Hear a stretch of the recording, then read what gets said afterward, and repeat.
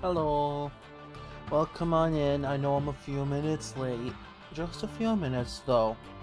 But I have good reasons for it. I have a good reason, you see. I hope everybody's having a good Monday. Last I checked, it was Monday still. Yes, it's still Monday. It's been a bit of a busy day on my end, which is why I'm a little late. I was out celebrating a birthday. So, yeah, had fun with that. We went out shopping for a while. Mostly window shopping, though I did get a couple things. And, then we went out to eat. And now I'm here. And ready to go. Ready to do things.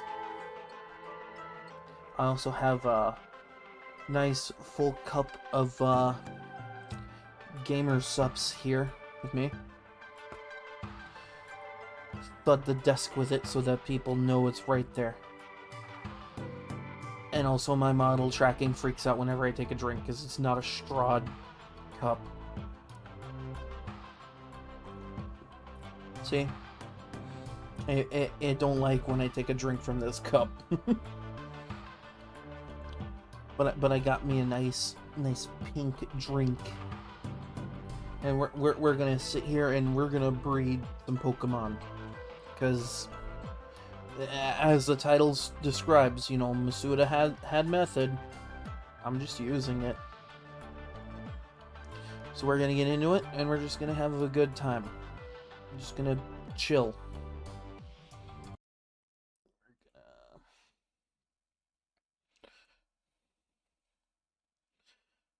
Also, for those who don't know, it'll definitely be a Splatoon stream this coming Friday, because the Splatfest is coming up. It's gonna be a fun time. We usually have fun with it.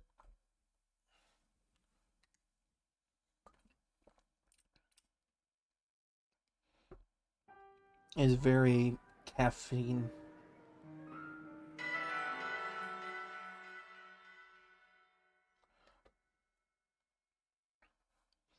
I would have had this earlier because this cup of gamer subs I've had sitting in my fridge all day. Because I prefer, if I'm gonna have a flavored drink, to have it like chilled. Especially since it's like summertime here, we're like reaching upper 80s and low 90s in Fahrenheit.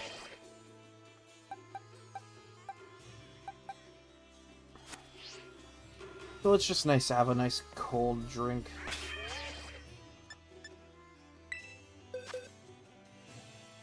Oh yeah, had a good time.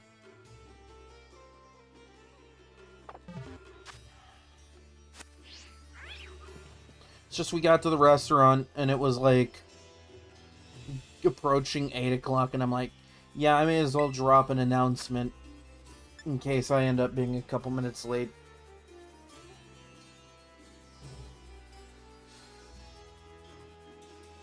A dish truly refined to outstanding quality.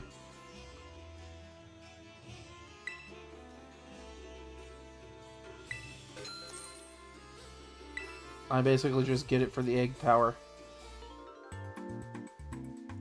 Refined quality, and it looks like a slice of fruit and some sauce all over the plate.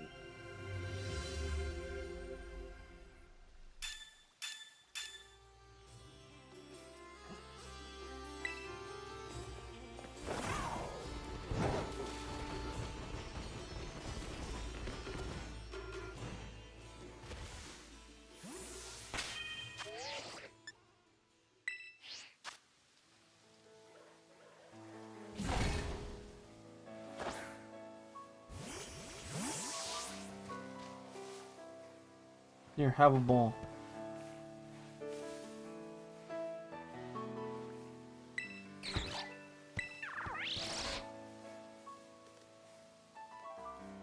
No, there goes Trico.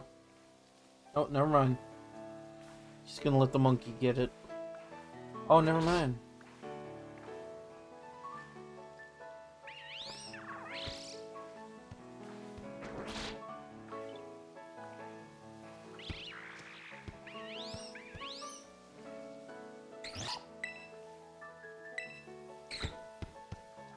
No, neither of these are water type.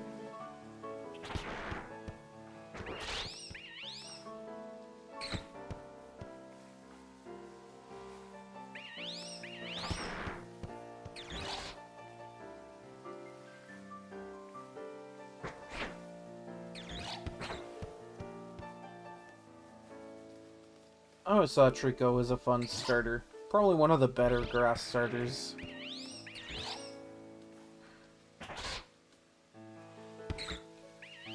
You know, behind such great choices like Meowscarada and Decidueye. Both Alolan and Hisuian.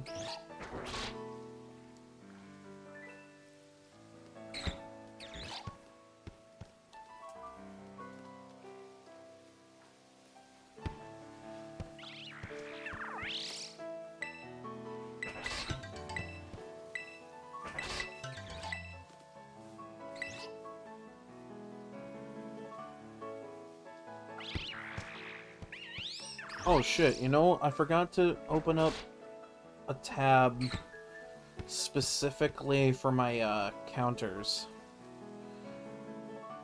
Good job, me.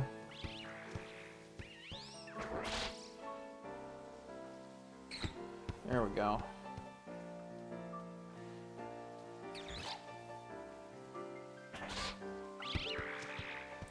Trico has a very interesting shiny.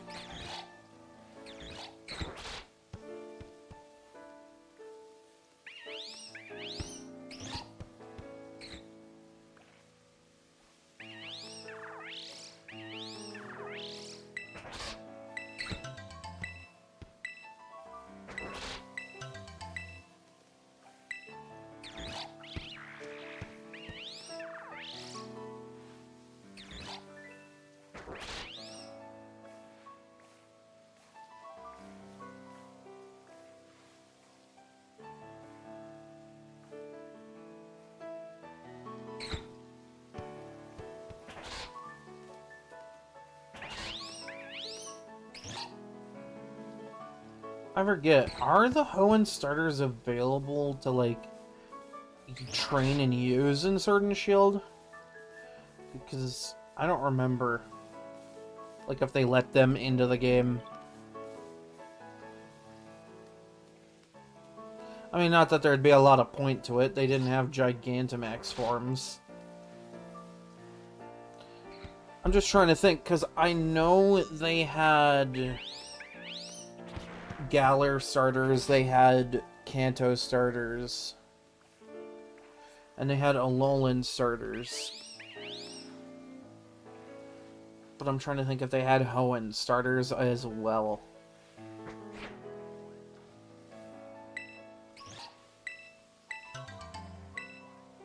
I mean, totally cool if so, though.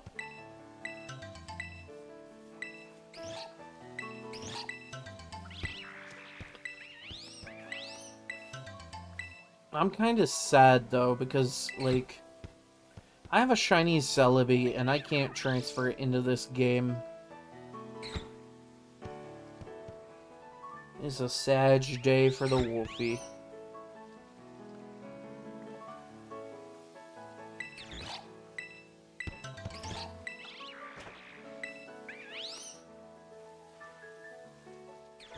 Oh, cool. I could transfer them into Sword and Shield if I really wanted to be crazy about that.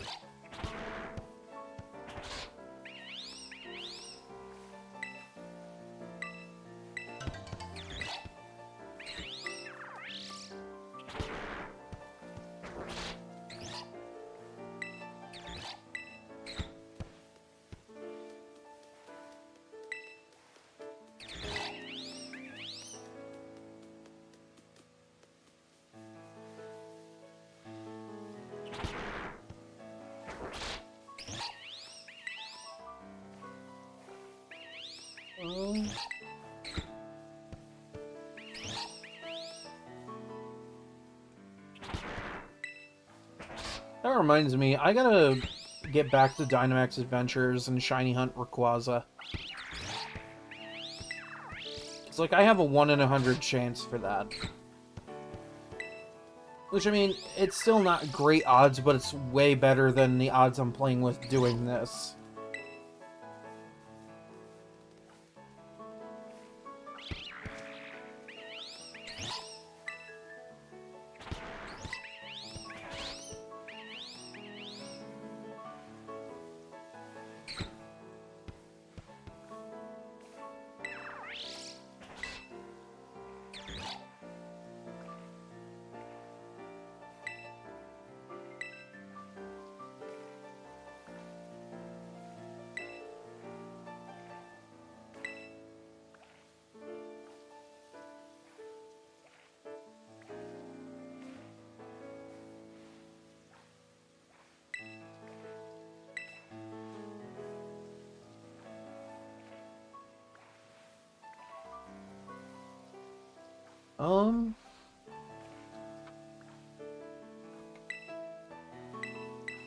Give me more egg.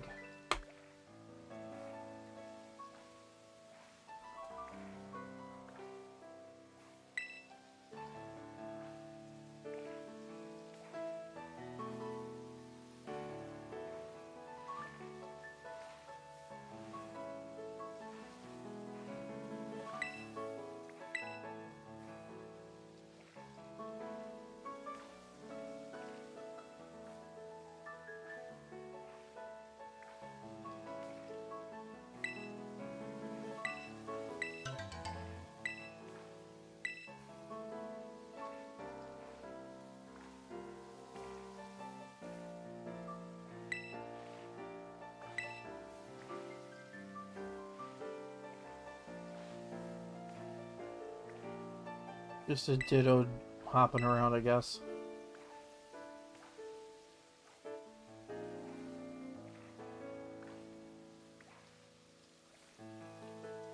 Actually, I'm gonna be right back. I'm gonna leave it sit like this, but I'm gonna hit the be right back, and I'll be back in like a couple minutes. I gotta take care of something real fast. But I'll be back.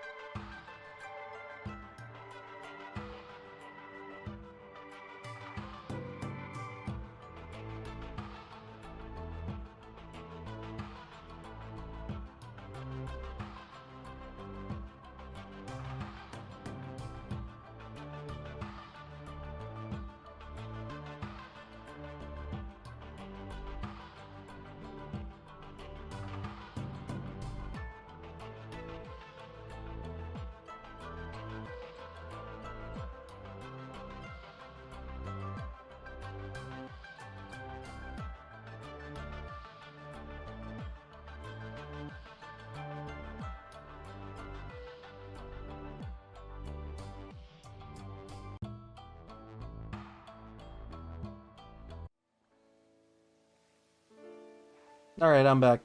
Sorry about that. Dinner caught up to me.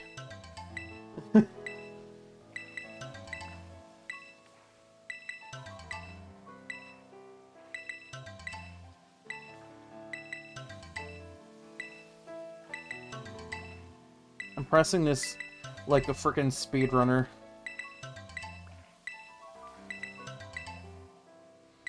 Okay, good. That's all I missed.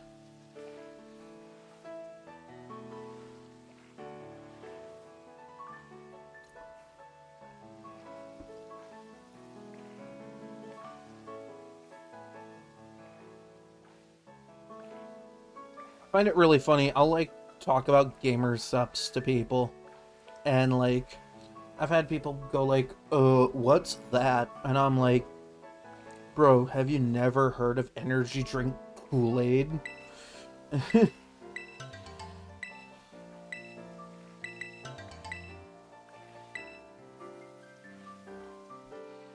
'Cause Ditto been doing this the entire time?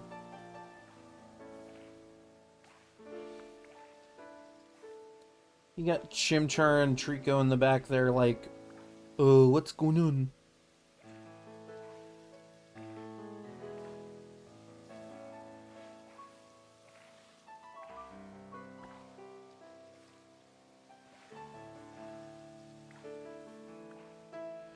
Yeah, I figured I'd just do a chill stream tonight, honestly. I've been a little high-strung with the fire type run, and I'm just like, yeah, I'm gonna take a short break from doing, like, challenges for a bit. Get some shiny starters if I can. I eventually want to do a run of Shining Pearl that's a Nuzlocke run, but that probably won't be until after I get some starters all shinied up and stuff.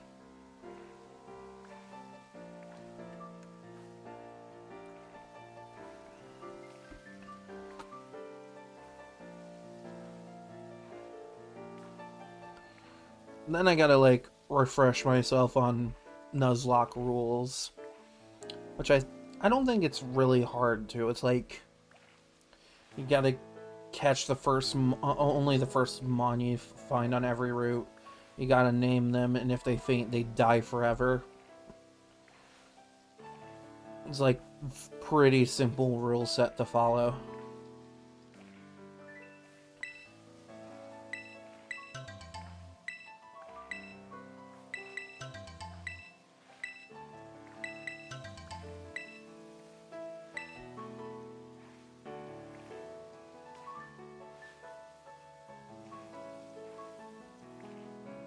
I wonder what they have for, like, the Grand Underground, because I know there's Grand Underground stuff in BDSP.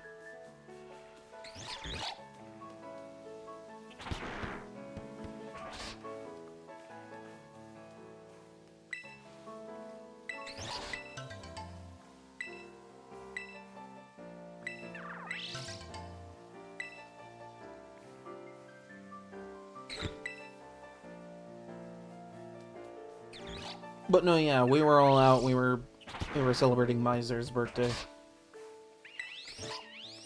He wanted to go out, basically go to the mall and shit, and I'm like, yeah, I don't mind. It was a fun time. I got me a plush shiny Greninja,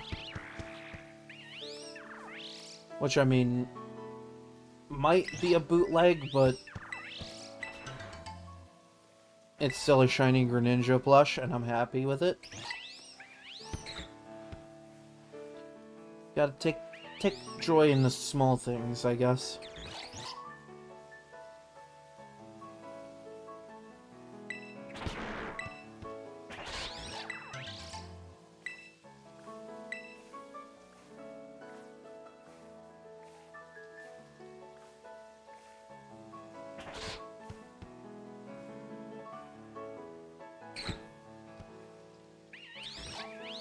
Yeah, I usually have gamer subs a little earlier than this.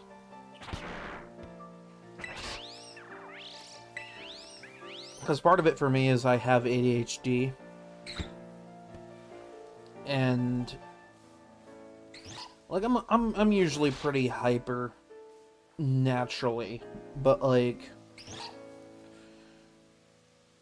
gamer subs, cuz it has some caffeine in it, it does tend to get me a little wound up.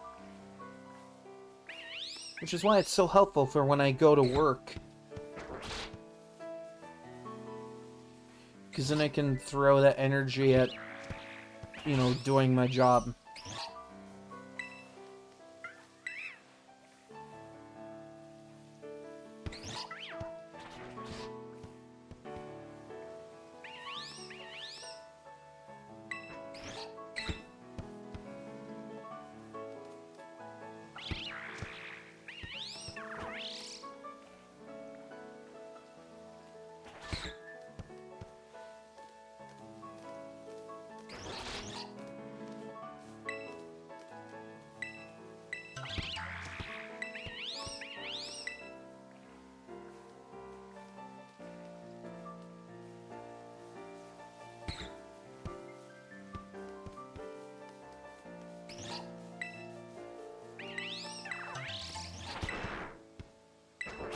Middle of that, Trico just basically slaps the ball.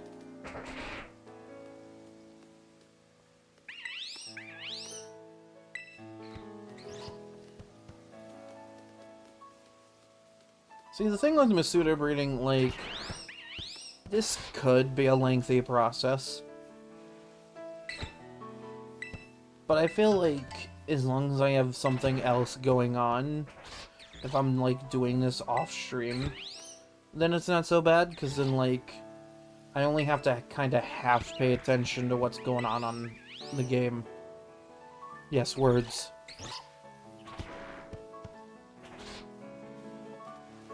Well, I mean, I just talk to you guys, and it's usually pretty good.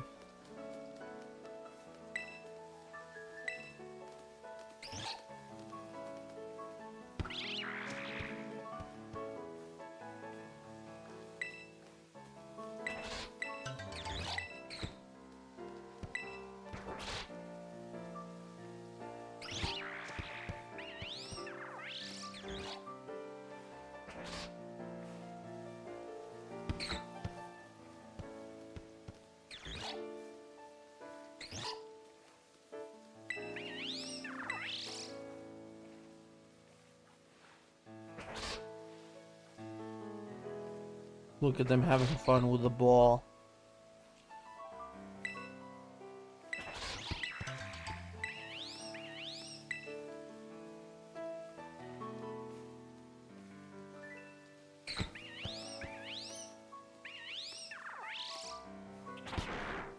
Another thing I really like with the breeding this time around is that they basically made it so you can do it yourself.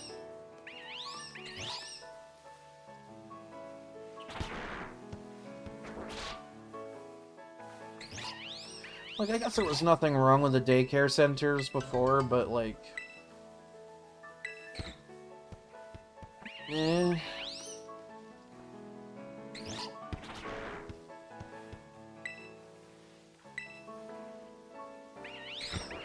Like, with this, you can do more than one Pokemon breeding at a time. Which I think is really helpful.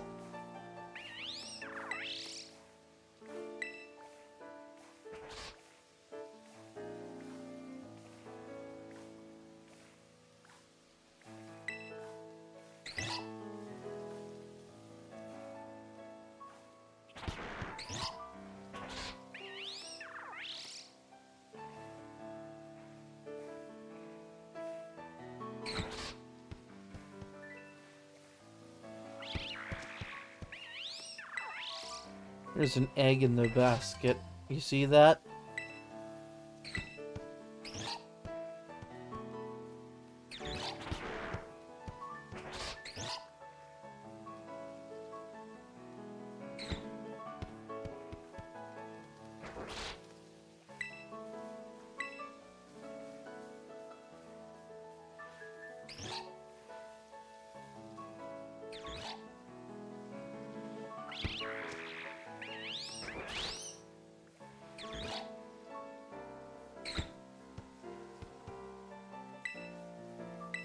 Yes, give me egg.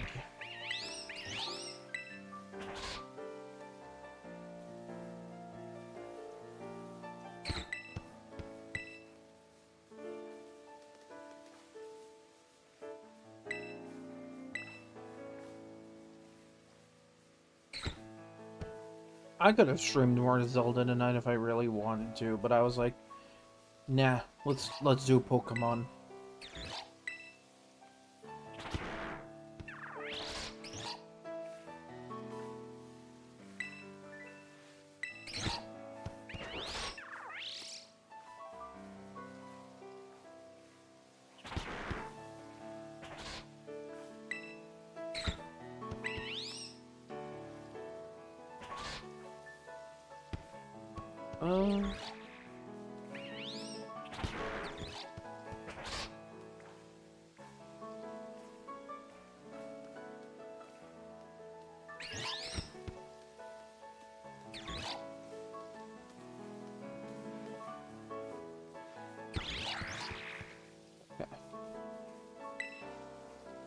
Doesn't look like I'm getting eggs anymore. Am I still on that timer?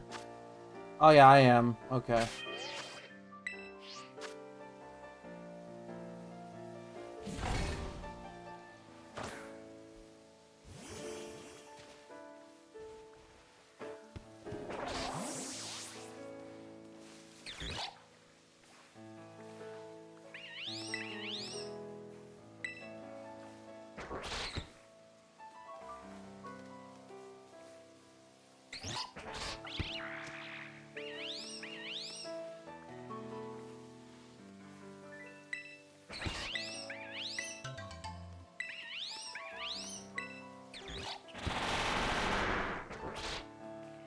Trico, you okay?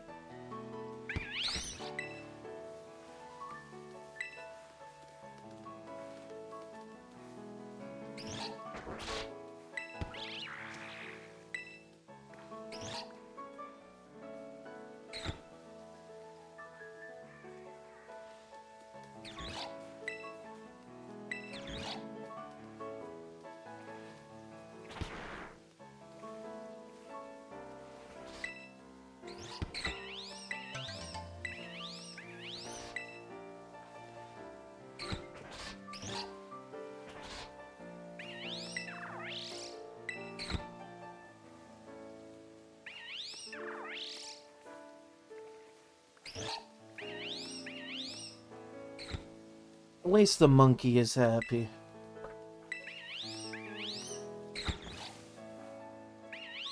Bruh.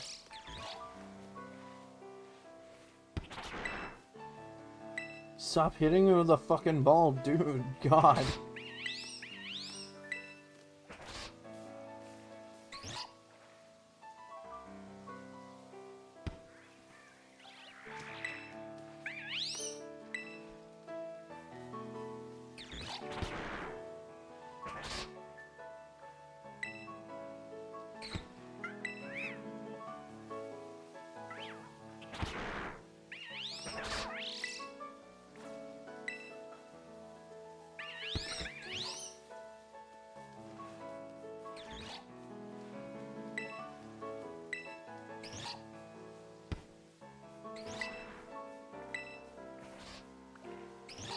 You gotta keep hitting me with that ball?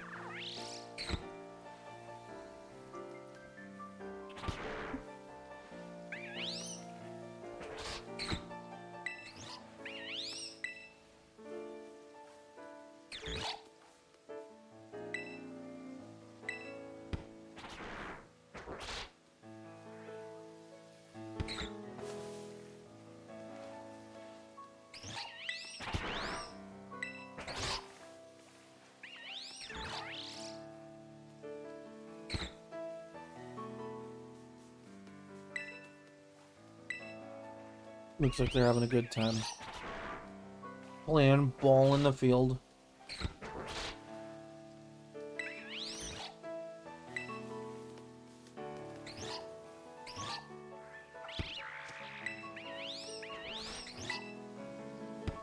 Man, they should be getting more soon. Only got like a couple minutes left on that.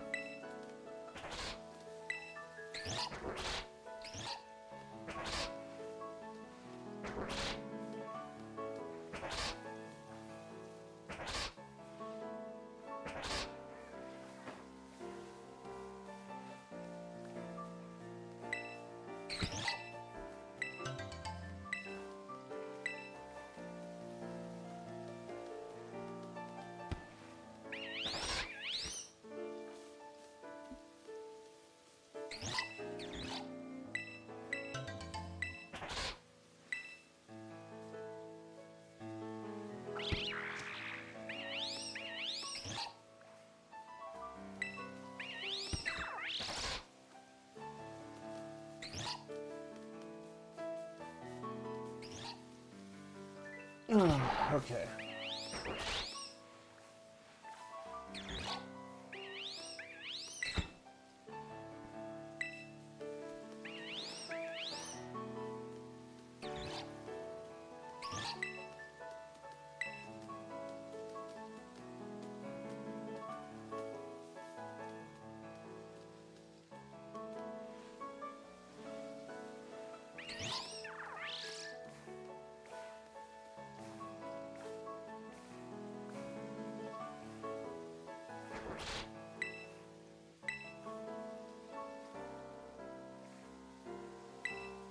Oh yeah, there we go.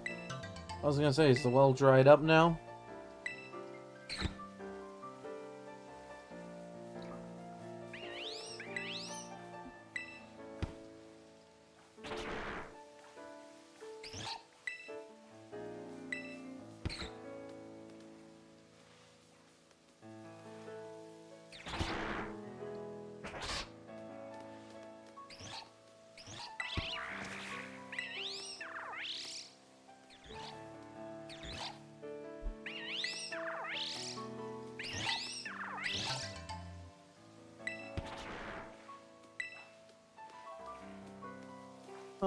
Okay, might be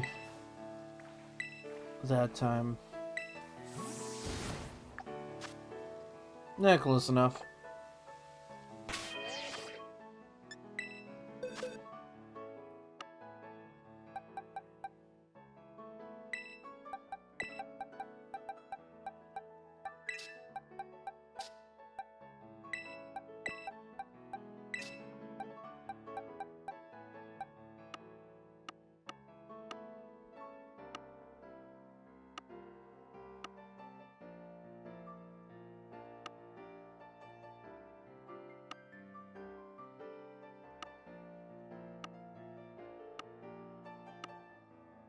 Okay, there's that one.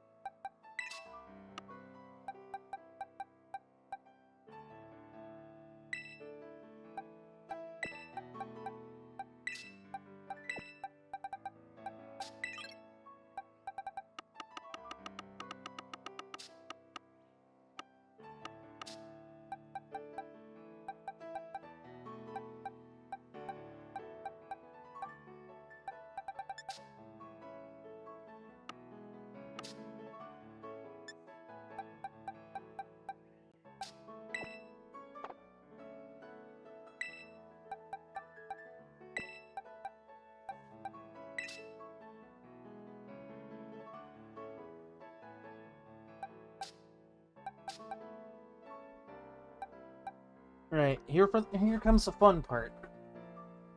Seeing if I get anything out of these.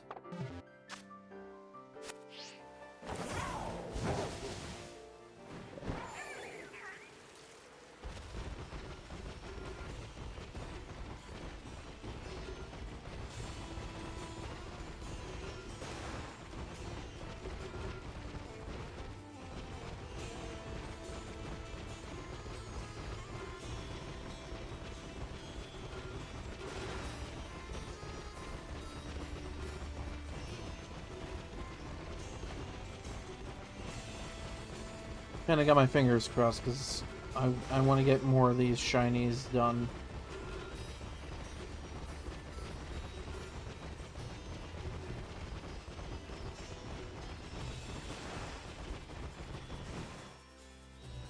Alright, here we go.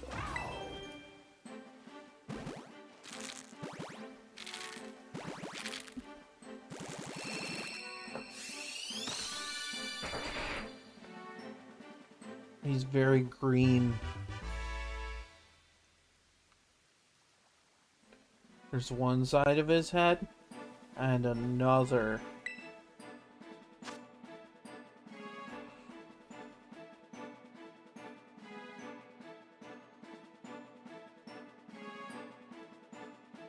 So it can just walk on walls and ceilings. Got it.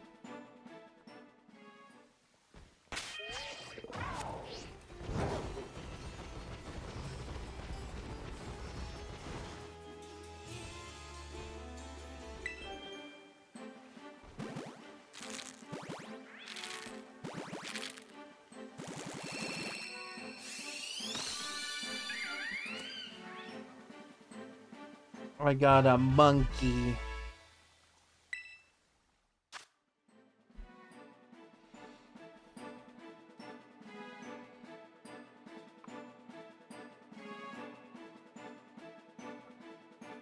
Okay, that was nothing.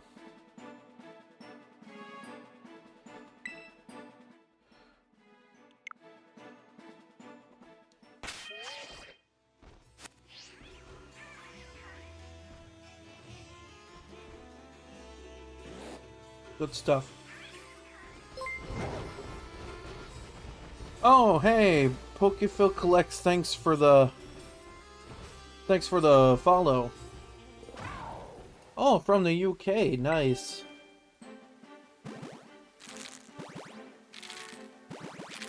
Well, good time zone to you. I don't know if it's morning or evening over there.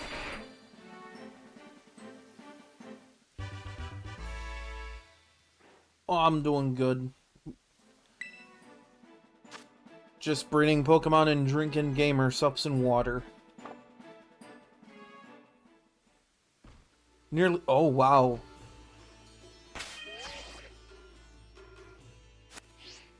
Like almost 10 here. PM.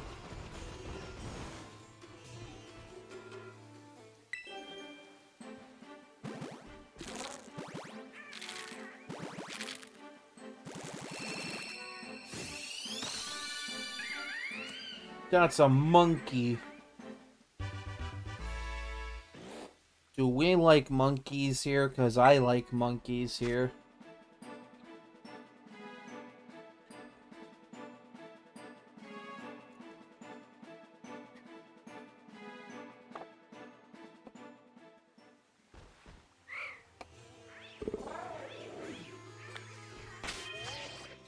Okay, I got one more egg, and then I can bring more out.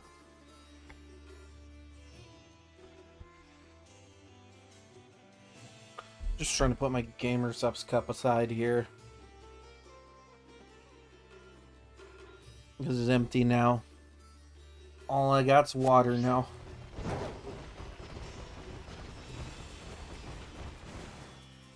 Even though Gamer Subs is like 80% water.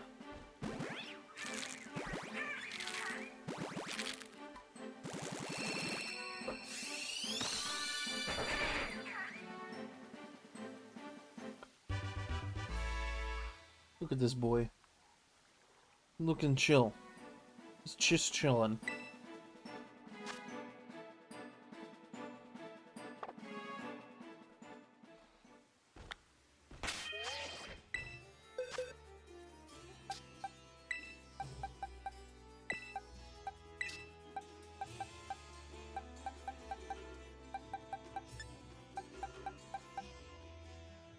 Oh, excuse me.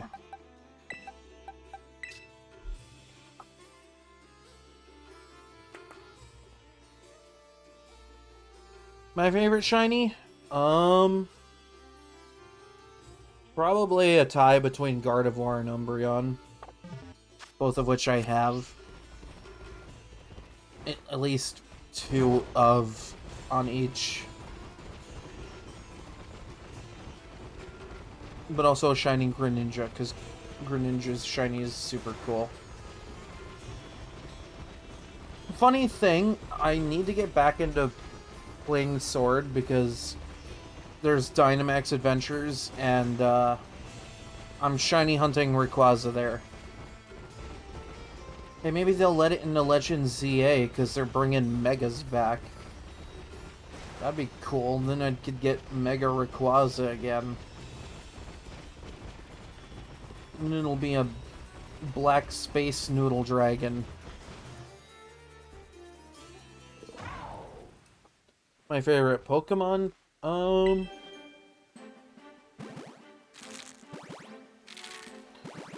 Probably, like, again with the Umbreon and Gardevoir, but probably also Sylveon. Especially, like, when I did a recent playthrough of Legends Arceus, I had an Alpha Sylveon, and I named him Syl, and he was just the meme of the team. Because he had Hyper Beam. Meme of the team with a Hyper Beam.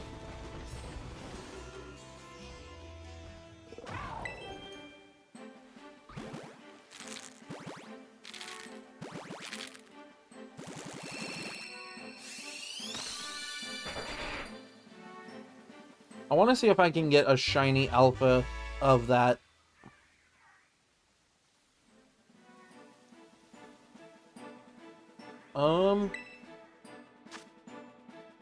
Yeah, sure, this could be entertaining.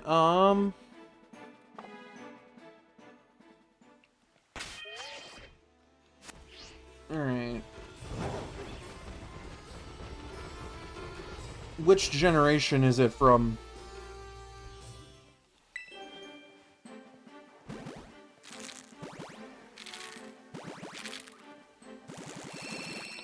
Ooh, Sinnoh, okay. So we're looking at Sinnomons.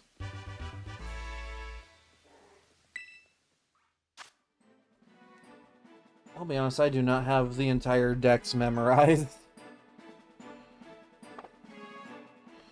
I know that was like the generation that was like, oh yeah, Generation 2, yeah, we got baby Pokemon, and then Generation 4 went, yeah, let's take those baby Pokemon and the Pokemon related to them and just give them evolutions.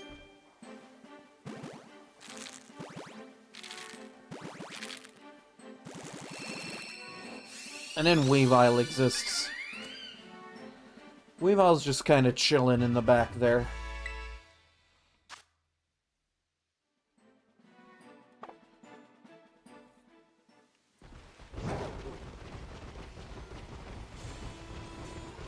Okay, Gen 4 Pokemon. I should know this because I've played BDSP, but like, Wolfy kinda stupid. Is it a starter?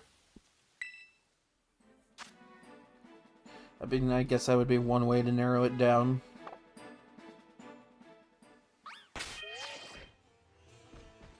I just hatched. Okay, so it's okay. So it's not like 9 specific Pokemon.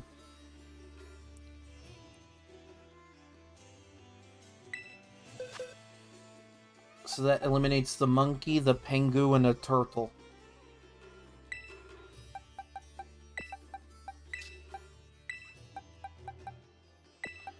Is it a legendary?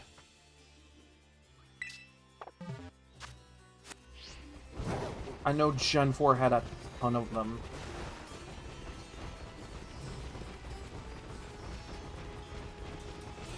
Okay, so it's not one of the bazillion fucking legendaries they introduced that gen.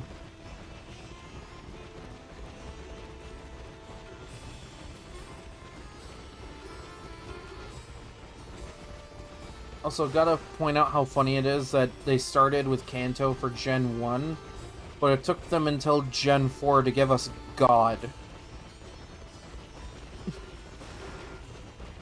Like, capital G God.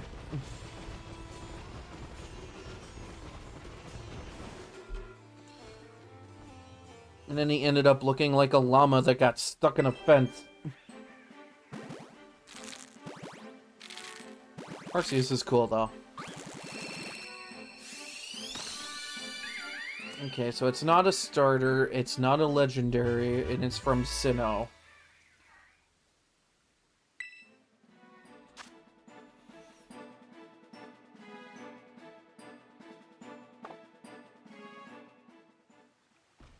I'd ask about typing, but, like, there's so many types. I guess I could just ask what type it is.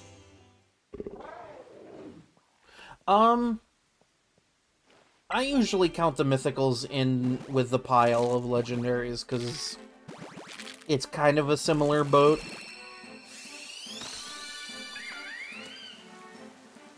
The monkey was born and it rained.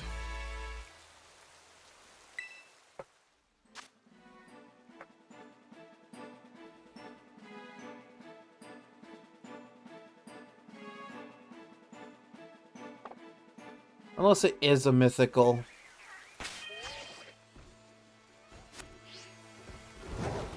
I mean, technically, God's a mythical.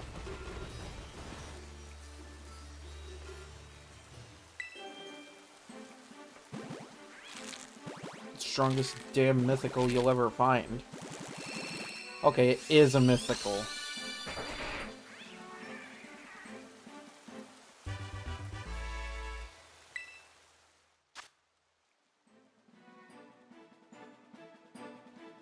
I'm trying to think.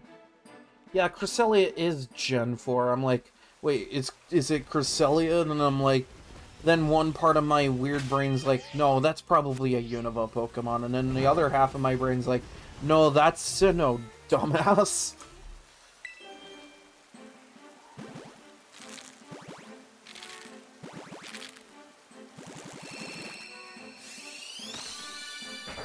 Then again, Cresselia... Is Cresselia considered a mythical? Or is it just straight up legendary because you can catch it?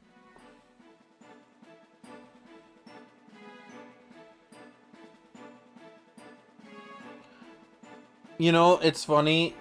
I was gonna guess Darkrai earlier as a joke. Be like, oh wow, is it like Darkrai or something?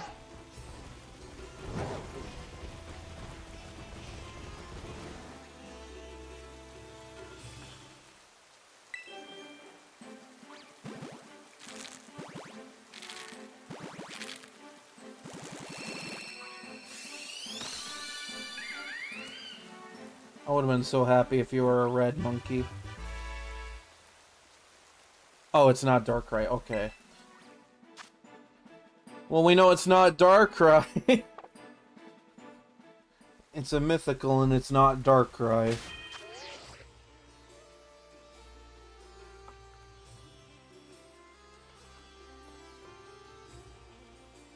No, the Forces of Nature were Gen 5. And even those were legendary.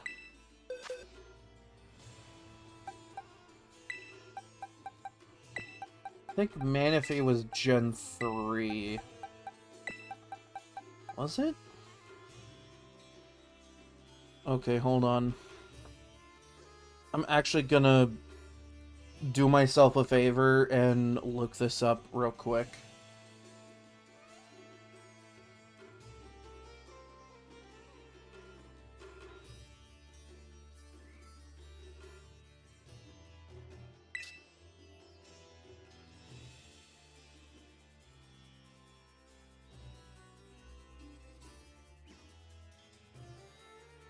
I googled Gen 4 mythical Pokemon and it gives me everything including Gen 4. Thanks, Google. I love you too.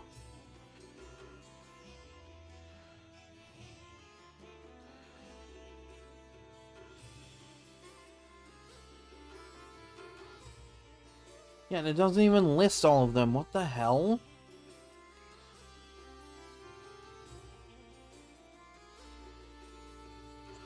Is it Shaman?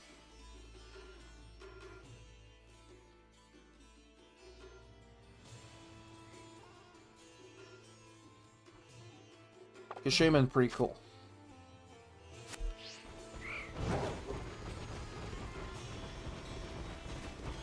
Oh, you don't like the little weird grass hedgehog that turns into a dog?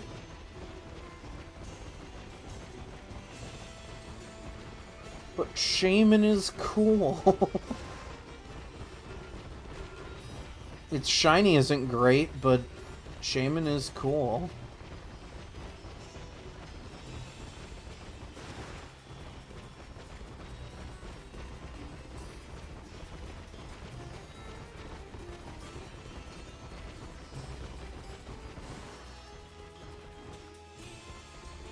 Cooler as in, like, Manaphy or Fion because of water, or cooler because, like, lore?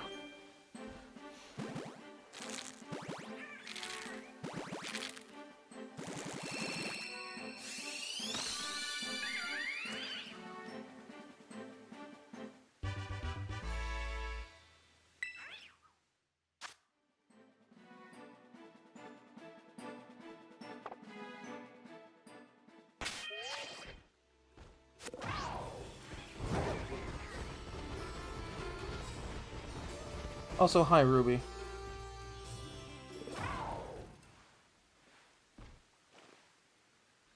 Okay, so it's not Manaphy and Fion. And it's definitely not Shaman or Darkrai. Even though it would have been so cool if it was Shaman.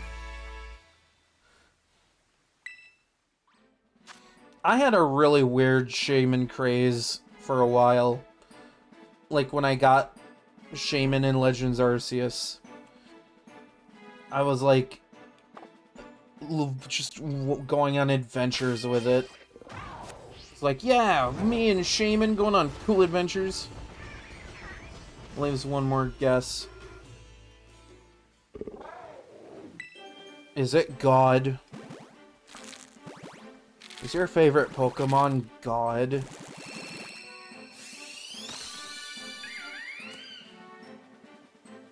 I love how when Chimchar comes out of its egg, it looks like it's charging up.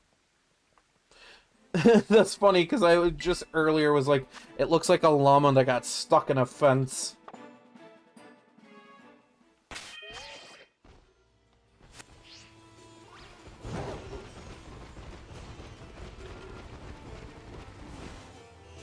Dark-type Arceus goes so hard, though. Have you seen shiny Dark-type Arceus, though? Gold body with, like, black and red on it. That goes way too hard.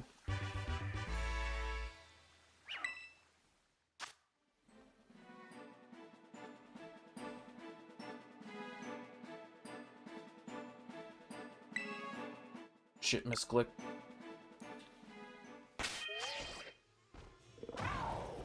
No, you know what's funny? I'm actually gonna show this off real quick. I know it's in one of my boxes.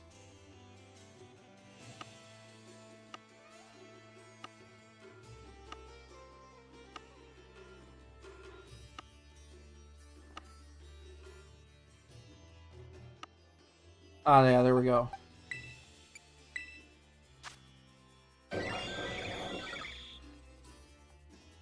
Fully legit. It's Fairy God. And it's funny because I've used this before. And when I use this particular set against people, they can't figure it out. It's like, dude, I'm just bulking up and healing. You just gotta kill me. And then they can't. God is a fairy and he will smite you. Oh yes, and then Shiny Palkia.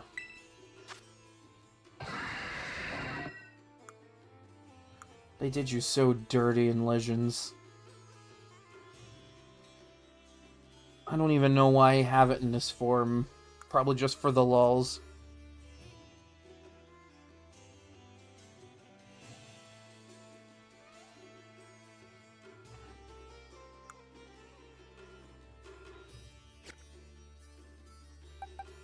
See, that's always a fun little debate. Oh, hey, thanks for the bits. Really appreciate it. People are like, oh, it's God. No, it's Mew. No, it's God. But what if Mew is God? I mean, think about it. Mew being God? Oh, speaking of Mew.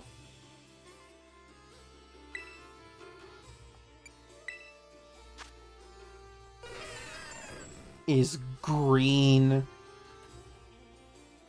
And also thanks for the hydrate.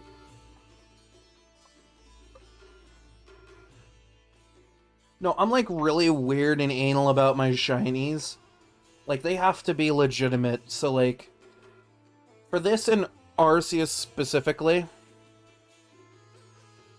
like, I had to go out of my way to cross-reference the ID number and the trainer name and everything. Ah yes, and Stretch.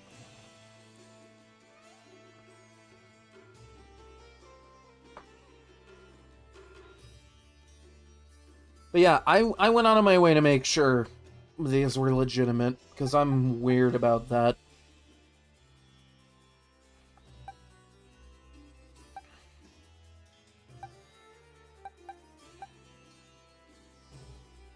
Ah yes, and in my collection of shiny Eevees, all of which I caught in Galar.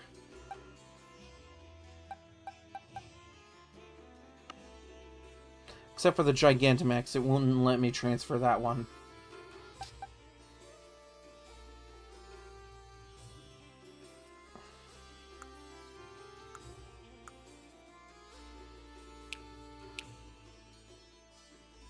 I love that the shiny for this is just red.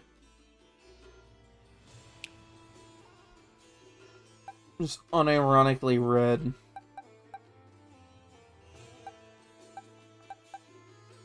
I do a lot of shiny hunting, if you can't tell. The first Pokemon? Rhydon, obviously. It wasn't even Pikachu.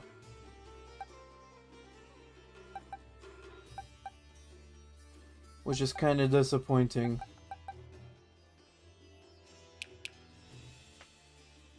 And he's green. Funny thing, this shiny was an accident. You hear that, Flaramania? An accident. Yeah, that's a real charming thing to say. And this one came with a funny story. Because on an old playthrough, this was before I streamed a full playthrough of the game of Legends Arceus. I was, like, just randomly shiny hunting one day, and I found an outbreak of Hisuian Sliggoo. And there were 2 shinies. This was the one I caught. The other one got away. And then I proceeded to use this one in the Mewtwo event in this game. Because she's a bulky snail dragon. I love how the game's like, yeah, everybody gets a free Mew, and I was like, bitch, please. I brought Dragon.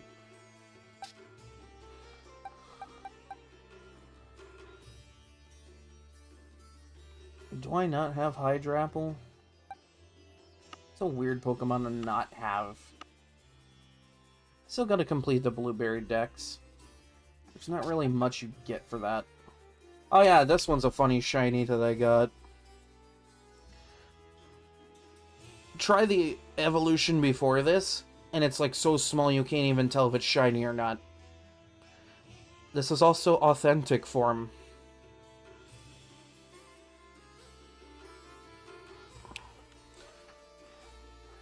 I shiny hunt way too much.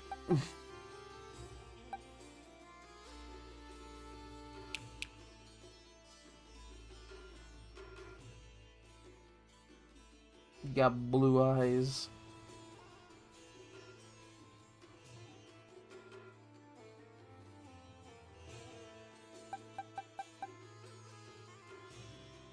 Yeah, totally not confusing at all.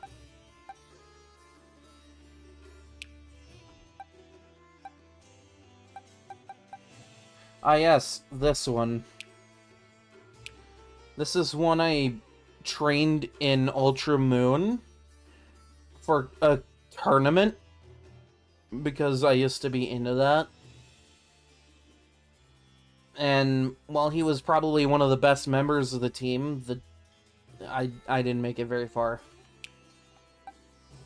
Ah yes, here we go, Shaman. We appreciate Shaman here. We're grateful that Shaman exists because you know what? Being grateful of Shaman, there's no shame in that.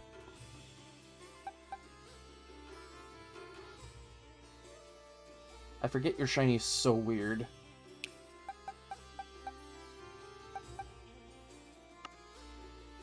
Also, all the hat Pikachu, because why not?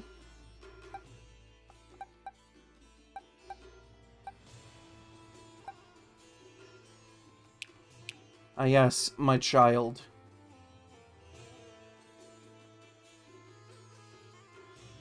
No, honestly, when this DLC came out, this immediately became my favorite grass-type Pokemon. I love this little thing. Actually, that reminds me. Hold on. I know I have it posted somewhere on Discord. I can pull it up. But, like, it was something a friend found a while back. And it was just, okay, what's your favorite Pokemon by type? And I'm like, okay.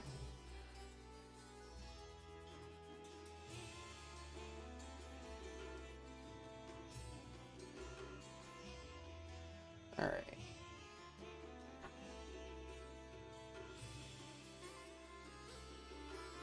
This is what I came up with for, like, my favorite Pokemon of every type.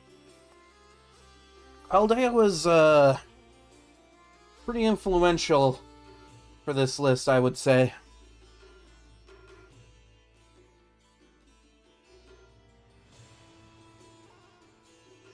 Also, unironically loving the cake Pokemon in the corner there.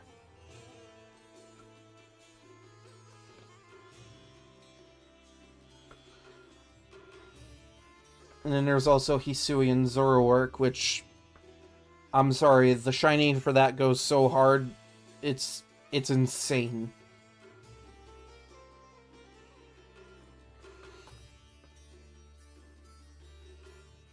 Honestly, if I were to do this list again, I might change my favorite flying type for Shaman. Not gonna lie. Because, like, Gliscor is cool. Like, super cool. But, like, it's Shaman.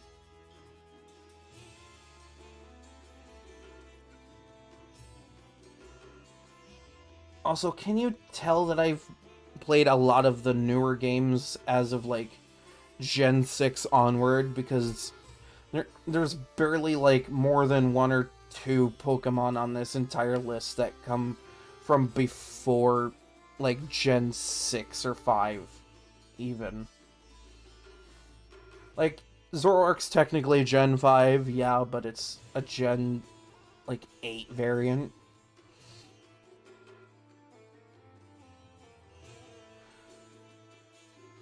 A lot of fairies on here.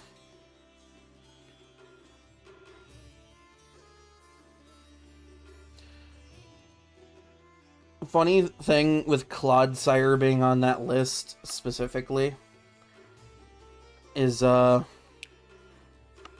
my first playthrough of this game, like my original playthrough, I could actually bring him out real quick. I had a Clodsire. His name is Fudge. Look at him. He's just a good little boy.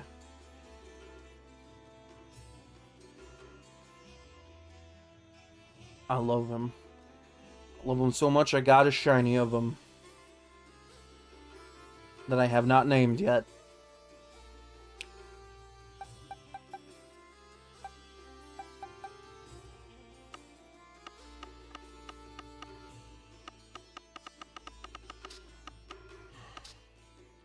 Okay, let's get back to this.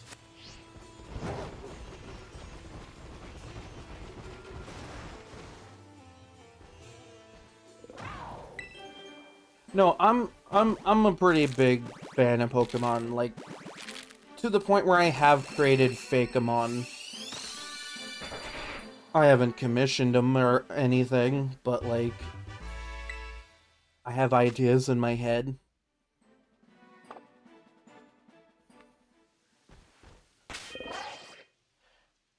Like, I came up, I was fairly recently, it was like an entire fire starter line based on snakes.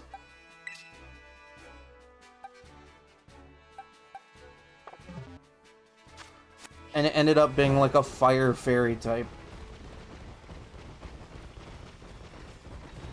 Yeah, you wouldn't imagine a snake Pokemon being a fairy type, but I did it. But also so I could have an excuse that I made a fire fairy type. I was not gonna lie, that would go really hard.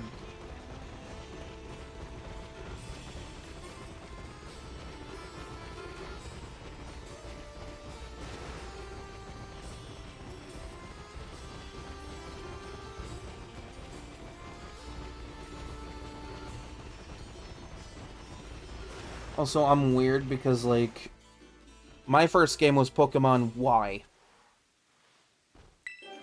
So, my first legendary ever was the Flying Deathbird.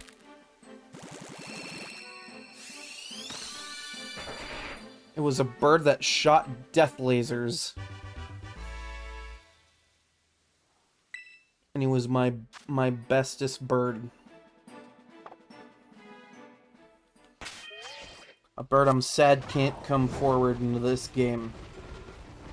Yveltal would look absolutely sick in these graphics. Like, okay, yeah, cool, Sword and Shield, awesome, high-def graphics, but with the texture work they did with this generation, Yveltal would look so cool.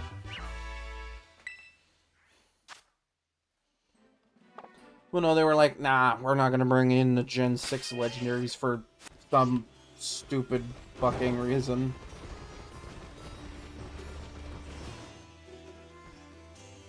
Like, why bring forth all the past legendaries except for those? I swear, if they're not in Legends ZA, I'm going to be really sad. Because that game's going to be in Kalos.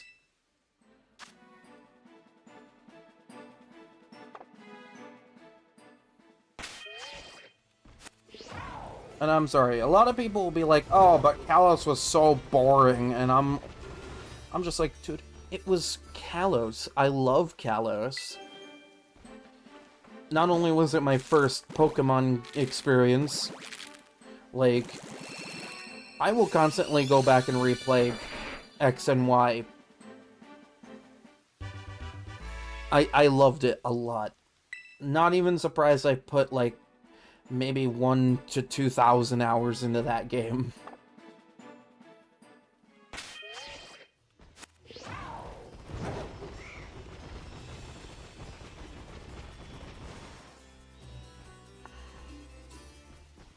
Oh, the Garchomp I use in this game on my main team, I bred all the way back in Pokemon Y. You know, back when Iron Head was an egg move.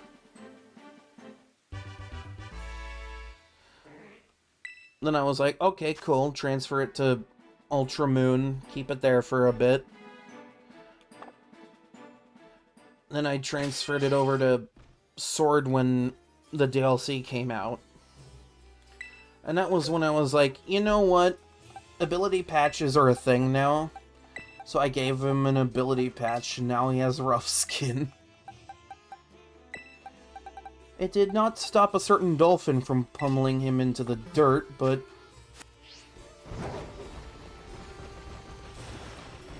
Also, can we talk for a brief second about how it took until Generation 9 for them to come up with a dolphin Pokemon?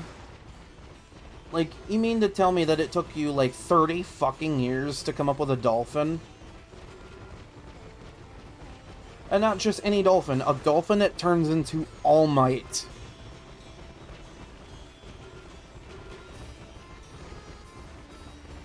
Like, that's really creative and also kind of funny.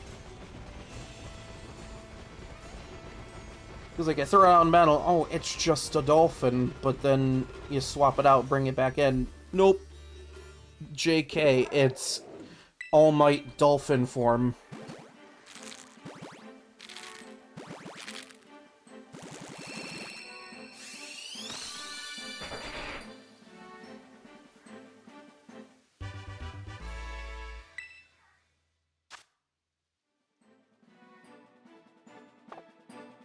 Now, I specifically cite the dolphin here because my Garchomp has been, like, basically undefeated from Gen 6 all the way through to this generation until that dolphin showed up. That dolphin showed up, went, I have Ice Punch, and went, go to hell, dragon.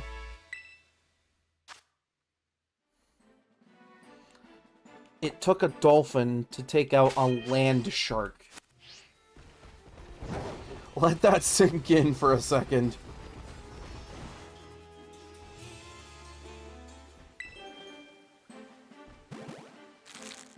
It took an All Might dolphin to take out my undefeated land shark.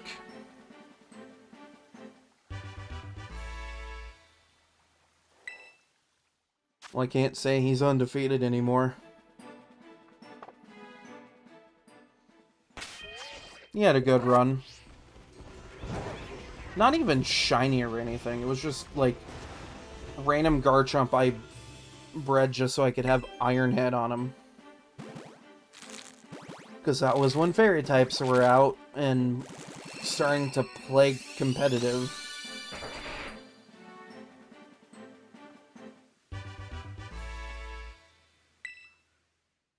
So I'm like, yeah, I love Garchomp, but he doesn't have Iron Head. How do I get Iron Head? Oh, breed with Aggron? Got it. That's another shiny hunt I need to finish at some point. I did a stream months ago where I was playing Pokemon Sword, and I spent 2 or 3 hours trying to shiny hunt, Aron. Just in the wild, because I could. And I'm disappointed that it's not in this game, because I could have just, like, waited for an outbreak or something. But no, Game Freak and by extension Nintendo, they don't like fun.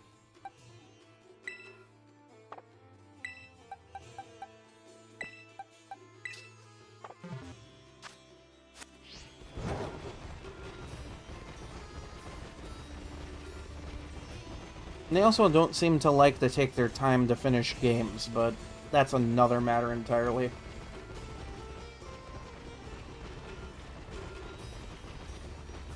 Why is it that every time I stream this game, I have to find a way to bitch about how bad this game came out at some point during the stream? Me, who enjoys playing Pokemon pretty much all the time, and I have to shoehorn in at least 5 minutes to complain about this game. And it's not even from a gameplay perspective, it's just the fact that it didn't come out finished. Which I guess could be considered a gameplay perspective type thing.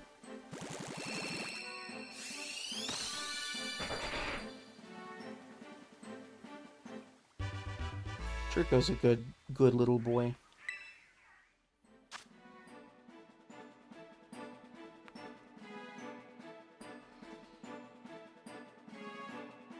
Reading this Dex entry makes me think of a Trico with, like, a smoking pipe, just pacing around on walls and ceilings, just casually.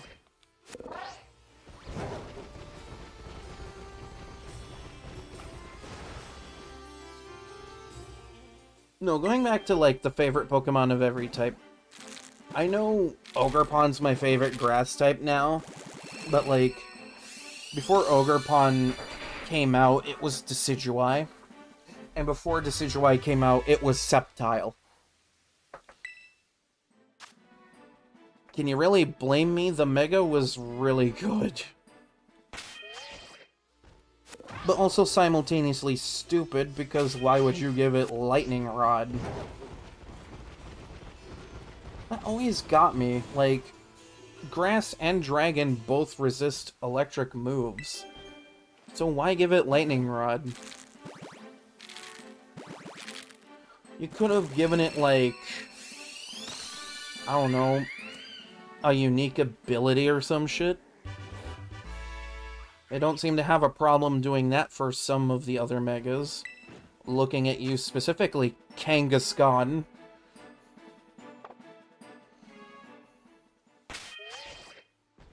And I think Salamence didn't... Does Mega Salamence have a unique ability? It was like, make normal moves flying moves or some shit. It's like the only flying Pokemon that has that.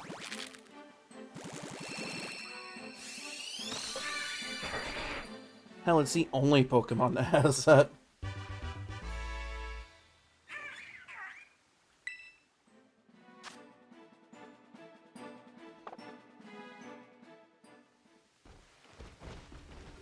Actually, no, I'm curious. Hold on.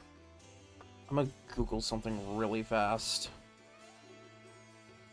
Because I'm breeding for a shiny Trico. I'm curious about Sceptile a little bit. Okay, so Sceptile Shiny goes pretty hard. And so does the Mega, holy shit.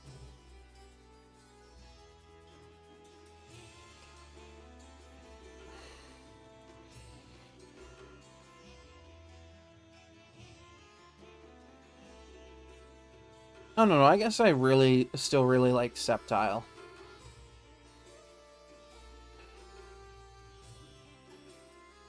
It's just like, I look at Sceptile and I'm just like, dude's got a chill face.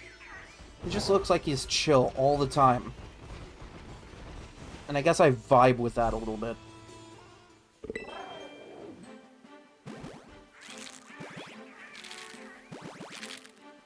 He's just a chill little tree lizard.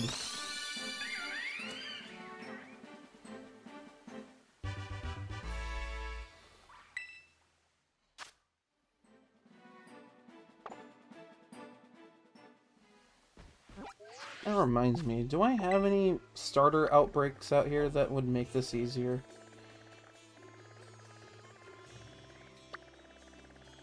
No, of course I don't.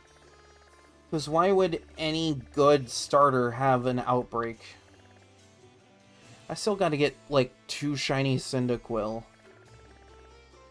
And those just never have an outbreak. Like, hell, I had like a Torchic outbreak a couple months back, and I just got like 3 or 4 shinies out of that. Mostly because I was like, hey, I'll get one for me and a few for my friends.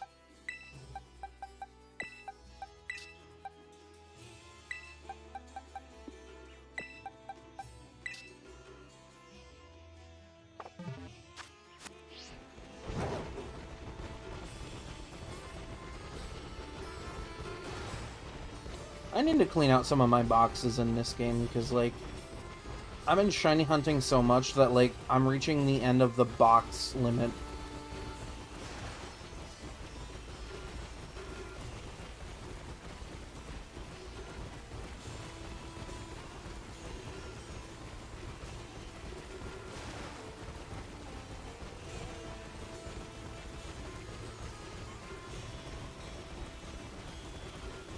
Also, going back on Megas, I know they gave Mewtwo, like, 2 of them, but couldn't Mew get one? Like, that would have been really cool.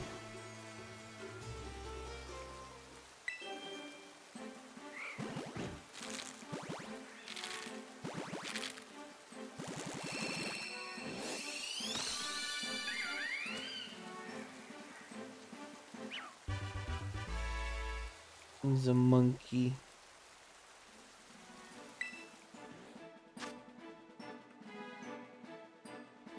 Also, I find it funny for, like, as powerful as Arceus is supposed to be, like, in-game and in lore, it's really funny that they came out with, like, 3 Megas that have a higher stat total. 2 of them are Mewtwo and 1's Rayquaza. It's not a huge margin, but it's still more than God. And why does God allow this?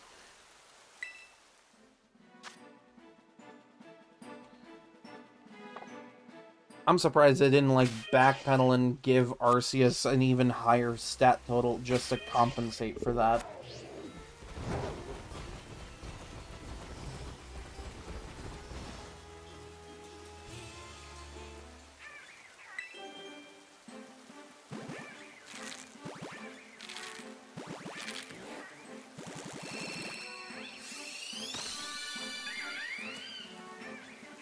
This is the monkey.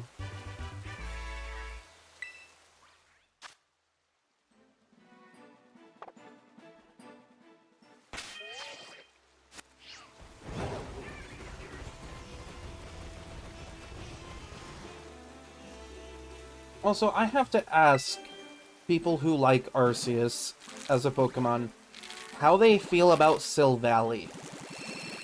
Because Silvally's just rip off Arceus.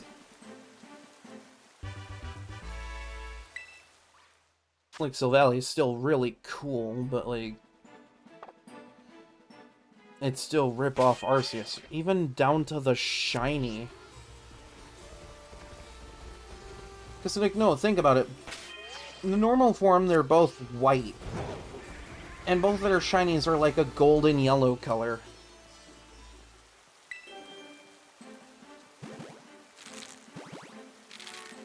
Like, look, I get it. It's a copy of God, but it's really on the nose.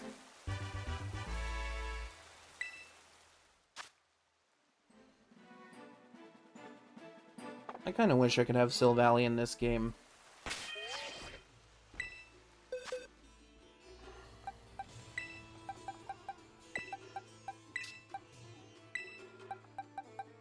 That's another weird thing about me. I started with Kalos, but I will sing praises of Alola.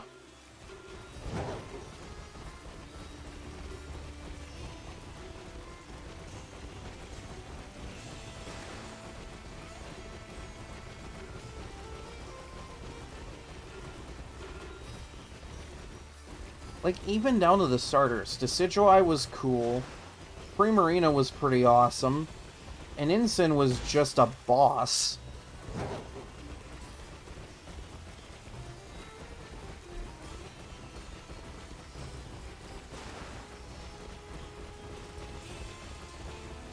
Like, I can see where people are like, oh wow, the Galar starters are just boring. Like, they kinda were. But it didn't make them any less fun. I just find it absolutely hilarious that if you wanted the Gigantamax gimmick on your starter, you had to wait until DLC to do it.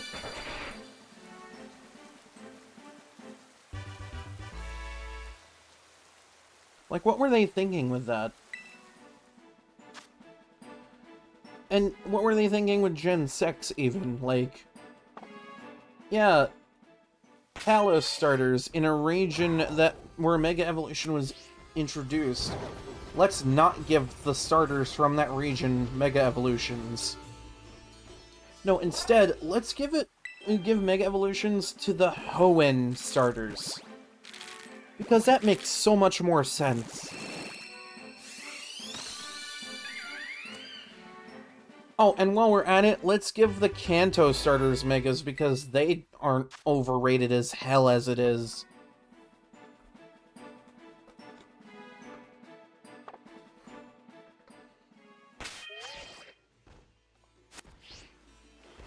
Especially you, Charizard.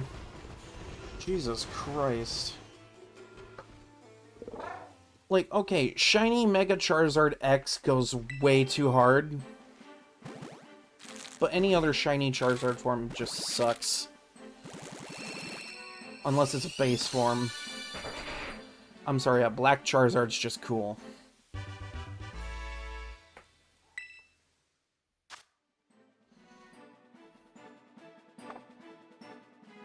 But, like, I also hate what the Y-Mega does and the Gigantamax. It's like, you took a black dragon, which is a cool concept on its own, and turned it purple. Why? Like, I guess I can't excuse Mega Charizard X too much for it. I mean, they turned it blue. But Mega Charizard X was already blue.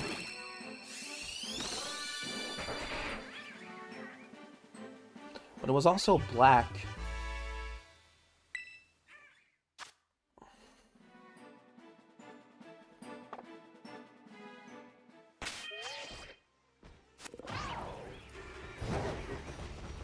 Like, look, I understand with Mewtwo and Charizard, those are, like, fan favorites from all the way back in the beginning. And that's all cool and all, but, like, it's still fucking stupid that they got 2 Megas each. Yeah, let's not treat Blastoise or Venusaur in that way either. Would have loved a Venustoise reference somewhere in there.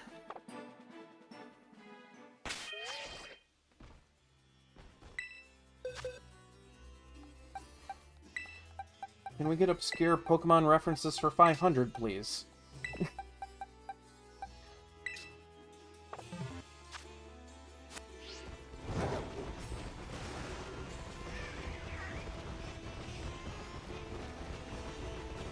Also, if you're gonna give us Venus toys, can we have Zap Molkuno as well?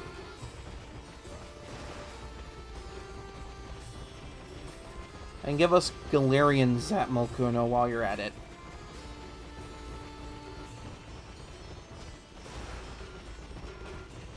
You know there's probably fan art out there of Galarian Zap Molkuno. No, in fact, I'm gonna look it up right now just to prove a point.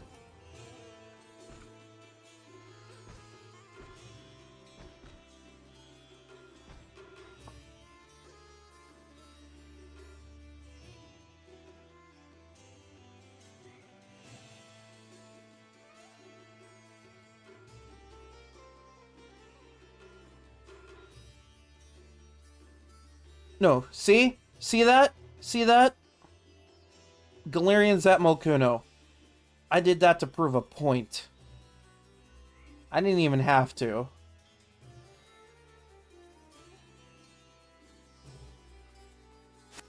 Fan art is so wild.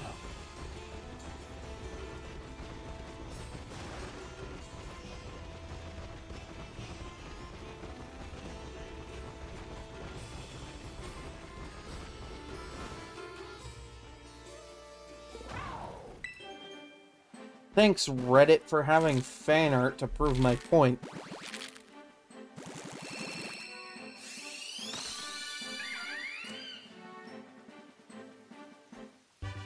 Not gonna lie, it would have been funny if this was the shiny, because it was like the last one.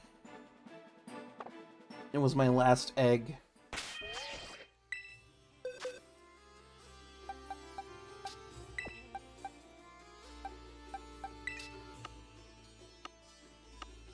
Okay, let's bring out the counter so I can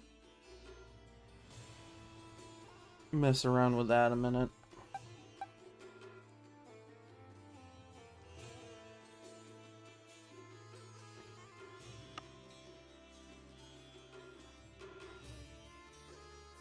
Okay.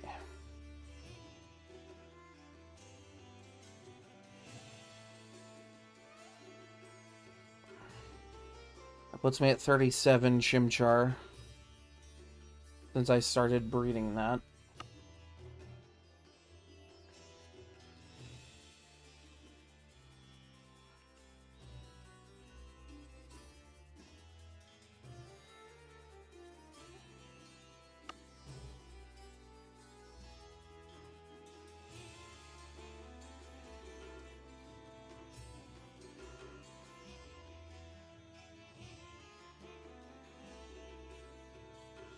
Alright, 20 and high in Trico.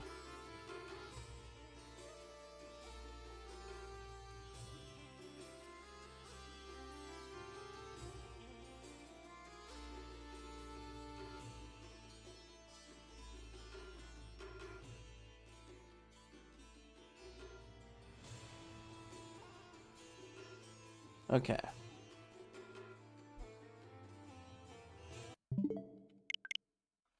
We're just gonna close that and reopen that, and it'll be like nothing happened.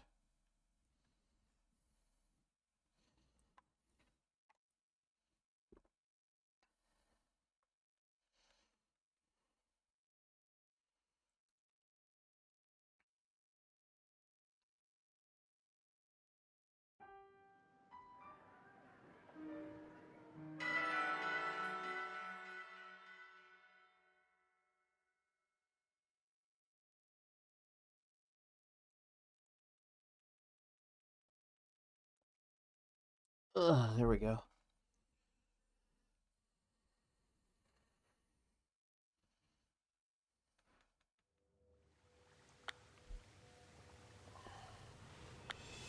Oh, gotta love that pop-in.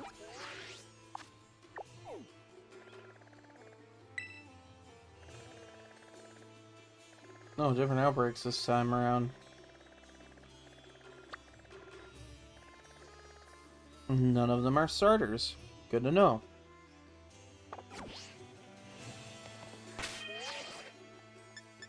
Also, while we're like bouncing topics here, let's bounce to things I find stupid about these games.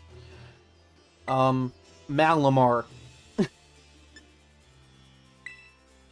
You know what I find absolutely stupid about Malamar? Alright. The gimmick they introduced for it in Gen 6 involved turning the entire system upside down while it was leveling up past a certain level. And it would go from Inkay into Malamar. It was like, okay, cool. They still require you to do that with the Nintendo Switch. Undocked with the Joy-Cons and everything.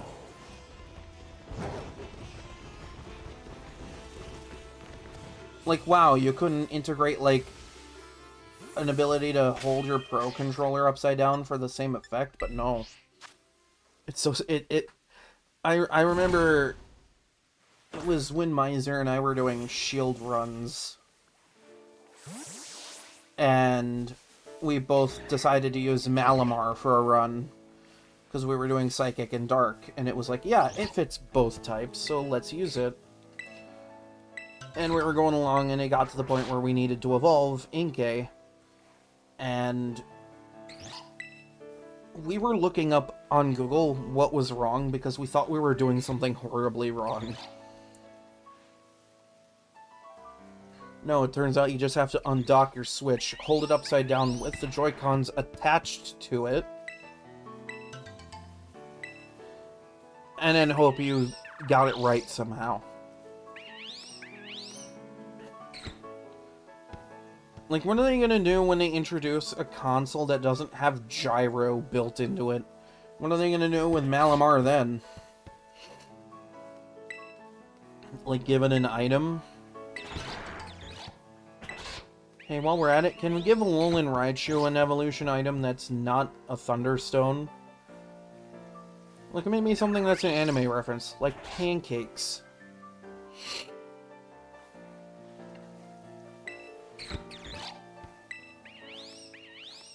Also, a bit of a missed opportunity, because, like, Raichu's in this game. And they gave us an area that has Alolan form Pokemon. Why didn't we get Alolan Raichu in the wild? That would have been cool. My ADHD brain, fueled by caffeine, finally kicks in. I'm jumping topics like a fucking crazy person.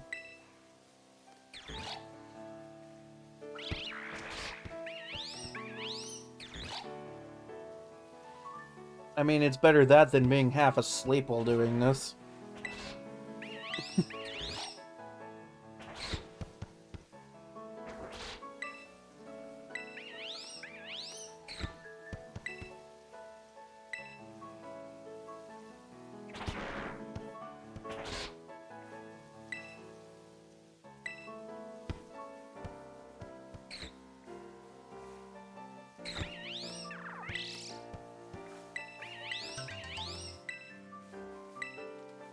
But no, going back to the Hoenn Megas, I feel like Sceptile was probably the coolest of the three, despite the really dumb ability.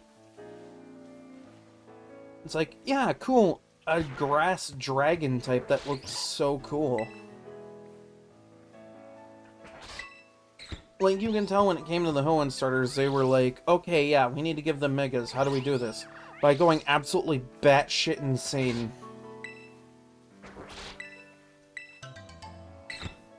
Because, like, even Mega Blaziken looks cool. And all they really did was turn the little feather things on its head upward and set its arms on fire. Not a really big change, granted, but it was still cool. For Swampert, they were just like, yeah, it's a big, bulky Pokemon. Let's just transfer that bulk into its arms. Make it look like it's trying them anchor arms from that one episode of SpongeBob that people like to forget about. For some reason. Why do people forget that episode exists? And then Sceptile's like, yeah, we're gonna lean into the dragon aspect of it and give it a fucking missile pine tree for a tail.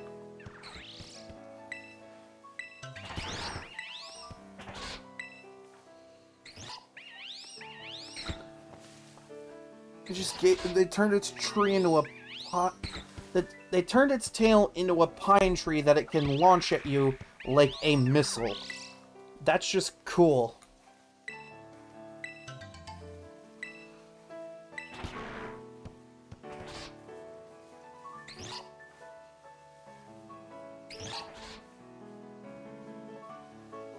Also, while I get that the Lotties are basically visually the same, that was probably not an excuse to make their megas look exactly the same. Oh yeah, they have some really fun evolution methods, for sure. Because, like, Charcadet has a unique evolution for the version of the game you're playing. That's really cool.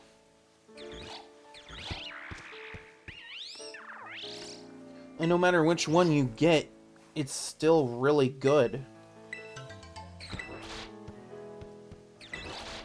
Like, Armourouge and Ceruledge are just really cool.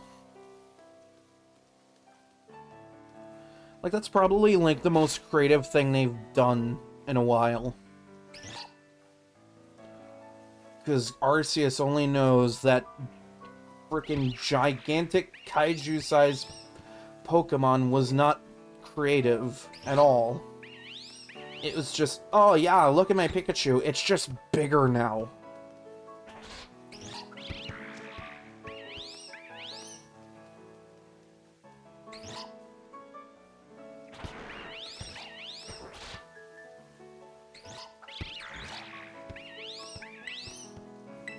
Yeah, and some of the other megas are really cool too, especially like when you go into Oras.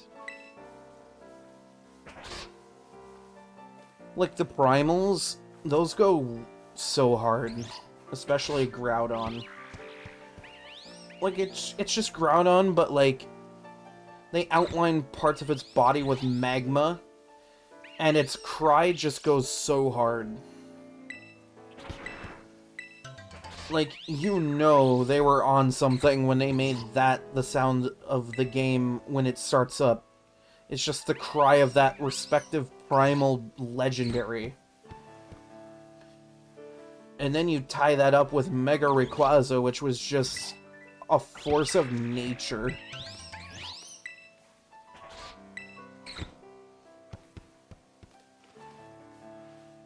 They did not need to go so hard with Hoenn. But at least those remakes came out and were loved by everybody. The Diamond and Pearl remakes come out and everyone's like, it's good, but it's too faithful. Like, setting their expectations a little too high there. Like, what, were you expecting them to bring Dynamax and Gigantamax to this one? Like, at least bring the fucking Megas back, that would have been cool.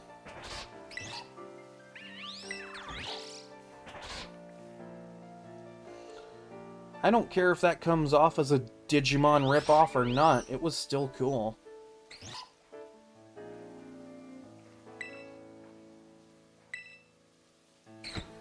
And then you get the shiny Megas, and those go even harder. Like Mega Gardevoir, alright? Normal Mega Gardevoir looks great, alright? It looks like it's wearing a wedding dress. But then you get the shiny, and it looks like it's wearing a dress for your funeral.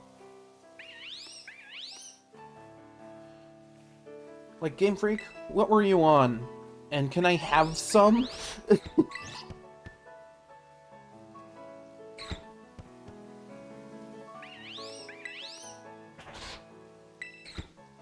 nowadays, shinies are just getting worse and worse. Because we're going to circle back to Charcadet and its evolutions here. Those shinies are bad. I still have those shinies, but they're bad shinies. Hell, I remember I like, part of a stream months ago, I did a tier list of the Paldean shinies. And on there, I, like, ranked the Charcadet line and the Tauros group just, like, very low. Because they're bad shinies. Like, I have a shiny Flame Breed Paldean Tauros just because it showed up while I was shiny hunting the motorcycle dragon thing. Cyclizar. Or whatever the fuck. Like, it just showed up. Randomly. No reason. And that's the only reason I have that shiny. I wasn't actively looking for it or anything. I'm just like, oh, wow. A shiny bull that's pretty much the exact same color as it is normally. Congrats, Pokemon.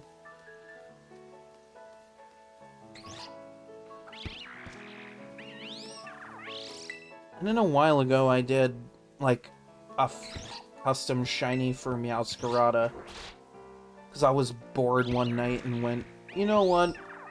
Let's make a custom shiny for shits and giggles and see what I come up with.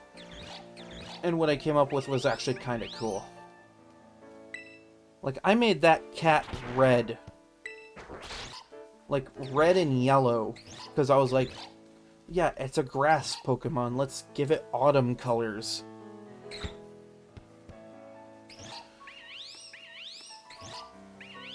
Now I kind of want to do more custom shinies.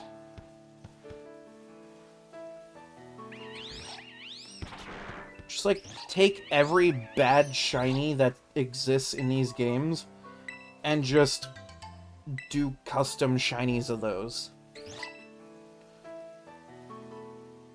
Oh god, that means Leafeon and Glaceon are on the chopping block for that one.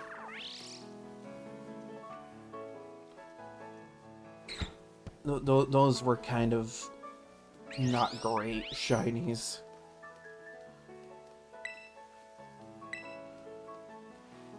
Ooh, wait, that means I could do Blaziken shiny too.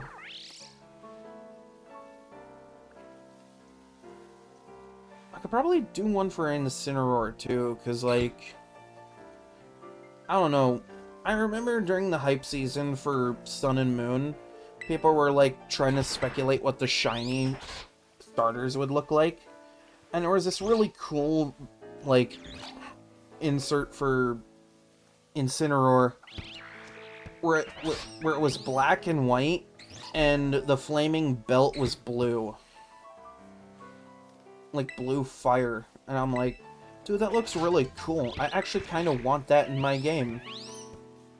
And then we got the shiny Incin that we have now, and it's like, I really don't like it. Like, it's okay, but I don't like it. If anything, I kind of hate it.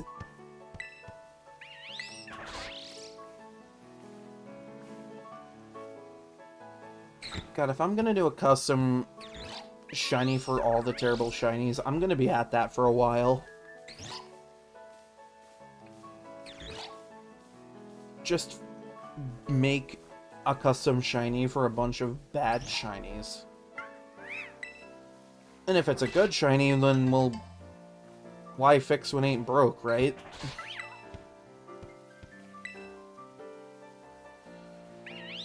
Like Garchomp, for example, okay? It looks cool. And, like, the shiny's more noticeable in this game, as opposed to previous games. And the Mega Shiny is just... why? We need more.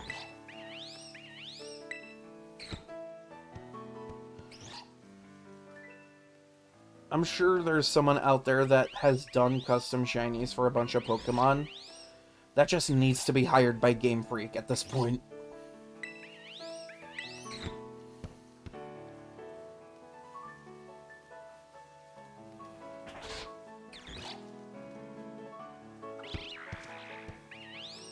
It's like, Gengar has a bad shiny, but, like, when you look at its Mega and its Gigantamax forms, those actually look really cool. Like, can we do that for normal Gengar too?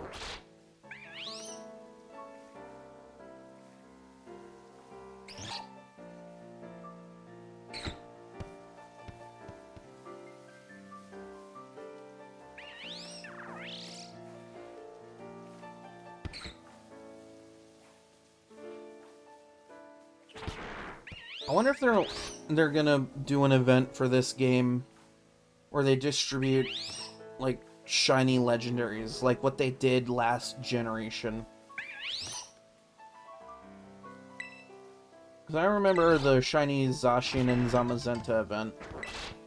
I never got the Zamazenta, but I did get Zacian.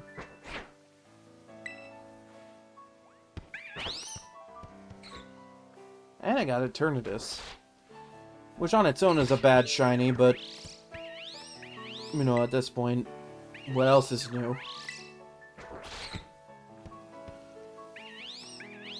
No, while I'm at it, Galar's legendaries also got really bad shinies. Like, not just Eternatus, but the other two as well. Like, oh wow, cotton candy colored wolves. Big thriller there.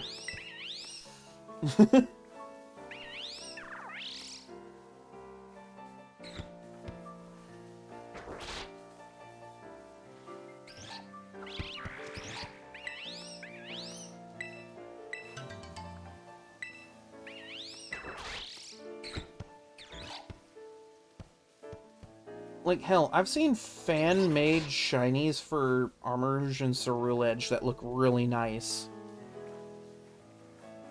I might make my own versions, but that's beside the point.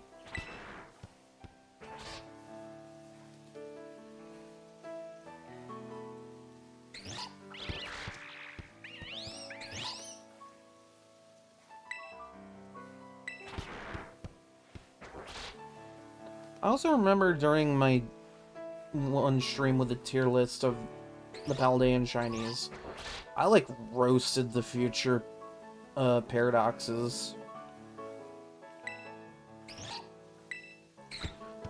Because, yeah, let's just flex our lack of creativity and make a bunch of shinies chrome-colored.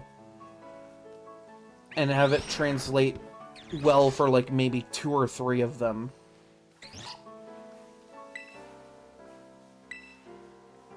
Like, Iron Valiant looks cool in all chrome. Iron Thorns looks cool in all chrome. And probably Iron Bundle.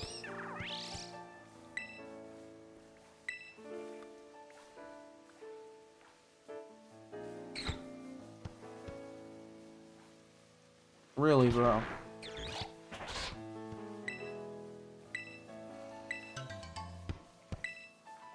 Also, are there, do we really expect Game Freak to explore paradoxes more?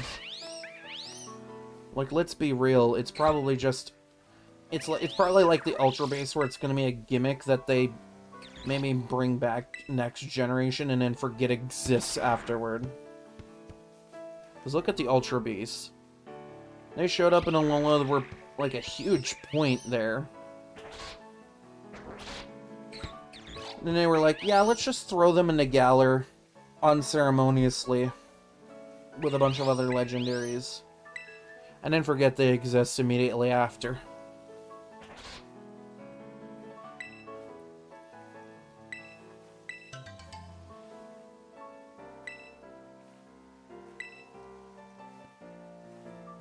Also, I kind of like how this game's legendaries and Alola's legendaries kind of tie into, like, some of the ongoing lore of those games.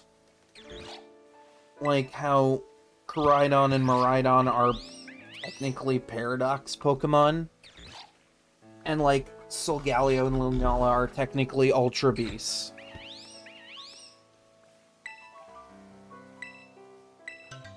Like, they fit the title of a legendary Pokemon, but in the lore, they fit with a bunch of Pokemon that were introduced in their generation. Because they're paradoxes of Cyclizar.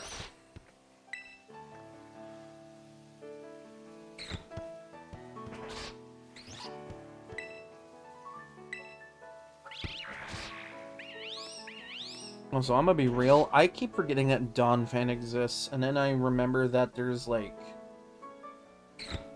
God, there was, like, Iron Shreds and... I forget the other one. The other Donphan paradox.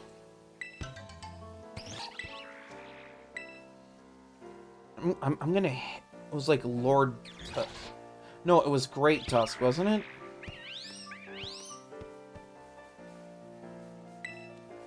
I think either Great Tusk or Lord Tusk, and I know Lord Tusk is wrong.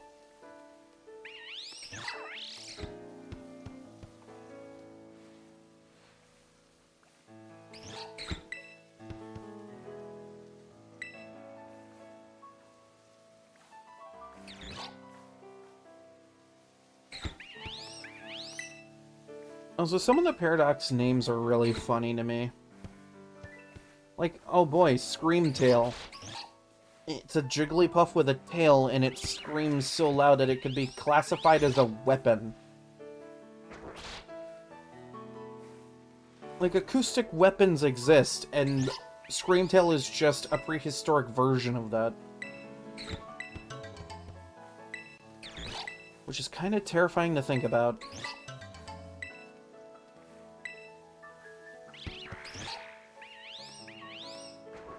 But then you get, like, something like Roaring Moon, which is actually kind of creative.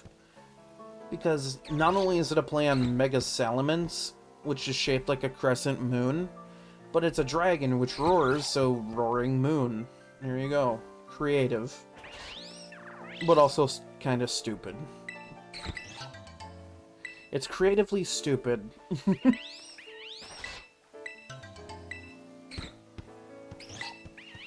I mean, it's not as bad as the future paradoxes, where all of them are just iron insert noun here.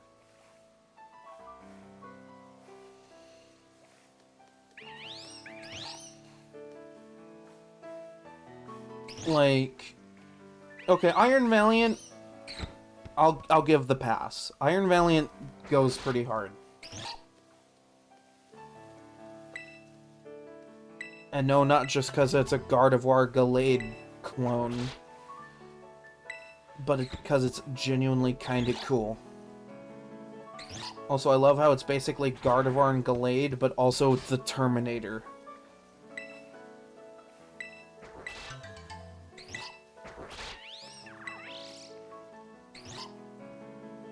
Like, Iron Bundle, okay, it has a bundle on its back.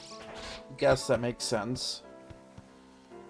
Iron Thorns, it's Tyranitar, which has a spiky body, kind of also makes sense. But can someone explain to me what the fuck a Jugulus is? Like, are we talking a jugular, or... what the fuck is that? The Hydreigon Paradox has a really weird name. And its lore isn't that much better either.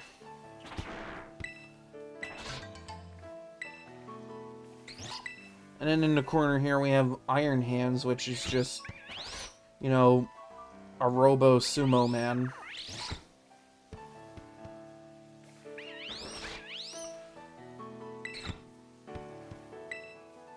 Did we get a flying type paradox that wasn't... oh wait, no, yeah, Iron Jugulus, never mind. I'm stupid. Literally the one I was just talking about.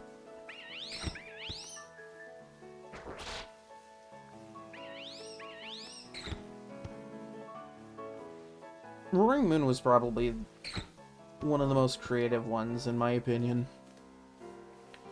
Like, yeah, it's just a prehistoric Mega Salamence, but that's all it really needed to be. It ties into Mega Evolution in some way, which is kind of cool.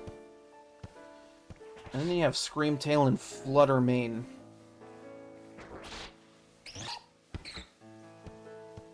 I still catch myself calling Fluttermane Miss Drevis. Because it's basically Miss Drevis. Miss Drevis with really weird hair.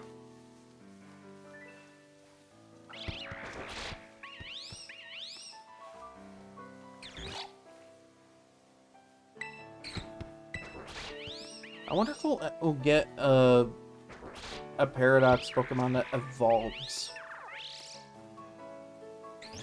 That would be an interesting thought there, because, like, during the Ultra Beast generation, they gave us an Ultra Beast that evolved into another Ultra Beast.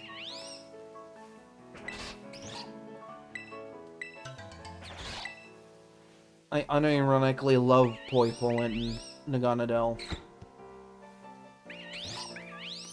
Even if I'm pretty sure I'm pronouncing the latter's name wrong.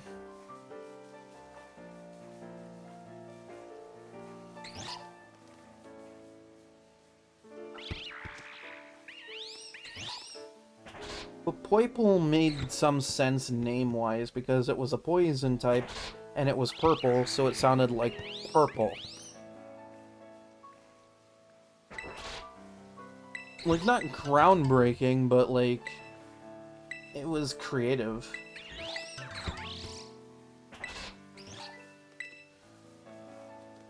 See, I'm guessing that's probably my problem with that. Like, the Paradoxes are cool, but their names are mostly stupid. Like, I get their names that are describing what they are or what they do. Or, like, some combination of the two. Like, let's be real, Screamtail is just, it screams and has a tail.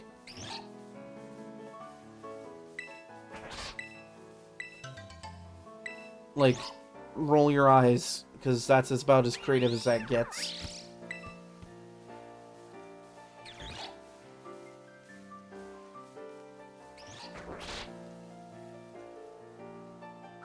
Like, Koraidon and Miraidon are the only Paradox Pokemon that don't have names that are describing what they are. Unless you go with their lore names, I guess. Because I got Paradox names in their lore.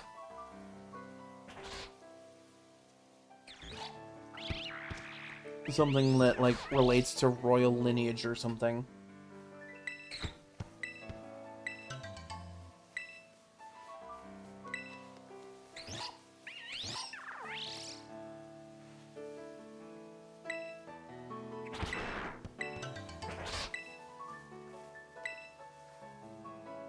Also, they gave Miraidon a chrome-colored shiny, which at first I thought was really stupid, because, like, oh yeah, when are we ever gonna have a shiny Miraidon? But then, like, I look at it and it's like, it doesn't look that bad as a shiny. I mean, Koraidon got the better end of it, let's be real. Because they turned a red and blue dragon into a black and red dragon. No, bet that boy still loves sandwiches.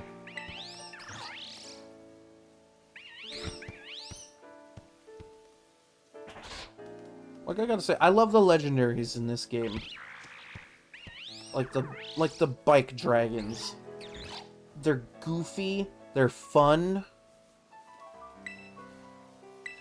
They gave them this little quirk where it's like, yeah, they love sandwiches, and I love that. It gives them more personality than just overpowered Pokemon that shows up 3/4 into the game.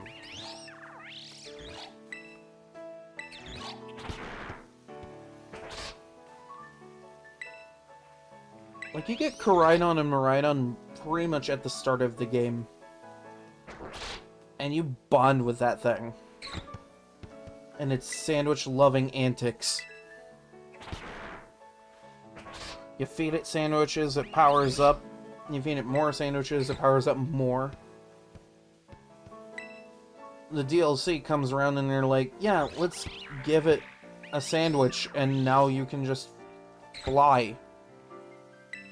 Like, not glide, fly.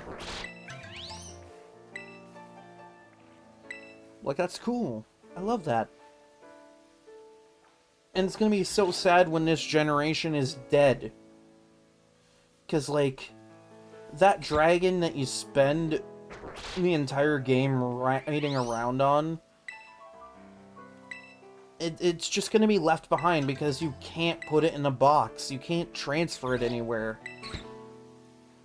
Which is why I'm sure they remedied that by going, hey, have a second one that you can catch in the wild. That doesn't have a motorcycle form for some reason.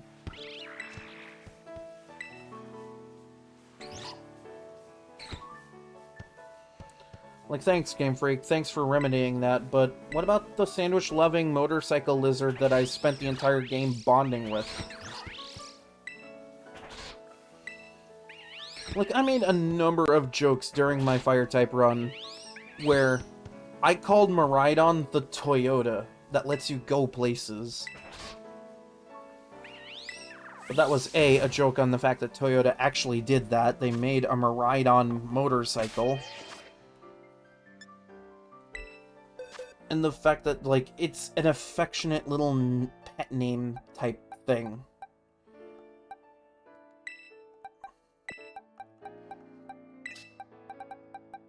Like, it was supposed to be cute.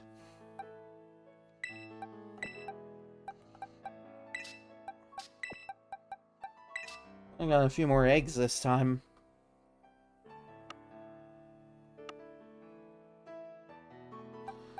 Yeah, going back to this. This is when I bred all the way back in Kalos. And I'll probably keep transferring them up over and over.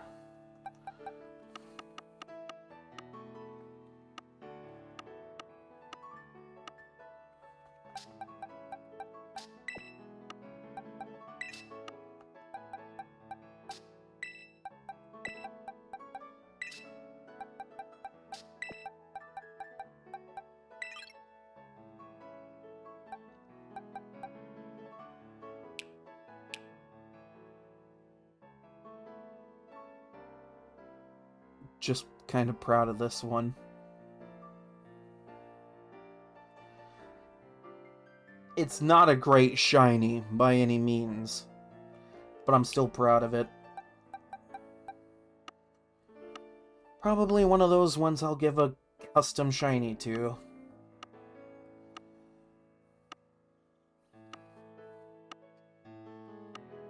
Who knows, maybe I'll turn it blue or something.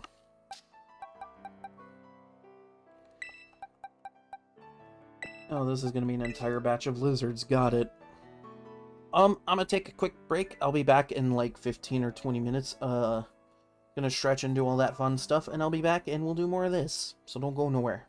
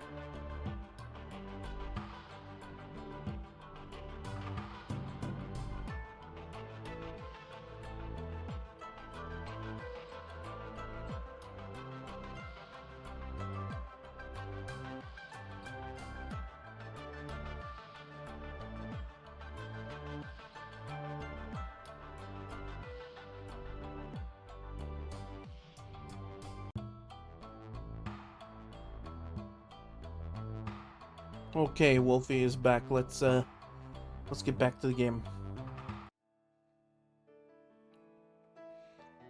Hi. I took a couple extra minutes, but because there was some dessert here, you know, because of the birthday.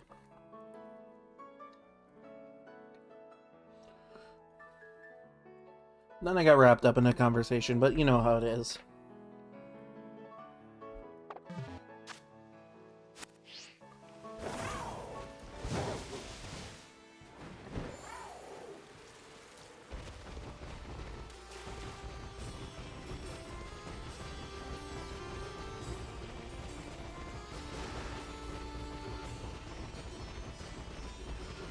Hi.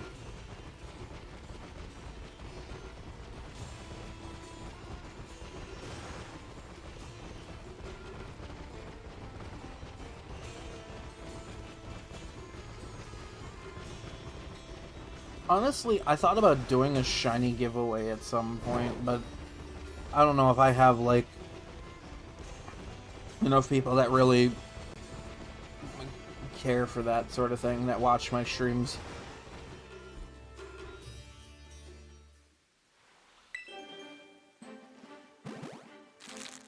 You can see my feet.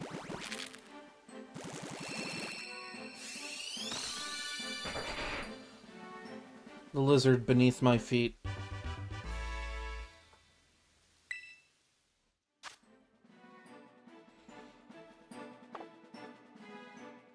I don't know, I guess it just depends. I remember trying a shiny giveaway, like, it was like a year or two ago, back when Sword and Shield was still kind of big. And, no one really cared for it. I might just make it like a server, like, community thing.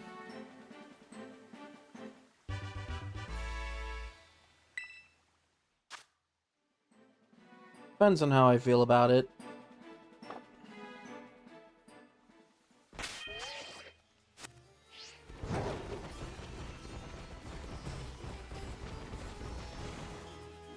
Thought about doing that, like, community meme react stream idea pretty soon, though. Where I just sit here and react to memes on stream that are, like, submitted by server members.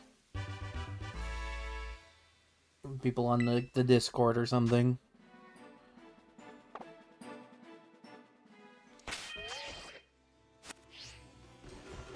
Still kind of playing around with what I want to do for that, too. Like, if I want to make a game out of it. Then again, most people that do that sort of thing, they'll, like, make a drinking game out of it, which, like, I could do, but, like, I don't really care for drinking that much. Like, I do it on occasion, sure, but, like,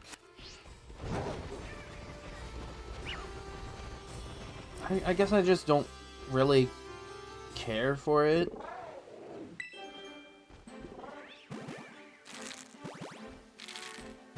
Like, if I'm in the mood, sure, but, like, never enough for a drinking game.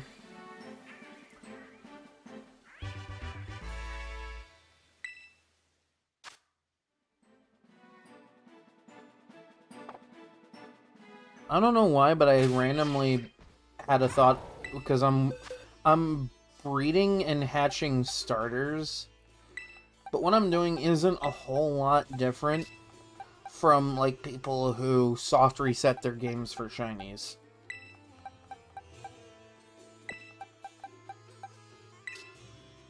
Like, I'm considering doing something like that, but I'd probably have to start BDSP over again for that.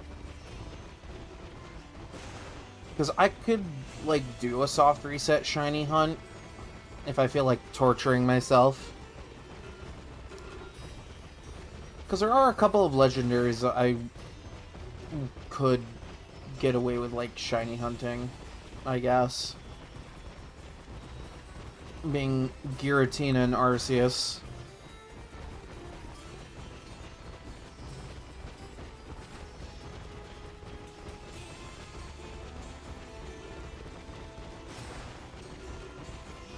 Really interesting crowning achievements to get those, though. Don't know if I care enough to do it quite yet. I mean, I'm crazy enough to consider shiny breeding Fione. And I'm well aware of how long those take to hatch. Like, I'm super well aware of it. But it's an option I have at my disposal because I can do that in this game. And very easily.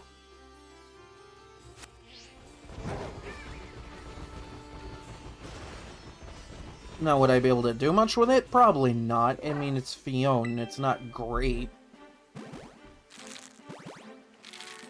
It'd be more impressive if Manaphy itself was a shiny.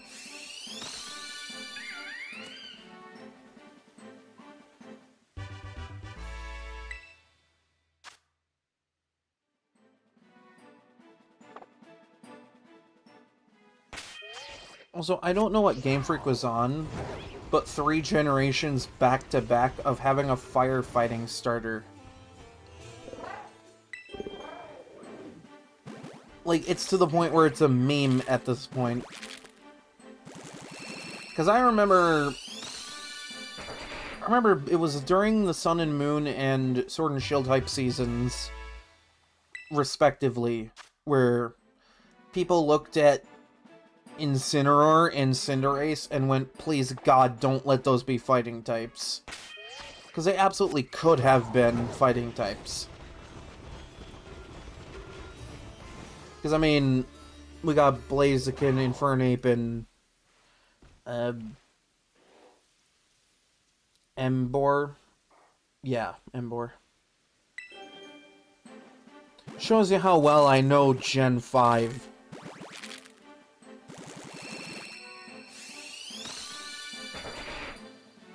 It's like the one game at this point that I don't own a version of.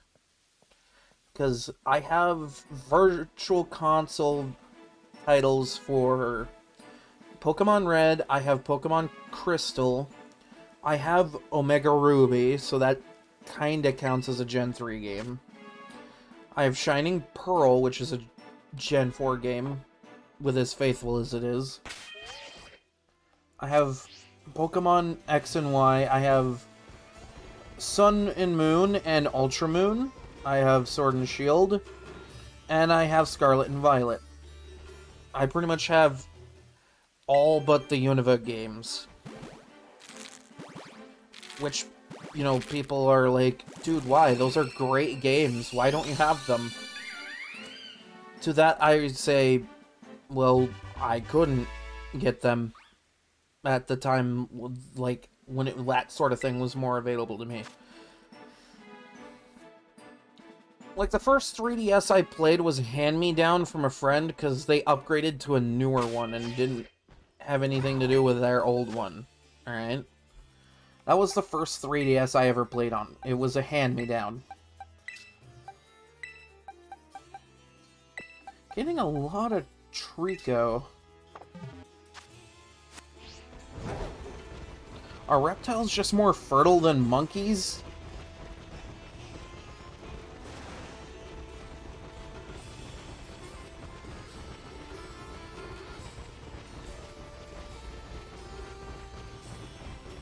I mean, let's be real, the 3DS I have is sort of a hand-me-down because it was given to me. But it's one of those new 3DS XLs that has, like, the little right thumb pad on it.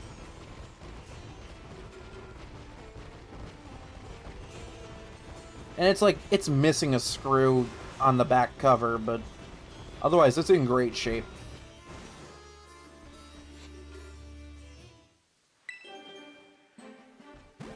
But, like, at the time when I started getting interested in Pokemon, I looked at Black and White and went, these look like fun games. I like the designs of the characters in this one. Everything looks really fun. It looks like a fun experience, and I got to try a friend's version of it for like 5 minutes when I went to visit them once. And it looked like a fun time. course, they were in the post game, and I got to use Zekrom. Which, I mean, let's be real, Zekrom is super cool.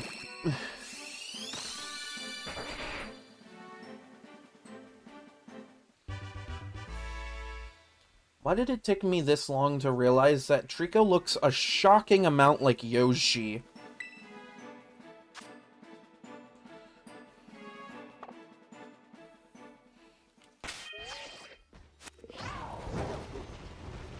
I mean, I guess I get the free pass. It is Nintendo. But yeah, at the time, like, I didn't have a lot of money growing up. I'm gonna be real.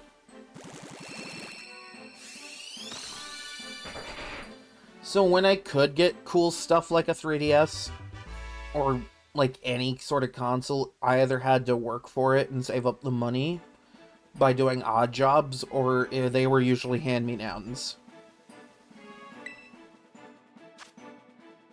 So, like,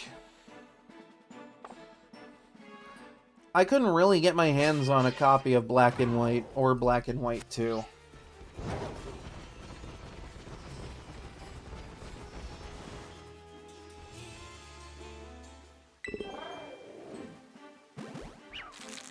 So when I finally got my hands on a 3DS, it came with a copy of Pokemon Y.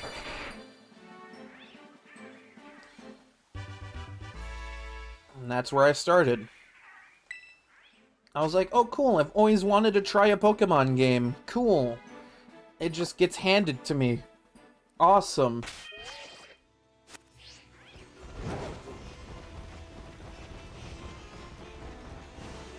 And my experience with it as a first-time Pokemon player, I was in love. I mean, I feel like that might be a little obvious considering what I'm playing right now. Considering I've stuck through it for this long.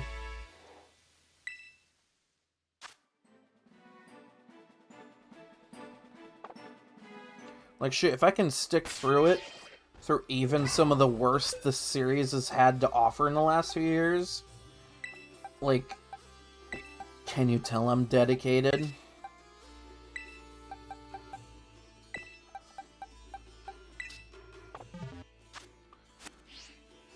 And it's not really out of obligation to play newer games. It's more like I enjoy the adventure and making memories out of it. Which is why I hold Gen 6 and 7 so fondly. Because that's when I started making more and more friends. Like, Gen 7 was out, and around that time, I think it was like around the time the Ultra games came out. That's when I met Miser. Of course, we bonded over Fire Emblem first, but, you know. Gen 7 Pokemon was still part of that. Like, I made so many friends playing that game.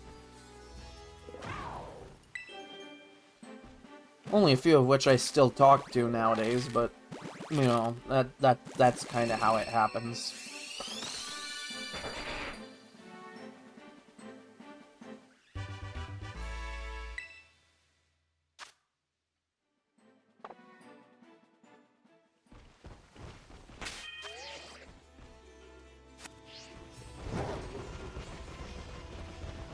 Oh yeah, it was absolutely a fun time. Hell, I remember when triple battles were a thing in this series.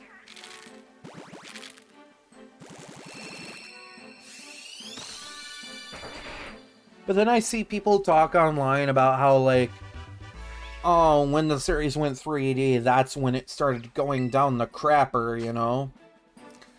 And it's like, okay, fair. Everyone's entitled to their own opinion, you know. I'm not gonna say, hey, you can't have that opinion of something. I mean, look at me, I'm passionate about this series and I still take constant shits on this game. I find room to do it every time I stream this game.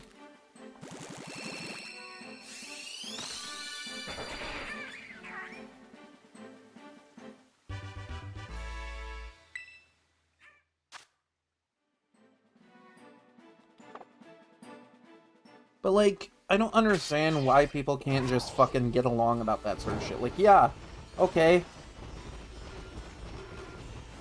People are like, oh, well, the games are too easy. Well, A, they're games aimed at children. And while I can agree that some children have more brain function than a blob of jello, like, you gotta ease them into shit, you know?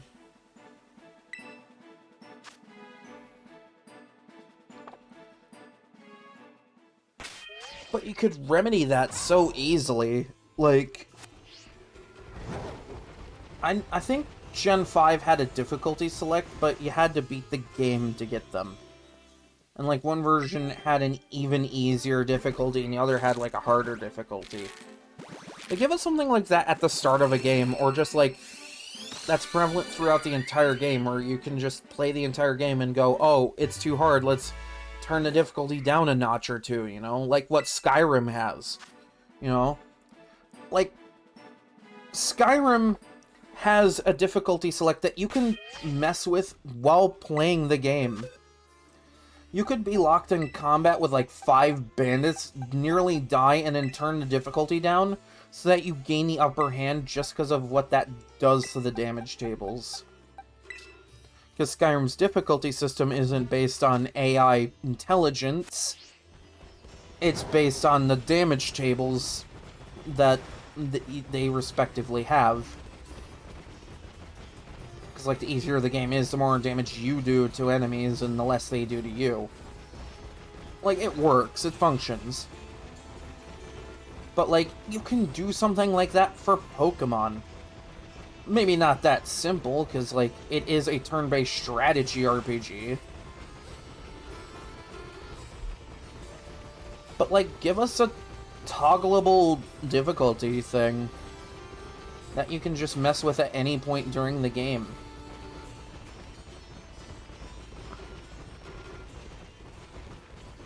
I'm sure a great number of people would appreciate that. And it's such a simple solution to everybody bitching and complaining about how the games are too easy. Well, then give us a difficulty select. Problem solved.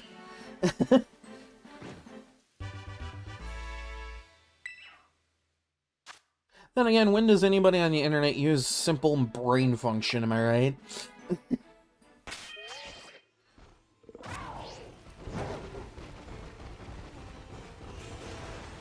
Like, you can thank Twitter for that shit. It just absolutely breeds lack of brain function. Like, I'm gonna be real, I've only used Twitter to not only promote my own streams and content, but I follow and support other VTubers and artists on that platform, because that's, to some of them, that's the only way they can advertise. It's the only way I've been advertising, and I've been doing this for almost 2 fucking years at this point. I don't have a TikTok to put shorts on. I don't use YouTube Shorts because it's bootleg TikTok, and I don't like TikTok. I'm sorry. It's stupid. Like, there's some okay content on TikTok, but, like, I still think it's stupid. You can call me old anytime. I'm well aware of the fact that I'm really old-fashioned like that.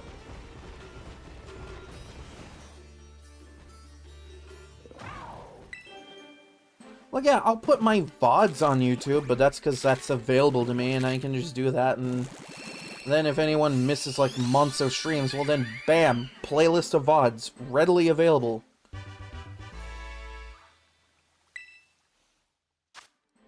Like, it's the easiest fucking thing. I mean, fuck's sake, all you gotta do is connect your Twitch and your YouTube together, and bam, you can start exporting your stream VODs anytime.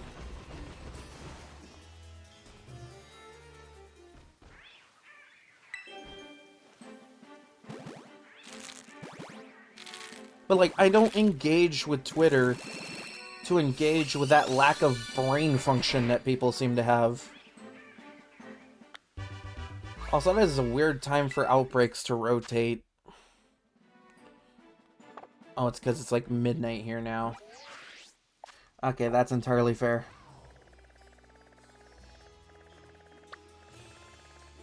Because, like, you can't have any fandom on the internet without a negative side to it, and it's so stupid.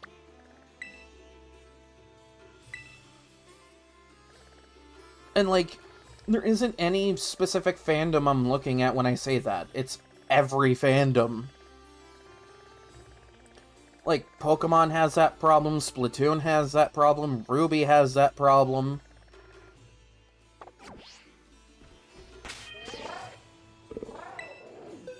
All those fandoms have a good and bad side to them. And a lot of it is bred from that lack of brain function.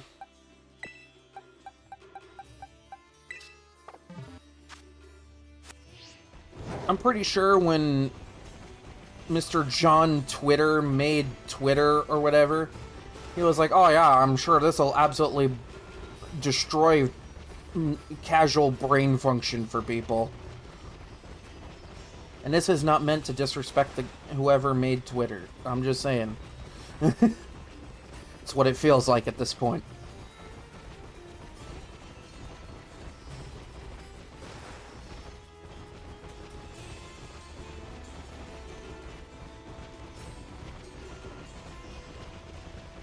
Like, I post my stuff on there. Every once in a while I'll post something that isn't an announcement for a stream. And if I get a few likes on it, okay, cool, awesome. I get a few people's attention. Don't get me started on the fucking bot problem on there, though. Twitter has way too many bot accounts just flying around in there. Like, fuck's sake, I can't even go on there and ask for a casual art commission without being hounded in my DMs about shit. Or, like, I get random follows on Twitter, and now, like, friend requests on Discord, even. Even with my new account, I still... Well, maybe not with this newer account, I haven't gotten it as much yet. But with my old account, I used to get, like, friend requests and follows and shit from, like, GFX users. And if you're in the VTubing space like I am, obviously by the stream, like, you know just how annoying graphic effects artist, like, users can be. Because most of them are bots, and when they follow you and you follow them back, they're like, hey, you want to commission me? Are you looking for art? And I'll be like, no, I'm good, thanks. And I'll be like, are you sure? I got this thing that looks like a generic sports logo. You want some of that?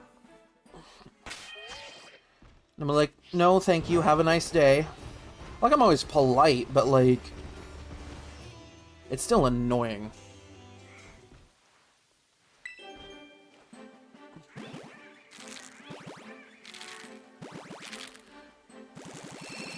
And again, I haven't really asked for anything art commission related on Twitter, like, publicly, in a long ass time. I remember I did, like, once before I debuted, and I'm never doing it again. You just make a tweet on Twitter with buzzwords like art commission, or just commission in general. People flock that like hungry vultures. It's insane.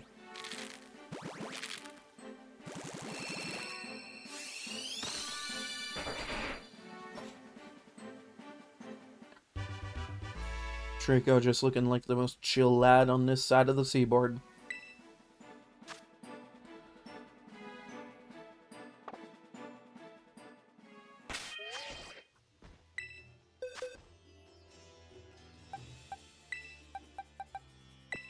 I also feel like that's kind of a problem for Twitter as a whole. Is like, yeah, Twitter has a lot of brainlets that lack normal brain function 90% of the time. But, like, there's also some genuinely good shit on there. It's just a shame that it's being shrouded in the dark, smoky abyss of no brain function and AI.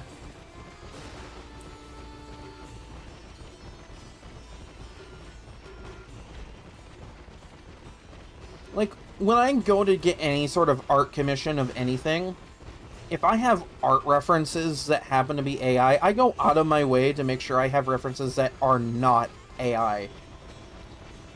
I just hate AI-generated images that much. People will be like, oh, it's art. Dude, it's not art. You didn't draw it. You typed keywords into a website or a software thing and had it generate images for you. Wow, you're a real award winner for that. You typed words into a thing and made it shit out ugly art. Congratulations, you won a medal for that?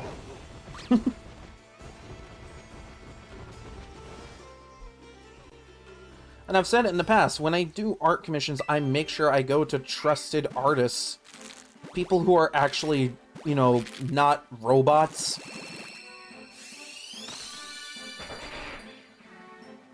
Because, like, I happen to be friends with people that make a living off of doing that sort of thing.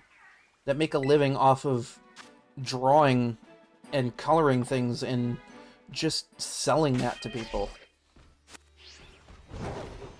Support the humans, not the robots.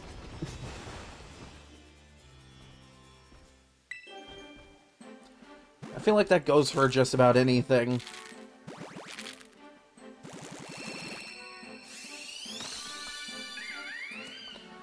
And it's really funny because I work in customer service for my normal job. I say that like this isn't a normal job at this point, but, you know. But, like, I get customers sometimes, they'll be like, I don't want to use the self-scan machines because robots are taking over the world. And I'm not saying that to make fun of anybody, because, like, they're absolutely fucking right.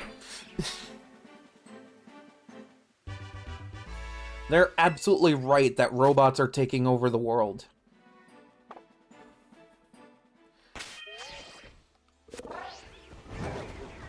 There's just not much I can do about it, because, I mean, yeah, they're not fully automated, they still need us there to run approvals and shit, but, like, at the same time, like, I can see where people are coming from when they say shit like that. Like, you get that one person that's just... Or like, I've had a large number of people that just don't know how to run a self-scan machine.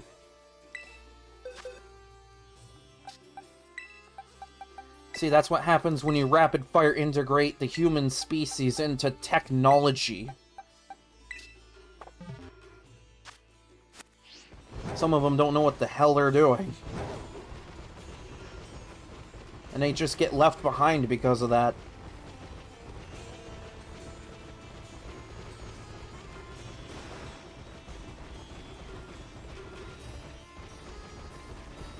Kind of depressing if you think about it. It's just like, there's gonna be a time where technology has advanced so much that we're gonna be in that same boat, where we just don't know what to do with any of it. We're not gonna know what to do with it or how to use it. We're basically up shit's creek with no paddle.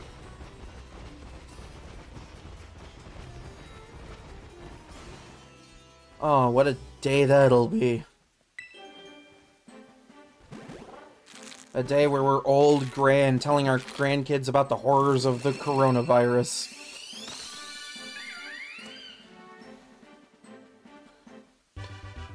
They'll have it in history books, and then they'll come home to us and be like, Hey, Grandpa, Grandma, what's COVID. And then you got all of us who lived through that that are just gonna have fucking PTSD flashbacks of that. We're not prepared for the future. Plain and fucking simple. It don't matter how much you prepare us for it, we're not ready.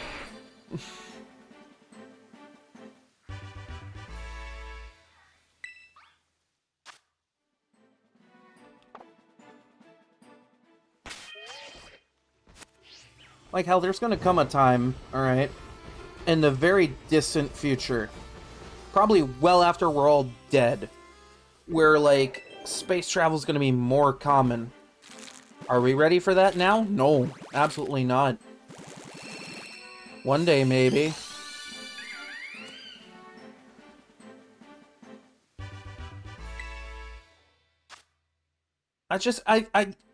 Okay. I imagine, like, a situation like the movie WALL-E, alright?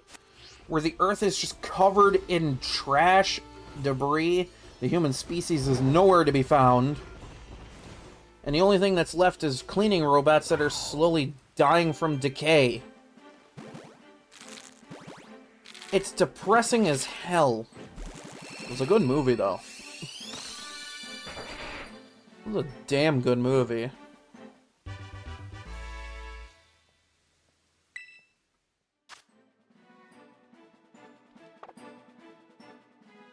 But hey, maybe, I don't know, a few hundred years from now, maybe that'll be us. I don't know.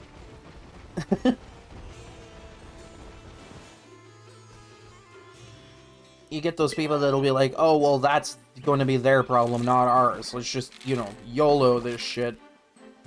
And I can kind of see why they'd say that, you know, why worry about that sort of thing? Like, who cares? We'll be dead by then, right?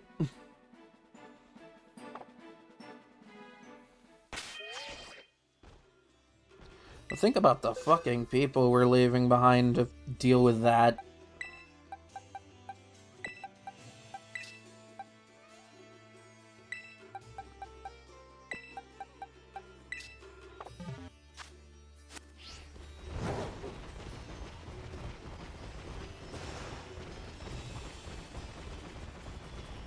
Like, where I live, we have a closer tie to nature than a lot of other areas in this country. Like, oh, a row of ducks are crossing a street. Just a minor inconvenience. Let them cross the street, you know? But anywhere else, and it's just like a big deal. Or a bigger deal.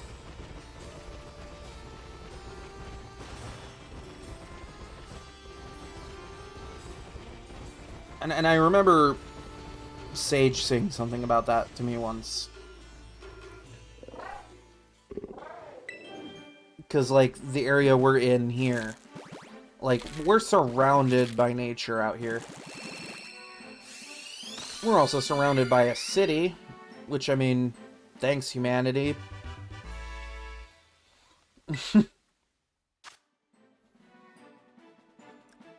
But again, I mean, a wild bird wants to cross the street. Yeah, it slows down traffic for like 5-10 minutes. But like, at the end of the day, like, it doesn't bother us here at all. If anything, I think it's kind of cool. You know, I see all kinds of nature out where I'm at. All kinds of animals and stuff. And it's cool. I'm thankful for it every day. I'm thankful that I get to live around animals.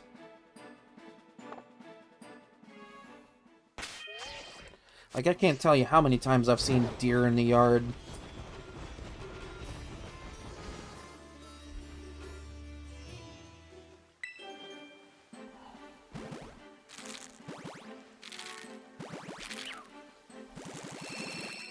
Oh, the last, like, month or so, there's been this wild turkey that's been hanging around out here. Just kind of chills out in, like, the front yard or in the neighbor's yard, and I'm just like, turkey just chilling, you know? I don't like tell my family about it. They'll be like, Thanksgiving dinner? And I'm like, no, it's just a wild turkey. Leave it alone. It's like, but we need to have Thanksgiving dinner. Yeah, we'll pick that from the freezer aisle during November.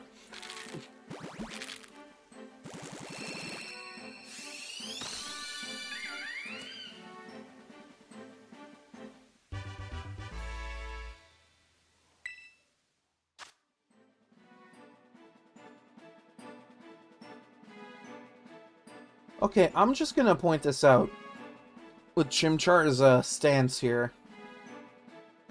The way it swings side to side, I swear on the name of all that is good in this series, it used to be a lot more spontaneous looking in older games.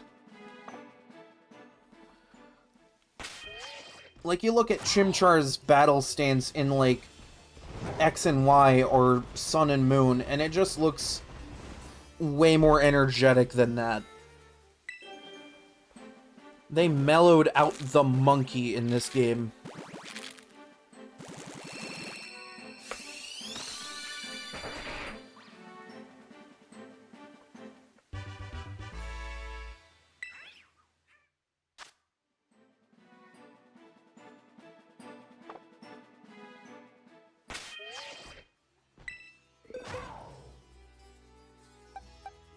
Speaking of disagreeing with people on things, I had a teacher once that was, like, really interesting.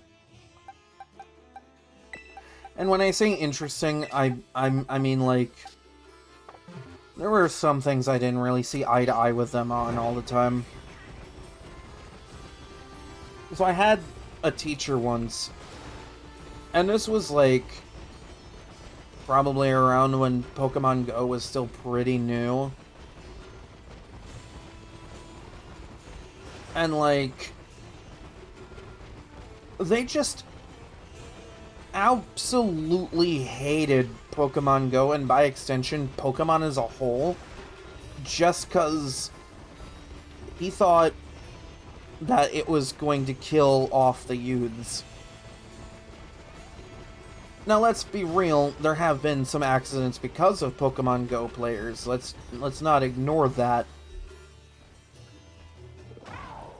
But aren't you being a little brash with saying shit like that? Like, yeah, people get distracted by their phones and look at it, and then they'll cross the street, get hit by a truck, but, like, it's not always because of Pokemon Go.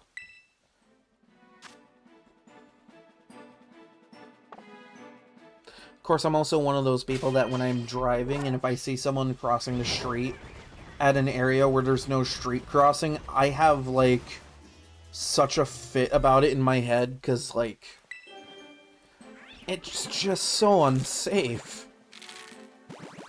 I'm so weird about that. It's so stupid. Like, I see someone crossing the street, and it's like, dude, what are you doing? There's a street crosswalk, like, at the intersection where you get a designated light and people stop for you.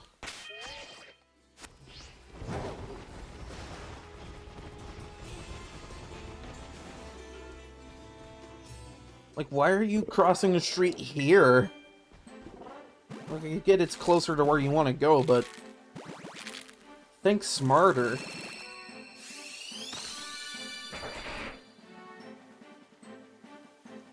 Did I mention that I was old-fashioned? That's what happens when you're raised by old-fashioned people. It kind of becomes your bread and butter.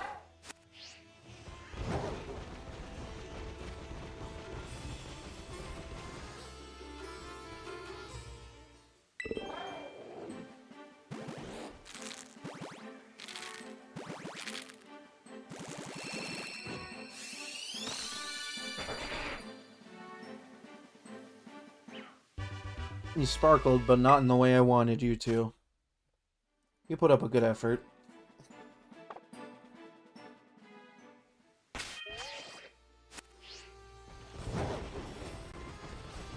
Oh my god, I just had this really stupid thought.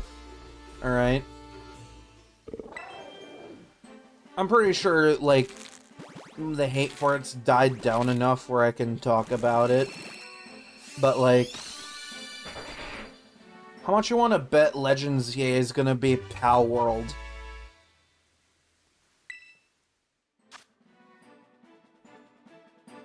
Like, I'm sure some people remember when Pal World came out. I actually kind of want to try Pal World, not gonna lie.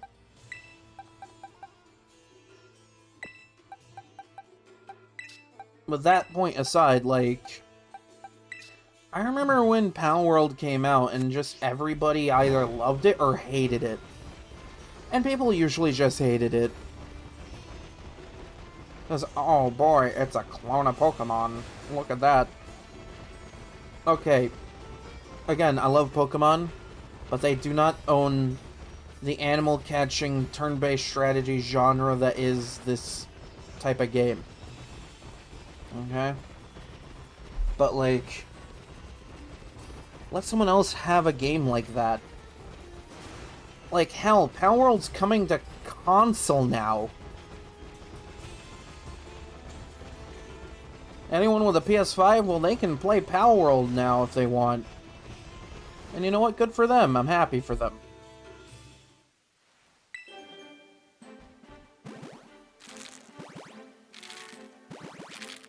But how much you want to bet Pokemon Legends ZA is just gonna be like a jab at Pal World?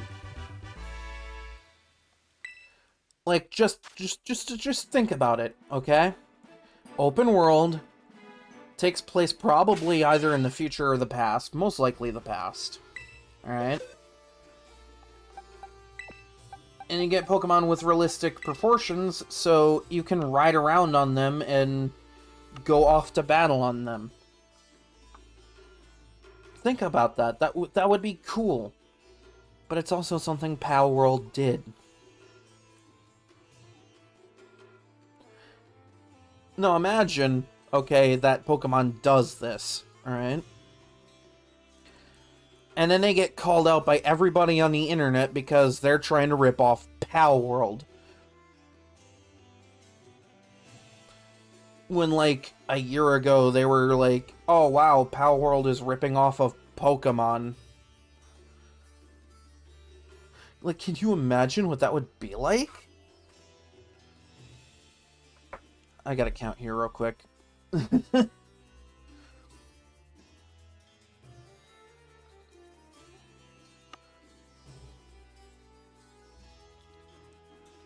Okay.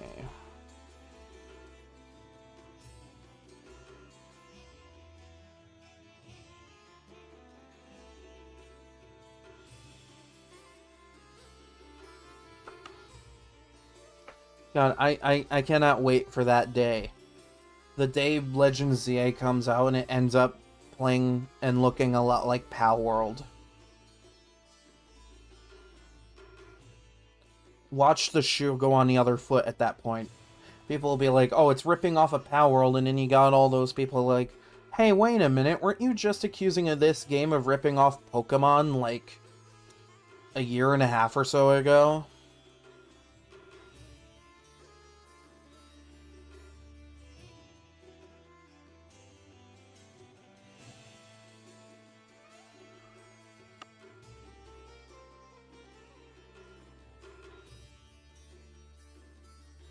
Alright.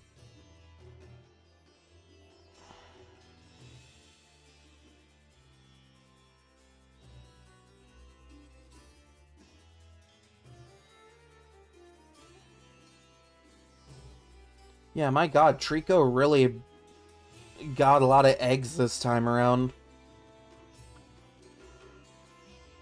I'm like at 54 Chimchar eggs and 63 Trico eggs. My god, Trico got busy this time around. I think I got time for one more.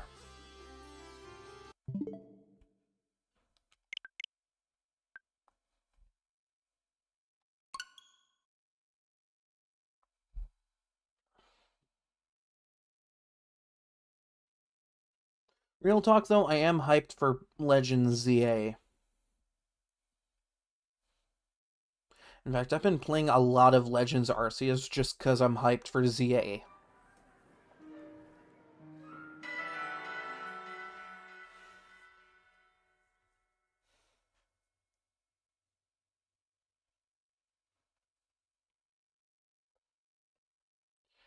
Like, who else here is hyped for that? It can't be just me.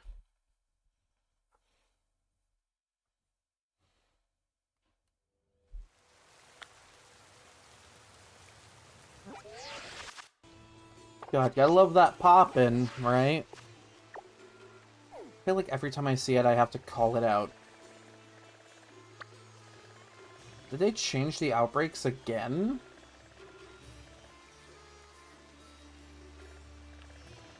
Yeah, there's like a Vaporeon outbreak now. Holy shit. What a funny world we live in.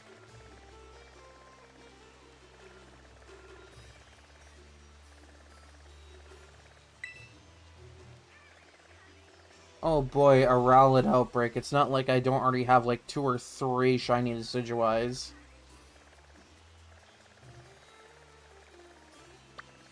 Could we get a Cyndaquil outbreak or some shit, please? Game.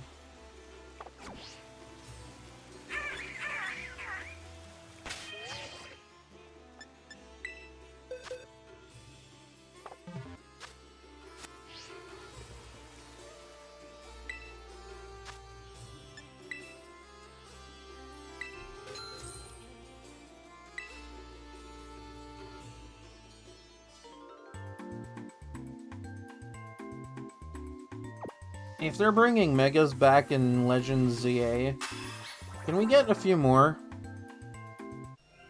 You know, like, not only bring that gimmick back, but, like, give us a couple more Megas while you're at it. Like, gee, I don't know, the Palos Legendaries? I remember when X and Y was still, like, a huge game, and everyone was like, oh yeah, look at Zygarde, that thing's absolute garbage. And then Sun and Moon came out and introduced complete Zygarde to the game. And everyone was like, okay, never mind, I guess Zygarde's kinda good now.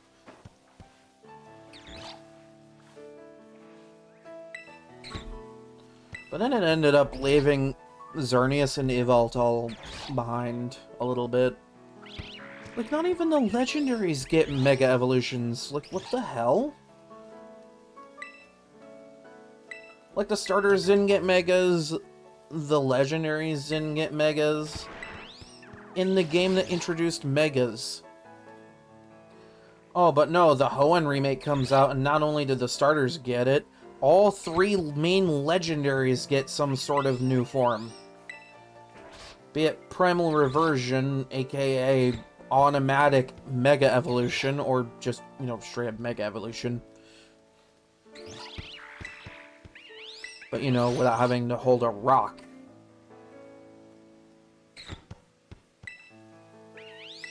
A rock that could be classified as a marble with a weird swirly pattern it has inside of it. Has anybody ever made that connection with Megastones before? Or, like, it looks like those marbles that have, like, the 2-colored pattern inside of it that swirls. Because that's what Megastones look like. I'm not even sure if that's creative or not. Kind of interesting to notice after all this time.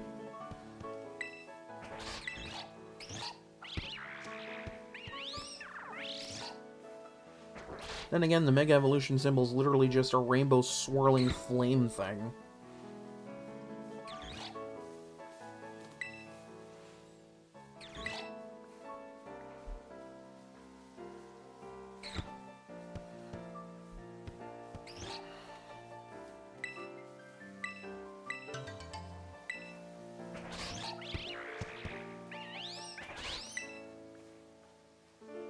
Yeah, this will probably be the last batch of eggs I get tonight, before I call it.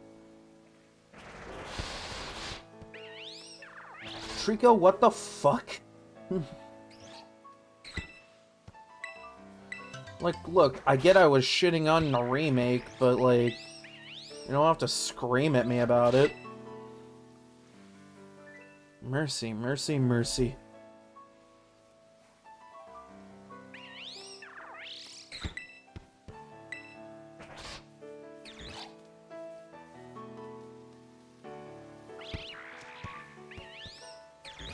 No, and you know something? I'll probably end up digitally pre-ordering ZA when they drop that pre-order.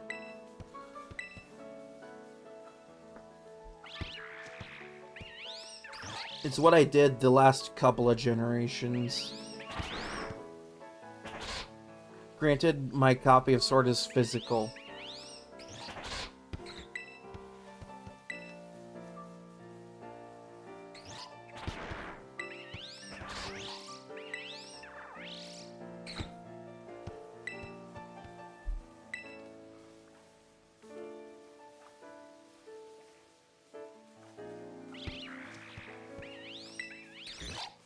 Like, if they're gonna bring back Megas, can we get the Kalos starters as Megas this time? You know, fix that little goof up you did, Game Freak. Because, no, think about it. The gimmicks afterward, like, Z moves, the starters get their own Z moves. The legendaries get their own Z moves. Fucking Sword and Shield comes out. The starters, they didn't get Gigantamaxes right away, but they still got them. They were just late to the party, I guess. Because every other Gigantamax was either Gen 5 or Gen 1. Yeah, gee, maybe they do like Kanto a little too much. I mean, look at it. I mean, most of the Gigantamaxes in Sword and Shield are Kanto. Charizard gets 2 damn Megas, as well as Mewtwo. And Kanto has more than one remake. Even if one is just Let's Go, which I don't think I'm ever going to play, ever, because I'm sorry, I play with a Pro Controller, and I'm not fucking doing anything for fucking Let's Go Eevee or Pikachu or whatever. Like, that game requires you to use your Joy-Cons, and I have a love-hate relationship with those things. Like, it's a cool idea, but my god, those things break too easily.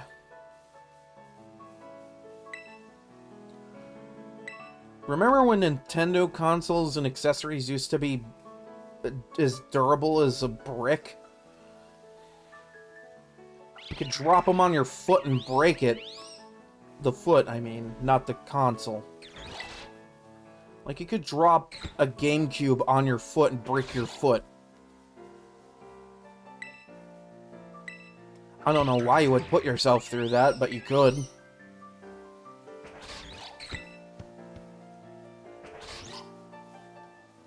But then the Switch comes out and it's like, oh yeah, this can survive stuff.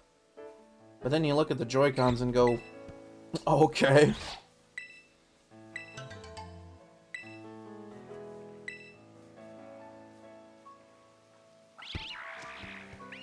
Again, I'm really old-fashioned. I don't like gyro or motion controls. I suffered with it through Mario Galaxy, but it's because it was just a pointer on the screen that I had to do a few things with. I sucked it up and did it. I don't play with gyro controls for Splatoon. I don't play with them for Zelda. I'm so old-fashioned, I don't understand it. Because everything else I've played didn't force gyro controls down your throat.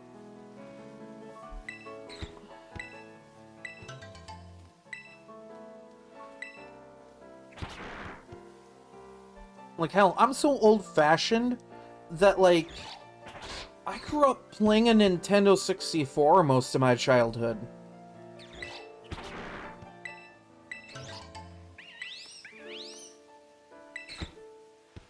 And that was, like, a golden age for Nintendo. There are a lot of really good games on the 64. One of which I would hope they would port to the online functionality, this thing that I paid the membership for. At least last I checked, I do. They force people to pay for that shit and then go, yeah, we're just not gonna drop the golden games here. We're just gonna drop, like, some obscure title you either don't know about or have never heard about anyway. Oh, and let's not forget, the first time they bring mature-rated games from the 64 era to the Nintendo Switch, they hide it behind a separate software download. Like, what the fuck? Could have just integrated that as a menu for the original Nintendo 64 online thing. Why make it a separate app? Like, okay, I get it. Parental controls and whatnot. You know, cool, I guess, but like... What about for those of us like me, and like a lot of people I know, who own our own Switches and are the only people that ever have or will play that? Because we each have our own, why would we ever want to play another person's Switch? Unless it's to play Smash Bros. On a local, basis. Which, thank God they keep around.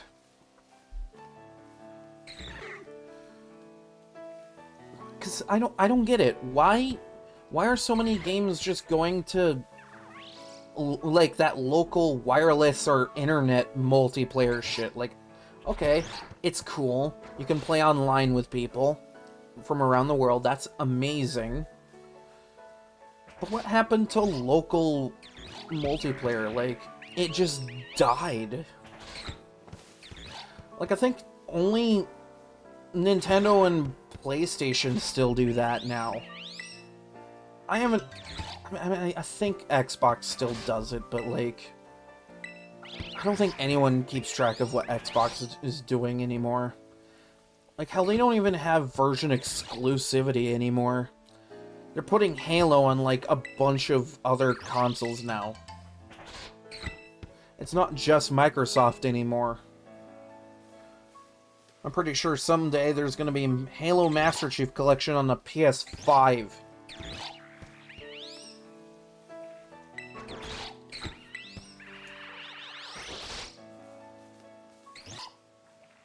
Y'all better stop with that fucking demonic cry shit, or I'm gonna toss you into a vat of holy water.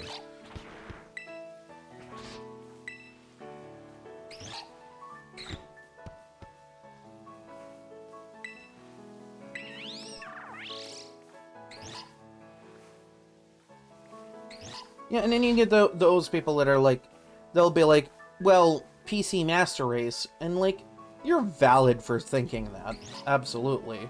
Because a lot of the best shit is on PC. But again, I grew up playing home consoles like the 64 or the GameCube. You know, back when playing on a TV with local multiplayer with multiple controllers was cool. Just invite your friends from school to come over for a couple hours so you can play Smash Bros. On your 64, GameCube, or Wii. I mean, why not? You can hook the controllers up to that shit.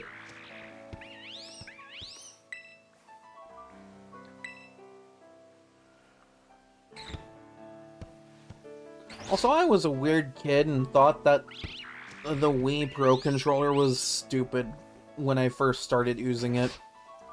Like, I don't think it's stupid now, but like, when I first started using it, I thought it was stupid. Because, like, you still have to connect it to the fucking Wii remote. It's like, the point of a wired controller is to not have to rely on a battery to use it. But then I got over that as soon as I saw how good it worked.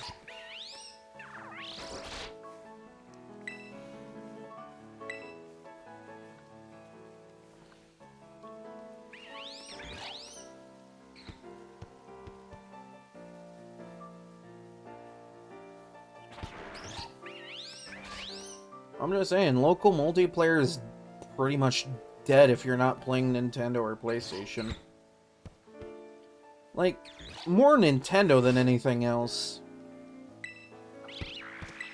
Nintendo's the only, like, game company that still takes, like, local multiplayer as an option. At least on a broad scale. PlayStation and Xbox, it's like cherry-picked games here and there that may or may not have two-player. But with Nintendo, it's usually like, okay, you get those single-player games, and then you get those games that allow no more than two. But then you get those rare gems that allow 4 or more, like Smash Bros. Like, 8-player Smash was probably the best fucking thing Smash had ever done. Because while playing 4 people on one screen is fine and dandy and has been a thing since the 90s or even earlier, like, you just double that and it still runs fine. Like, holy shit.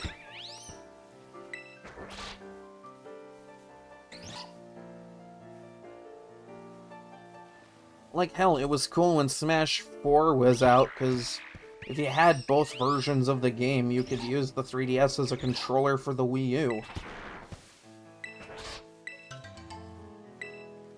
Like, I'm gonna give Nintendo a pat on the back for that. That was creative.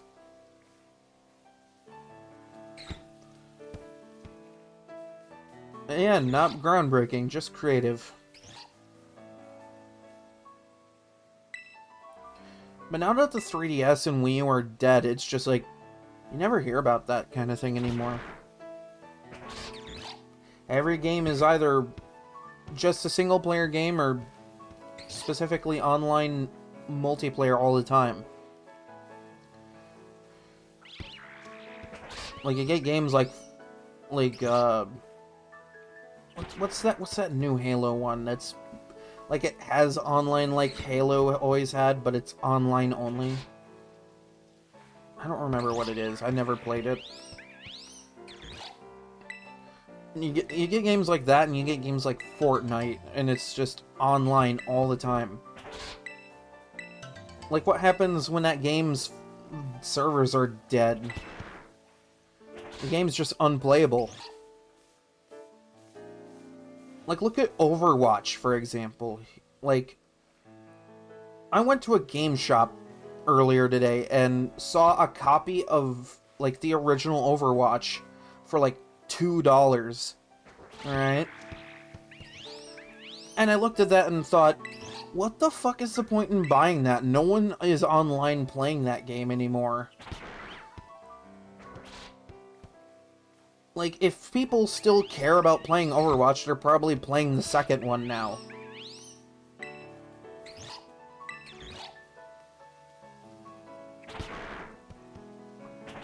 So, like, again, what's the point in paying for the original Overwatch?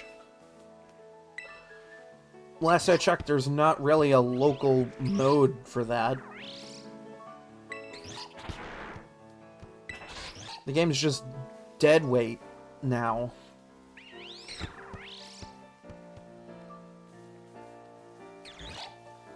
And then you get that rare case like with Fortnite or like, I guess PUBG, I don't know.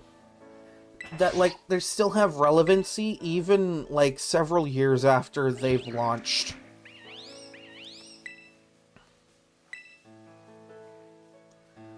And that's just amazing.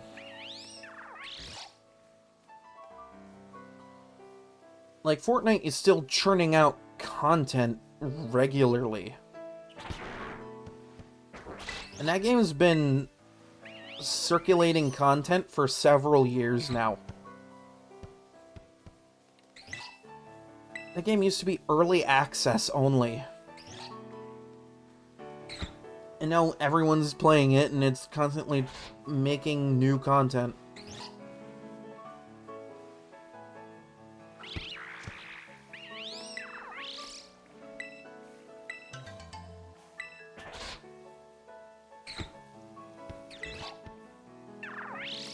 But to go back to my original point, Nintendo seems to be the only developers that care about local multiplayer anymore. And again, I'm not talking about local wireless, I'm talking about local, like hooking up multiple controllers and playing on one console and a single TV or something. Because that used to be cool.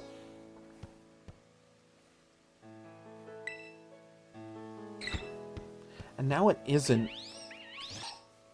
And that's kind of depressing. Look here, let me throw a random example out there. Did my sandwich wear off?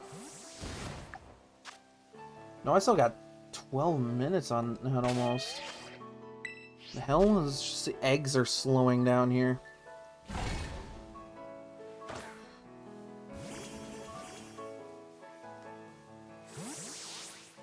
Well, now let me throw a random example out here. Conker's Bad Fur Day. Alright. I'm sure plenty of people have heard about it, or at least know what it is. But when it originally came out, it was Nintendo 64. Alright. And like any game that was on that console, it was nothing but local modes. So you could play the story mode on that. You could play the deathmatch modes with up to 4 people on one screen. And it was fun. But then you get its remake, Conker Live and Reloaded, and yeah, you still have that local single-player mode that made the original game more iconic than probably anyone ever imagined. But, like, the multiplayer got changed for that one, where it plays more like Halo 1 and 2. Because, you know, it was on the original Xbox. So, like, of course it's gonna feel more like Halo 1 and 2. But, like, it had online multiplayer, and yeah, it had local play, but only up to 2 people. Not 4, just 2.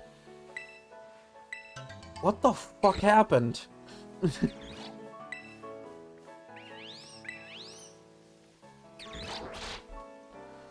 Like, the game was still kind of fun, but, like, the multiplayer was just a singular campaign with missions that you could either play with or without objectives on. And if you played without the objectives, it was just a team-based deathmatch mode. Which could be fun. But it didn't feel as inventive as the original game.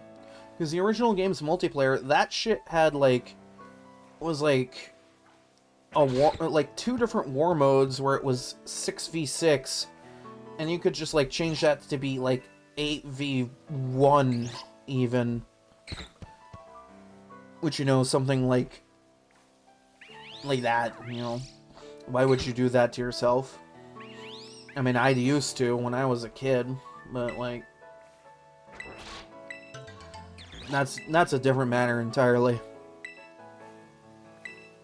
But there was also a mode where you played as a caveman and tried to feed other cavemen with dinosaur eggs that you would fry in a giant frying pan. Not really correct to the time period, but it was inventive enough, I guess. There was a bank robbery mode where it was 4 teams of 2 duking it out in a map to see who could get the most money bags by the end of the time limit.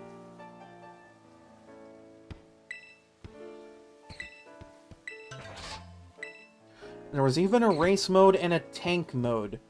The tank mode also had up to 4 people, and I think the race mode too. Where the race mode, it was like rocket-powered hoverboards or some shit. And the tank mode was just rolling around in a tank.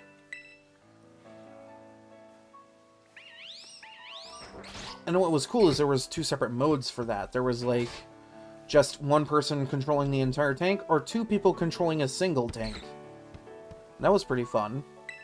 There was also a mode where you played as a civilian, completely unarmed, trying to run into a base that was guarded by people trying to shoot you.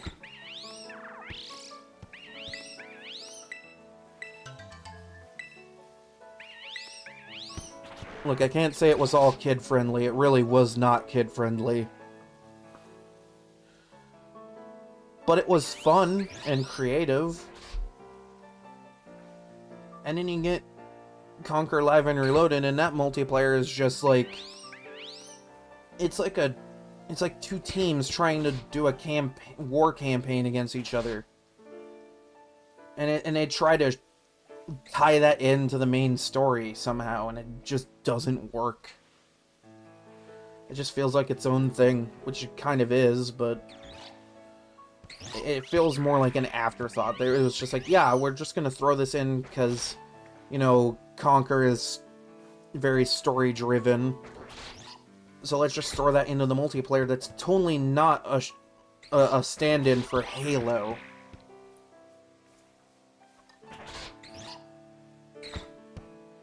I think that supported a free-for-all deathmatch mode, but, like... I think it was for, like, local multiplayer only.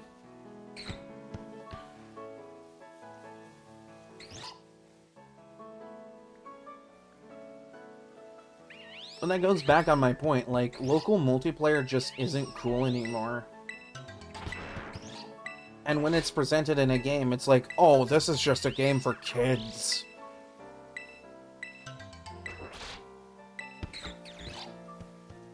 No, it's rated E for everyone, which means anyone can play it.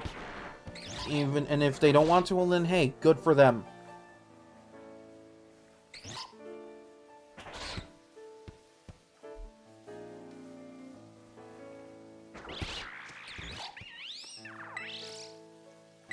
Trico just going...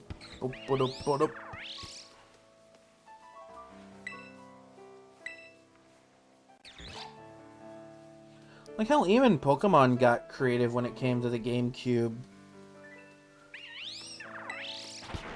Like, you ever hear of Colosseum? If you haven't, I'm not surprised.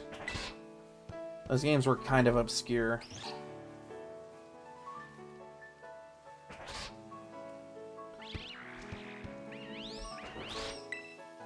Like, so obscure that even the devs that made those games didn't know what a Pokemon game was.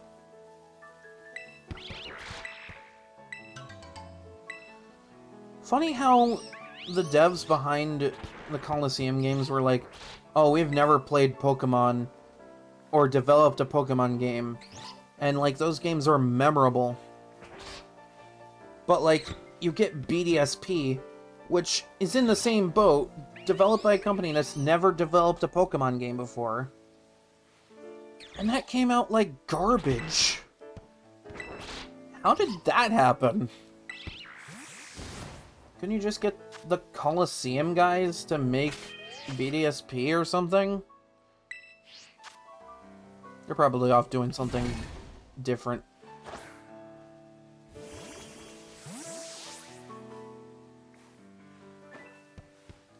Oh, you played both of them.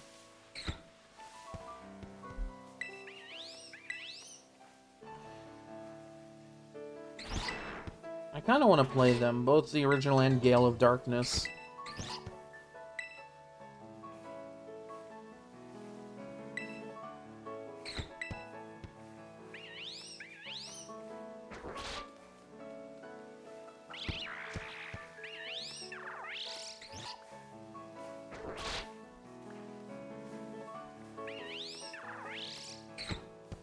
No, it feels like for a while, like, from, like, the Nintendo 64 era up to, like, the end of the Wii era and going into the Wii U era, it felt like there was a bit of a shift there.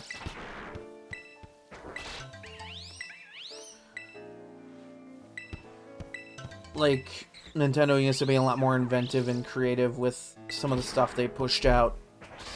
And then around the Wii U time, it was like, yeah, everybody else is doing this, this, and this. Let's just do this, this, and this.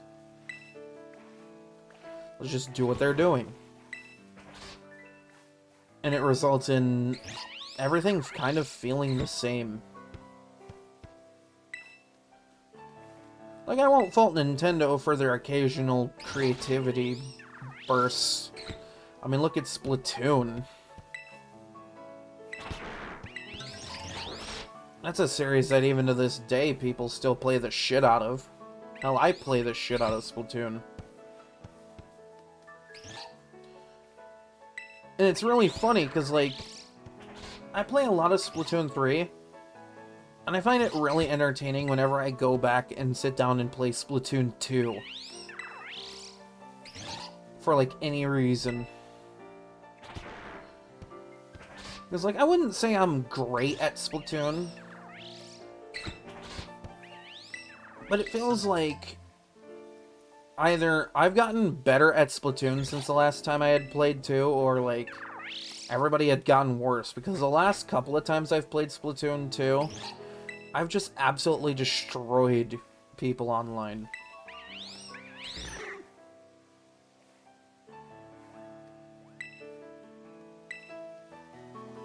I wonder if that's telling of anything.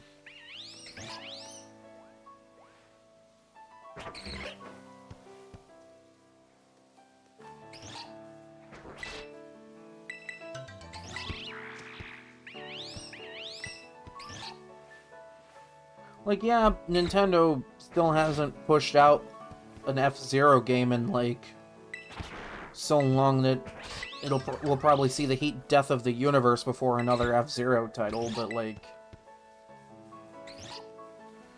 there's still people dedicated to that shit. It's amazing to see sometimes.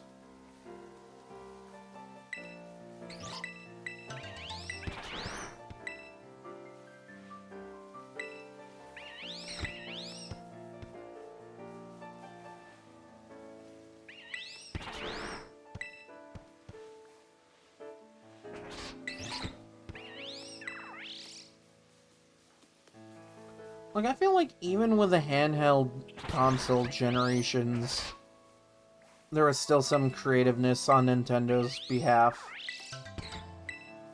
And even Game Freak, like, look how many Mystery Dungeon games there are. But, like, now that handheld consoles are basically a dead market, like, you never really see them announce a Mystery Dungeon title. Like, hell, even a remake.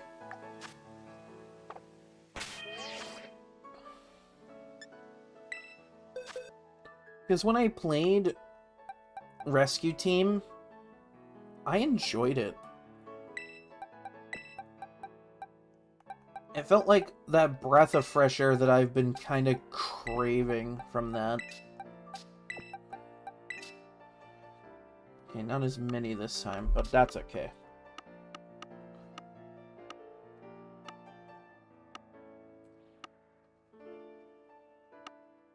No, and it's insane, because, like, Miser has shown me that there is still a dedicated group of fans online to Mystery Dungeon. And it's really fun to see what they come up with on there. Like, just the sheer amount of ROM hacks alone for Explorers of Time.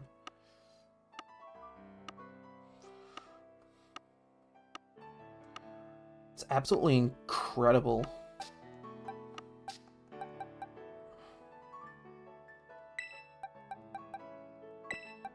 Oh my god, did Trico really produce more eggs again? Again, I'm gonna ask, are reptilians more fertile than monkeys?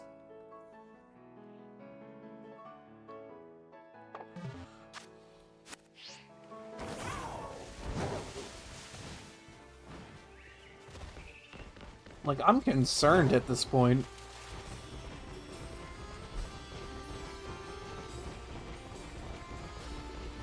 Like, hell, I'm thinking about doing another playthrough of Rescue Team DX at some point.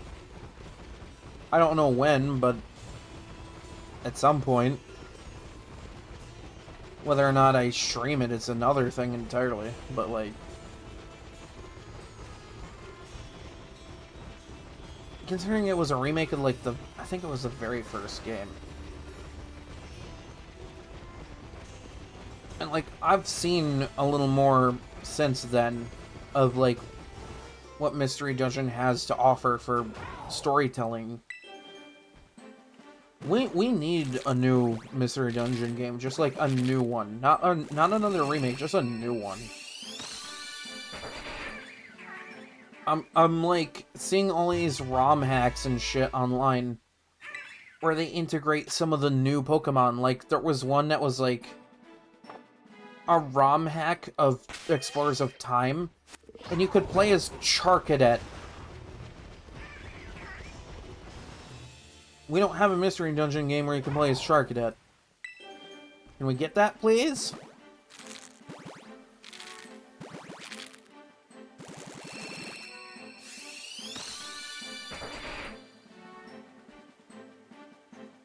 God, at the rate that Trico is producing more eggs than the monkey, I feel like I'm gonna get a shiny Trico before a shiny Chimchar. And I'm not against that. Like, I'm all for it. Hey, whatever gets them into me faster, I guess.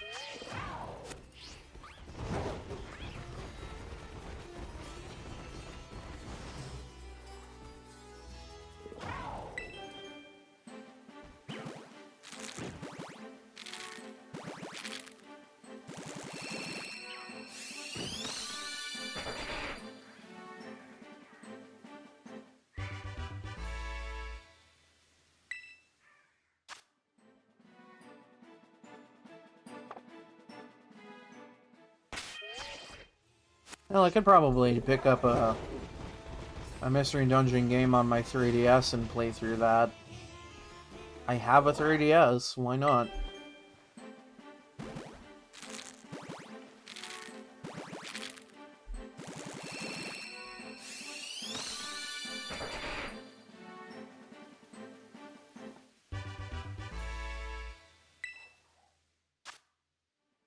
That's another really sad thing relating to the 3DS, like, now that the 3DS is done, and, like, no one's making games or anything for it anymore, and that it's, like, just terminally offline forever, no one's really modifying those for streaming anymore.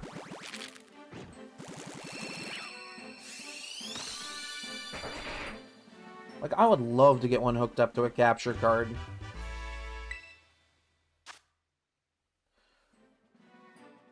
I think it'd be a really fun way to play some games. Because, like... and it's not just Pokemon, like... there are Zelda games on those platforms that I would love to stream.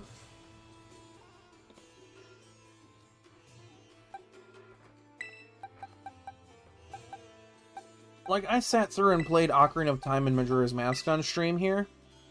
Imagine if I played the 3DS versions. Like, yeah, it wouldn't be a much different experience. It would look a little different and shinier, but... it would be something.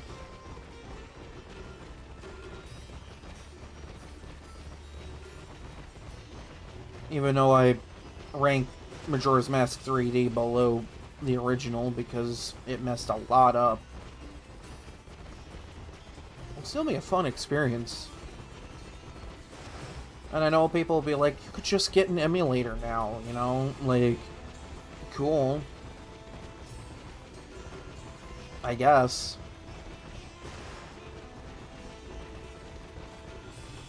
But, like, I have the original hardware, why can't I just use that?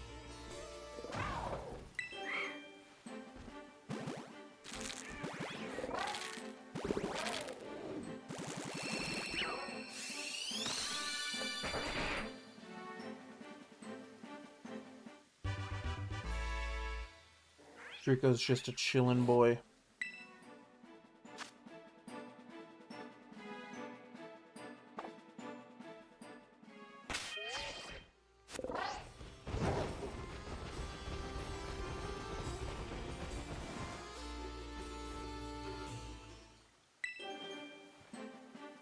I find it absolutely crazy that, like, you get those PC games that are, like, really highly, like, sought after and loved by people. PC games like One Shot or Doki Doki Literature Club, and you just get console versions of them now, and it's like... I like to see some of that. That's pretty cool.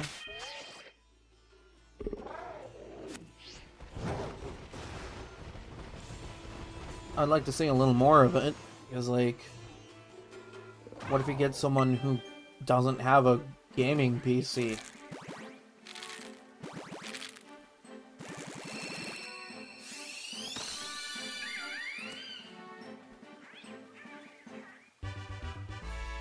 He's a monkey.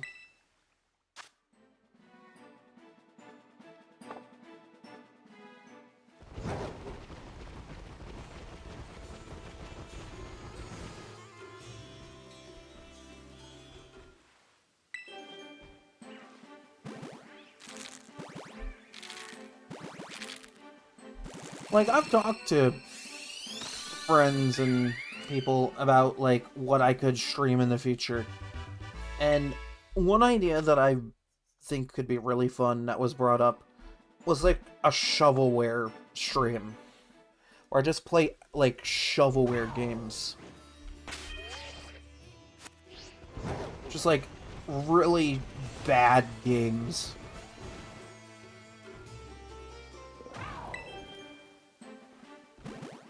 Like, that could be fun. I would need to prepare something like that. Like, that would take a good bit to prepare.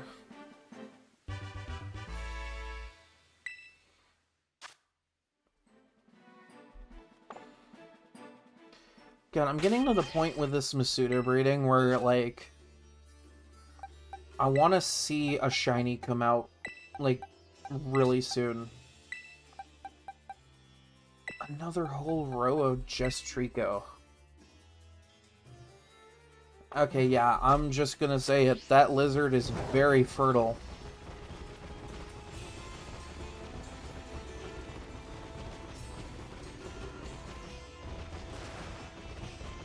That Trico and that Ditto are popping out eggs left and right. Jesus. You know what would be another really fun game to play on stream? I've been, like, watching occasional streams of it. I kind of want to try Cult of the Lamb. It looks like a really cute game.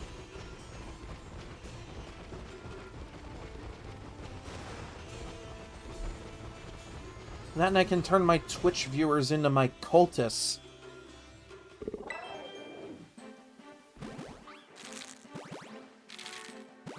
Like, that's just funny.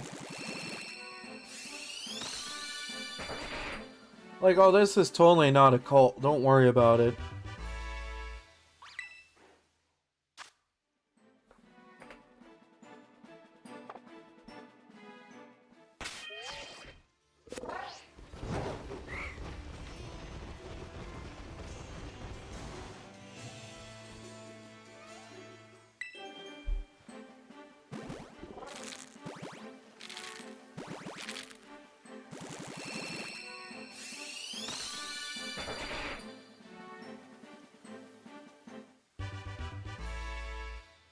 Because, like, I could make chat into cultists and, like, sacrifice them to demons and shit. Like, that just sounds really funny.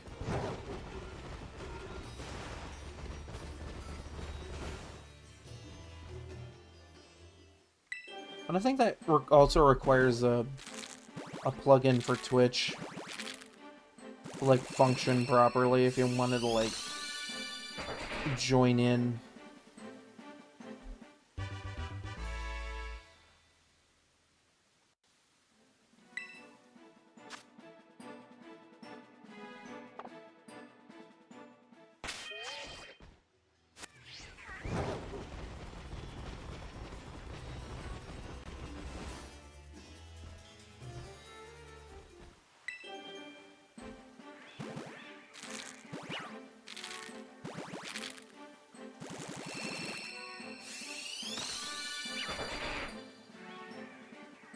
I'm like praying every time that an egg hatches that it comes out as shiny.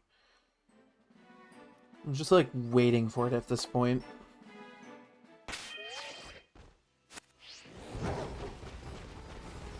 And I know that doing so is just gonna make them not appear at all.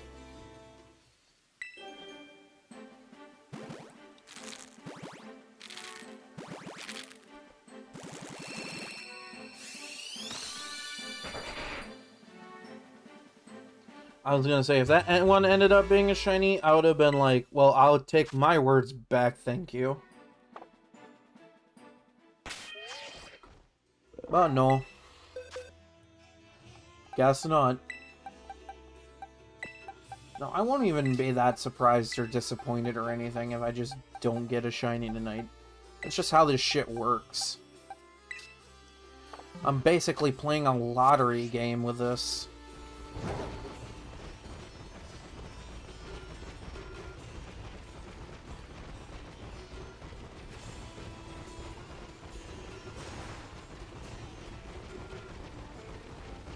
And then I'll get someone like Sage who will be like, how can you sit there and do that for, like, so long? I'm in it for the thrill, for one. The thrill of getting a shiny. Like, yeah, they're not as special as they used to be. Because, like, everybody shiny hunts or gets shinies some way or another, but, like, there's something to riding around back and forth on a bike, or in this case, a lizard, where it feels really rewarding if you get shinies out of doing that. Like, it just feels rewarding.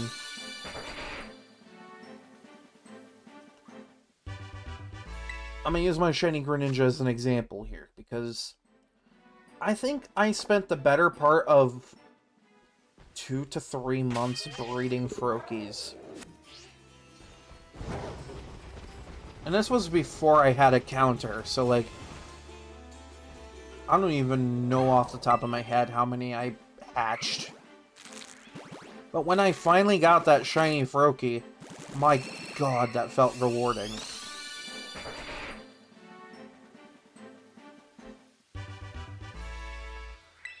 You just put in hours of grinding and running around like a freshly decapitated rooster.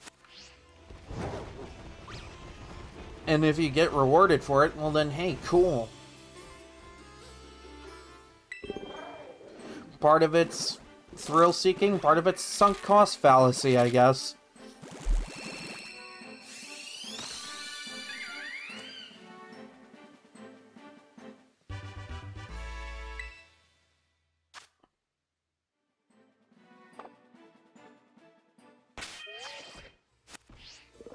And that's a funny thing to get caught into as well. Like, if you get caught into, like, a long project and you, like, make a good bit of progress on it, but, like, you feel drained of it, there's that sunk cost fallacy aspect of it. Like, you've already put so much time and effort into it, why would you want to stop? When you're, like, in the middle of it or something. Like, keep pushing until you reach the end. That's the sunk cost fallacy mentality. You've already sunk a bunch of time and effort into it. Why would you abandon it? You know? That's that mentality.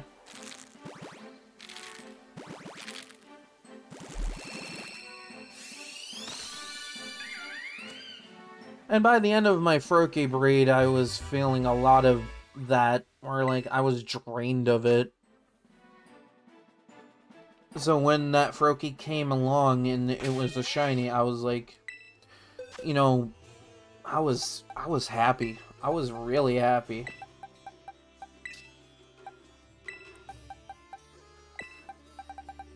So I guess whenever people ask, hey, why am I still doing this after 3, 4, 5, 600 eggs? It's because it's fun. Reaching the end is rewarding as hell. That's why I'm getting every starter as a shiny. Yeah, it's a huge project. It's gonna take a lot of time.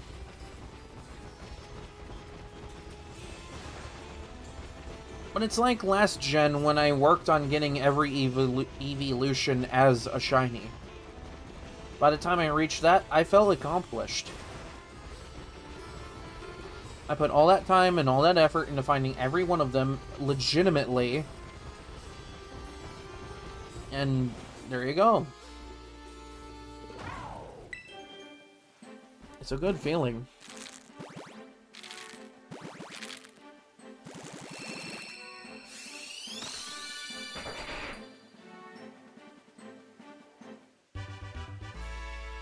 And sometimes you might catch, like, a fun reaction out of me, like the time I got that shiny Fennekin. I'm pretty sure that clip still exists on here. Where, like, that hatched a shiny Fennekin, and I was just in such disbelief of that. But it felt good. I got it, and I was, like, really happy to see it.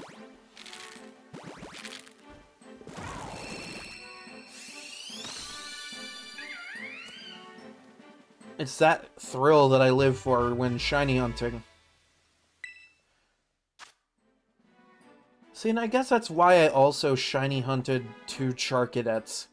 Even though they were terrible and pointless shinies to get. It was rewarding to get them.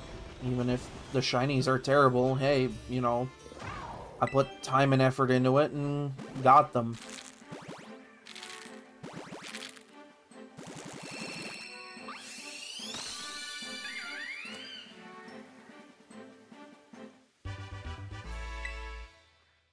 And I can't tell you how many times, like, when breeding Froakie, how many of them looked like they could have been a shiny, but because of the lighting in the game, they, like, it was, like, a false alarm. Because shiny Froakie isn't that much different than normal Froakie. Which is an absolute travesty.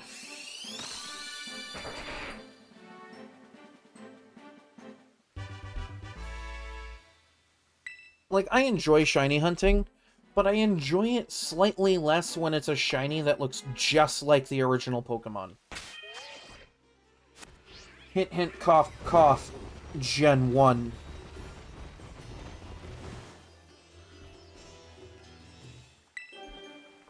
But did I get those shiny stars? Absolutely I did. Oh, hey, real DX are, I'm just gonna call you DX. Thanks for the follow. I heckin' appreciate it. Hope you have a good time.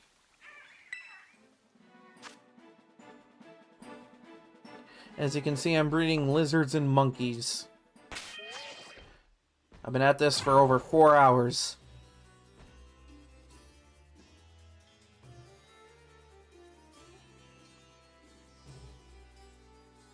Oh, okay, touch trade is in trade and then immediately get it back, right? I think that's what that... I'm sorry, I've been at this for like 4 hours. And while I'm still very much full of energy, I'm like... Last one on your decks, huh? I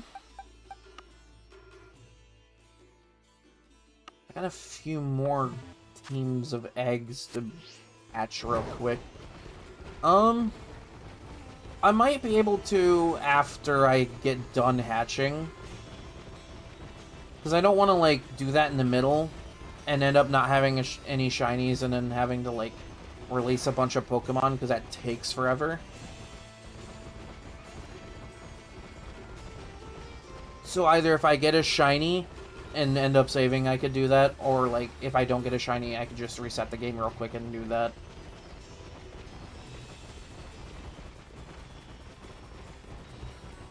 It's because of the way I'm doing this. If I don't get shinies, I just reset, so that way, I don't have to release a ton of Pokemon. It's just not rewarding like it is in Legends Arceus. It's like, if you release entire boxes full of Pokemon, at least you get some good shit out of it.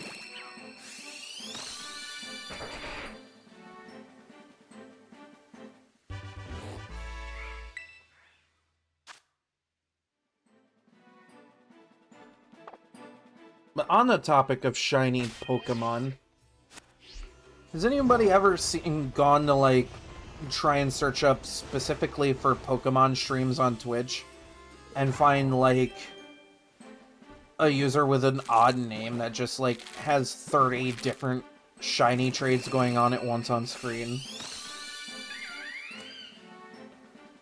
Game? Game, I think you forgot to take away the blur filter. There you go. Yeah, the bot traders. I don't like them at all. They were a plague in the last game. They're a plague here.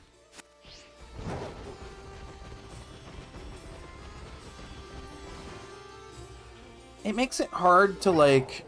Yeah, game looked drunk as shit.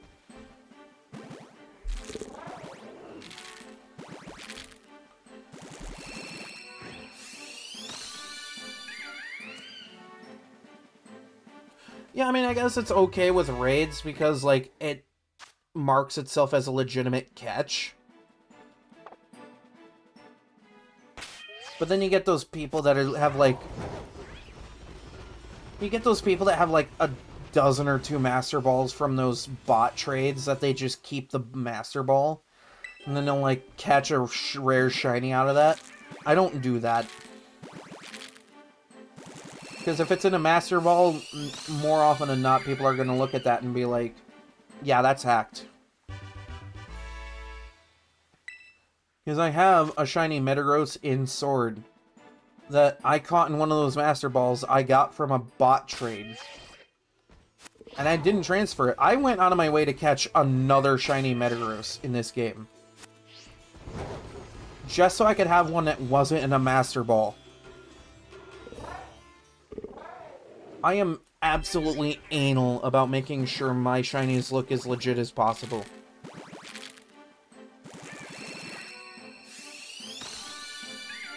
Y'all think I'm crazy for it, too. Like, oh, it's just a shiny Pokemon. It's not that special. Dude. I wouldn't put this much effort in if it was just for a special color of a Pokemon. Like, again, I'm going for a shiny of every starter. Which means I'm going out of my way to legitimately catch or breed pretty much every starter up to this game. I still gotta get to Cyndaquil, which is proving to be really annoying. Because I either gotta catch it in Legends, or I gotta breed them here.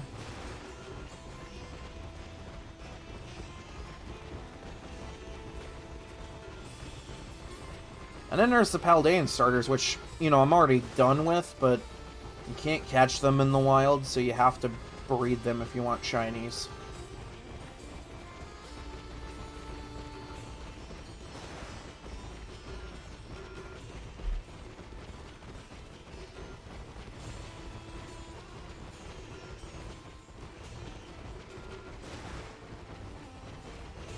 No, the only time I feel like a shiny loses its value is if it's a shiny I already have. Like, I can't tell you how many shiny Trapinch I've encountered since the DLC for this game dropped. Like, 2 or 3. I think I traded one of them to Miser at some point, but, like... It's crazy to think that I've encountered that many shiny Trapinch in this game.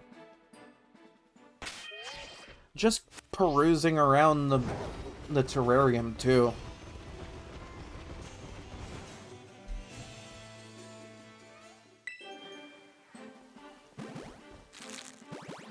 Just a random child walking by.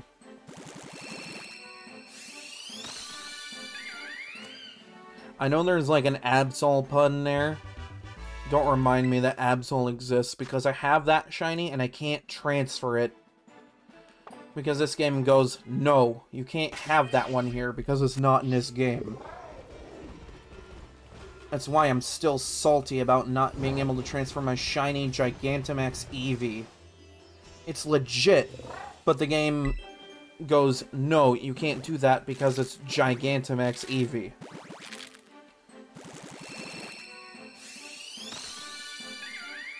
Like, no, don't feed me that stupid bullshit, alright? It's a legit shiny Eevee. Let me transfer it.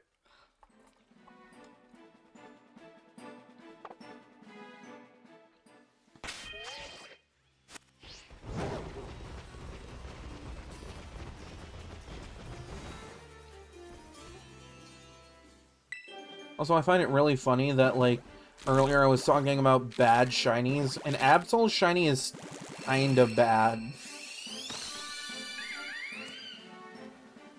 Like, it's still got white fur, but the difference is it goes from black skin to red skin, like it's a demon or something. I'm like, yeah, cool, red with green eyes, that looks good, but like, I think we could get a little more creative there.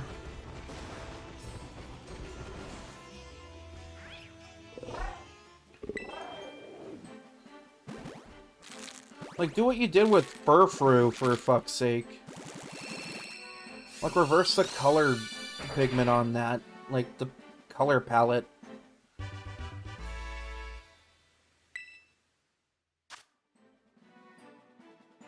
I'd settle for that.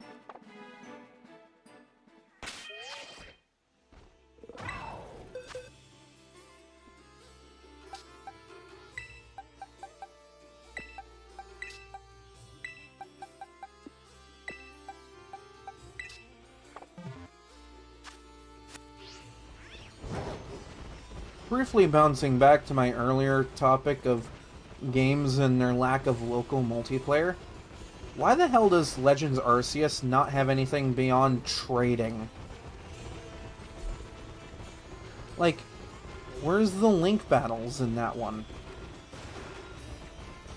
What, could they not program two people battling and being able to run around and stuff?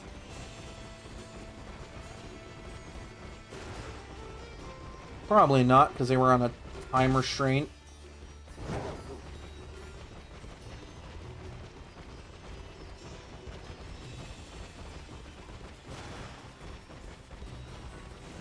Again, every time I stream Pokemon, I find some way to complain about it.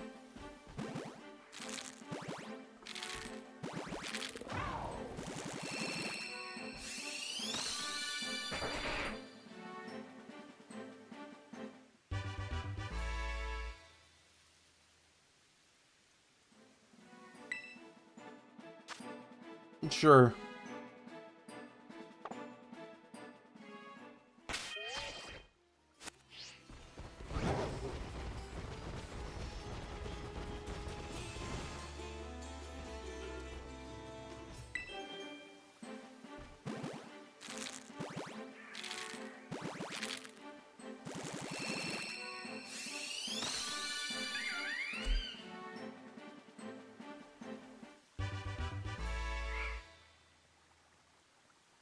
I hear that Curlia going off over there.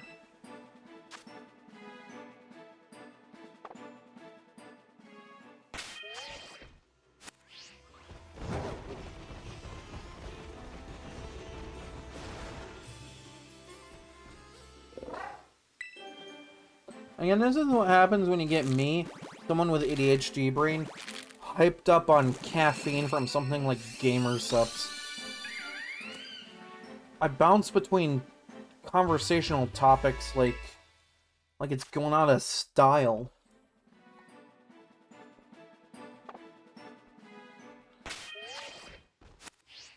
I just have a lot of my smooth Wolfy brain, I guess. Not Curlia fries.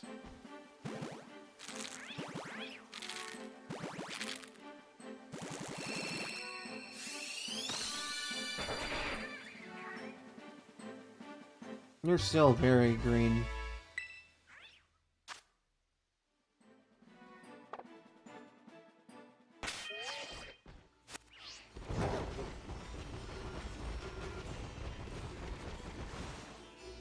I feel like not only did they make it nice to, like, breed Pokemon yourself, but I feel like they might have made hatching them faster. I know I have a Steam Engine Pokemon in my party helping with this, but, like, I feel like it was faster than the last generation.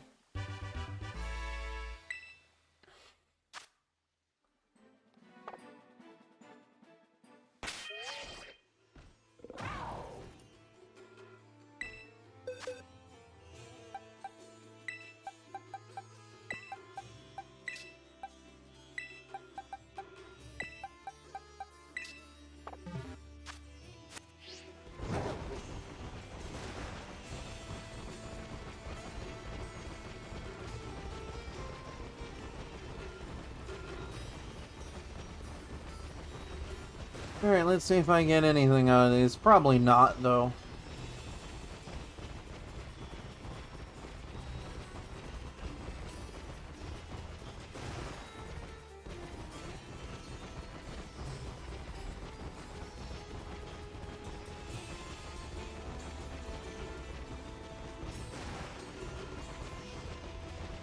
You need special equipment to ride a Cyclizar. My dragon comes with everything attached.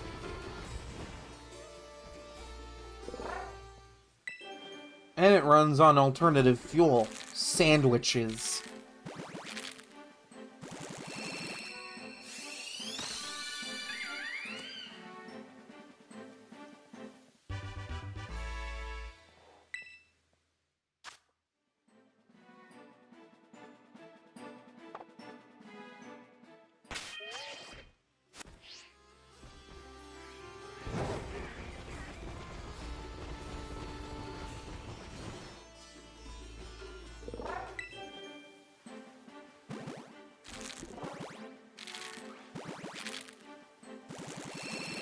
That reminds me, I gotta go back into Violet and cash that spare Miraidon so I can transfer it over here. That and, like, those other, paradoxes that I'm missing in my Blueberry decks. Iron Crown and Iron Boulder, I think. Again, very stupid names for these paradoxes. What is it with the past ones and having okay names, but, like, the future ones just have really bad names? Like, who's gonna want to train a Pokemon named Iron Boulder? Like, okay, I get it. It's based off of Terrakion, which is a rock type, but if you had no context of what it was based on, what are you gonna think Iron Boulder is? It sounds like you're talking about a giant metal rock.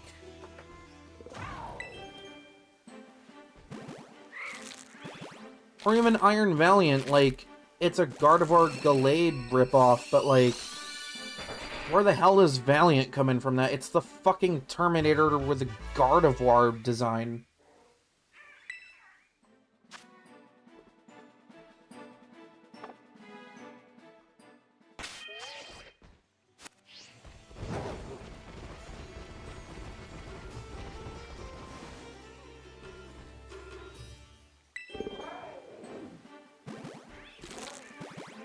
See, earlier I was praising some of those for actually kind of working, because, like, Iron Valiant as a name does go pretty hard.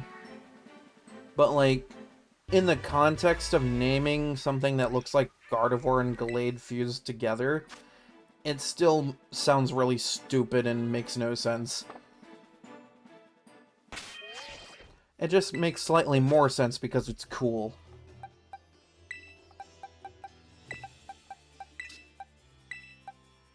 Oh, one more of each. Alright.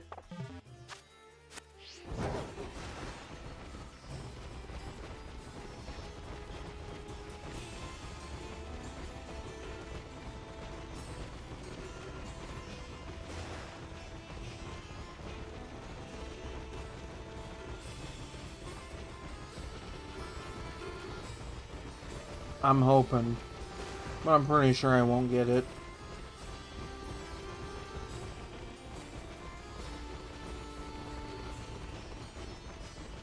Because even with my shiny charm, it's still really bad odds.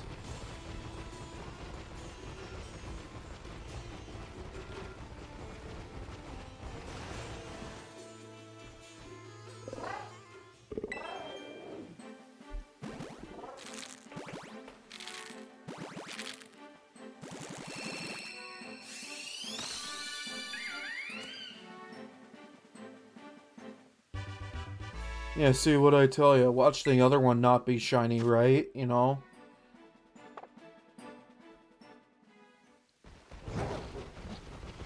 No, excuse me.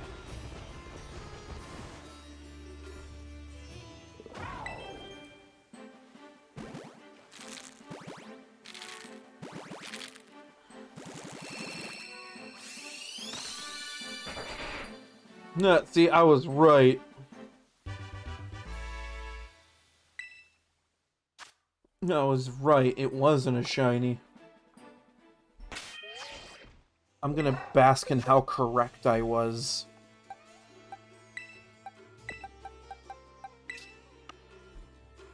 Just make it sound like I'm an asshole or some shit. Why not?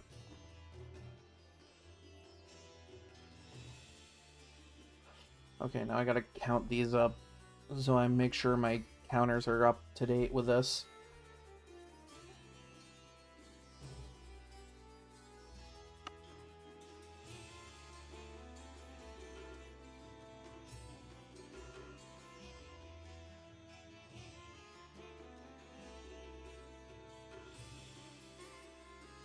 Okay, that puts me at 74 Chimchar.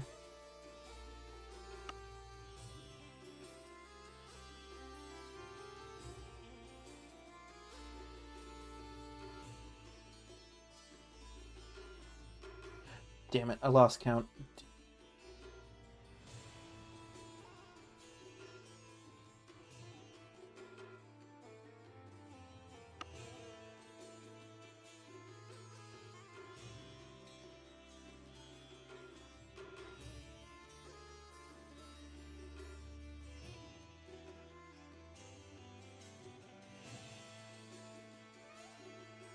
Yeah, Trico's still edging out over Chimchar here. 89 to 74.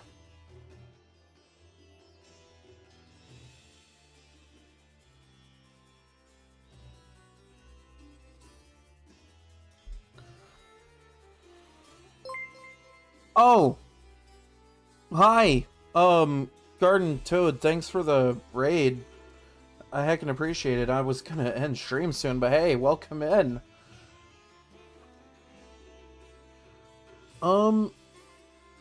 So, oh, and thanks for the follow. Welcome in. I am, Shirokami. I'm a Wolfy Yokai VTuber with ADHD brain, and I'm hyped up on gamer subs, but you know what? We're gonna let the fun happen. Also, Def Milky, thanks for the follow. I'm gonna call you Def. Is that person here still wanting to spot trade the, Koraidon real quick? Let me also shout out Garden Toad here. Oh yeah! No shinies, but you know, that's how it happens, I guess. Okay, shout out for Garden Toad. There you go. Give him a follow, give him some love.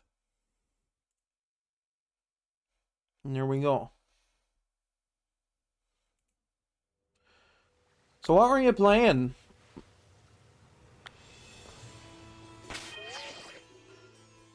I'm very curious now.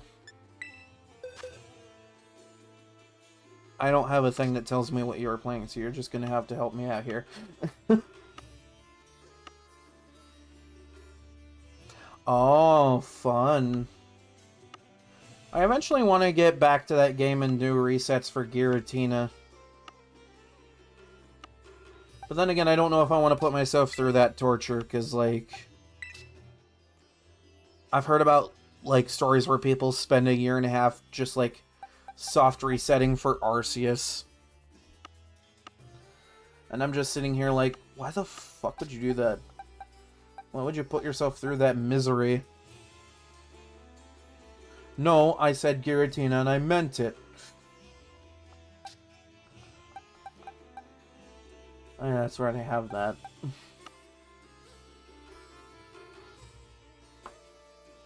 I swear. swear... Yeah...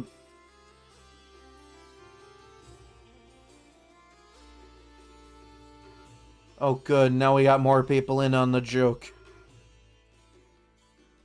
Yeah, there was someone in here a bit ago that wanted to do a quick spot trade with for Koraidon to complete a Dex thing. No, I said Giratina. Oh good, now we have a Floatzel cult growing. How absolutely amazing.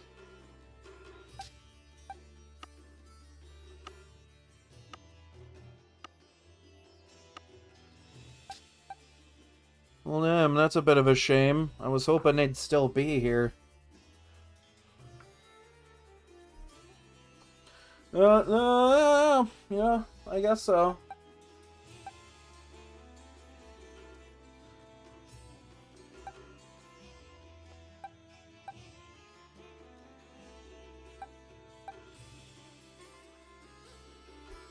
Well, I guess while I'll give them a few minutes to see if they come back for it before I decide to call it and raid somebody, I guess.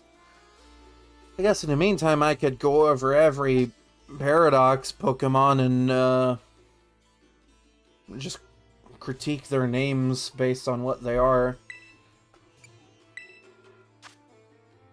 That could be fun, right?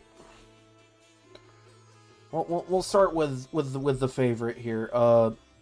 Maybe not the favorite. I mean, I have two shinies of this, but whatever. Screamtail. Has a tail. It screams. Makes sense, I guess. I gave it a 3 out of 5.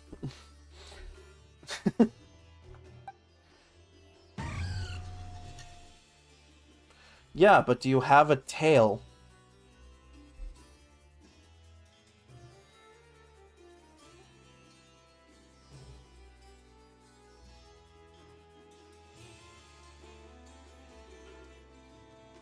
Well, I guess since the jury's still out on that. Alright, Flutter Mane. I kinda see it. It has a mane. And it flutters. Oh, so gracefully. I mean, it makes more sense than Screamtail, I guess. Ah, yes. This one's a favorite of a friend of mine.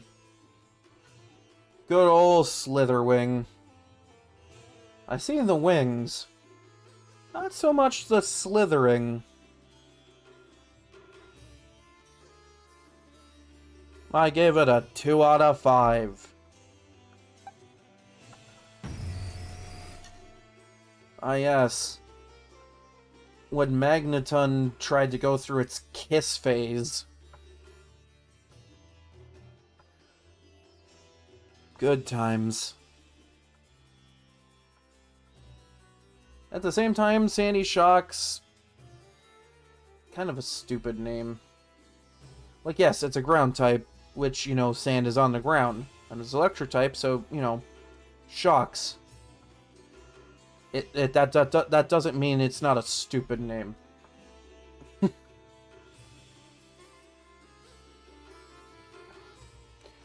I give you a 2 out of 5. Brute Bonnet. Okay, it looks brutal, so there's the Brute. I'm not... Hold on. I'm gonna Google this before I get myself in trouble trying to figure out what this thing is supposed to be. What is a bonnet? Oh, okay. So it's just basically a head covering. Okay, I see it. It's a brute wearing a hat.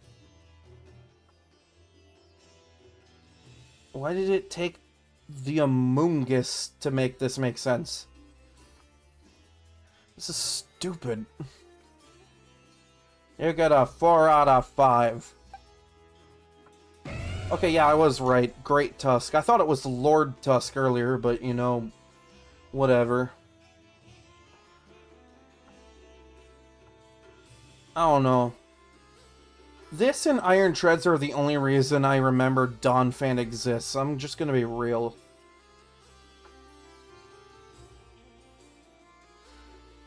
That said, I see why it's called Great Tusk. It doesn't explain its typing at all, but it lives up to the name of Great Tusk. And that's all you really gotta ask of it. I might shiny hunt this thing one day. The shiny looks bad, but like at least it's something. Ah yes, Roaring Moon. AKA Dinosaur Mega Salamence.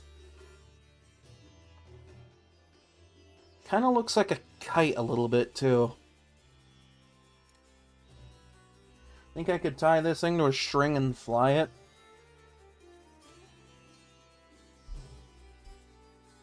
It's kind of a silly name, but you know.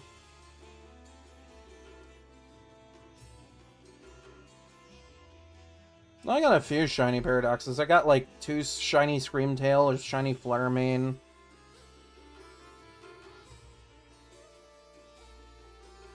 Ah, nice. I want to shiny hunt Iron Valiant one day. Iron Valiant and Iron Thorns, those are 2 shinies I want. Because shiny Iron Thorns looks so cool.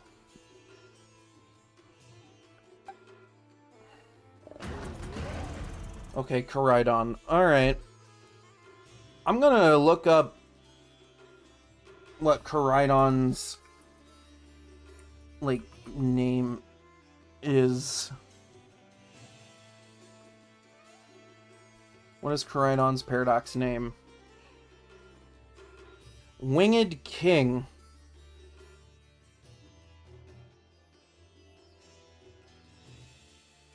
I see the wings, and it looks kind of royal, so... Now I kind of want to name this thing Winged King.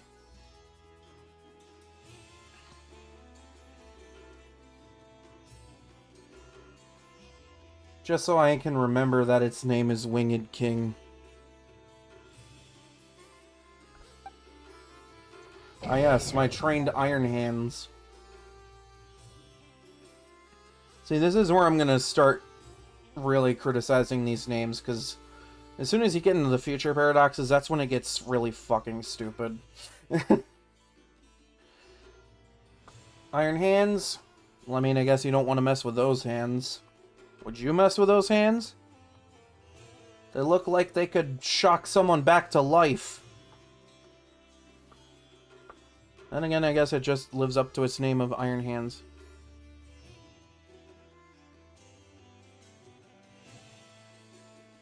Iron insert noun. Iron bundle, okay. I don't like Delibird that much. It's silly. It can be pretty fun if you really want to dedicate training it. As for Iron Bundle, it's alright, I guess. Still looks kind of stupid, though. It's crazy, because this thing is, like, really insane competitively.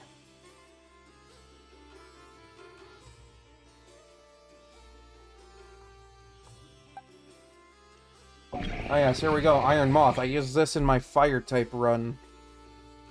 His name was Lamp. I might transfer Lamp into this game, just because it's a EV-trained... was like the only EV-trained Pokemon on the team.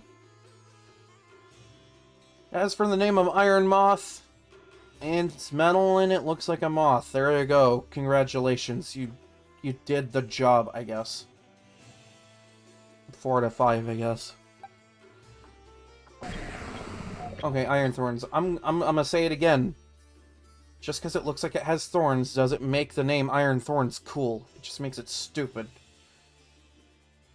That said, the shiny for this is amazing, and I would recommend it. Hell, I recommend it so hard I'm recommending it for myself to hunt it.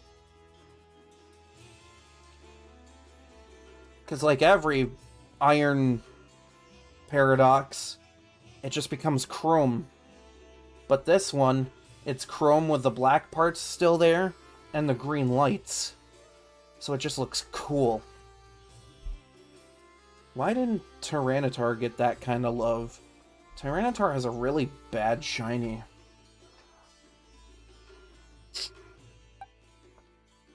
Ah yes, the other reason I remember Donphan exists.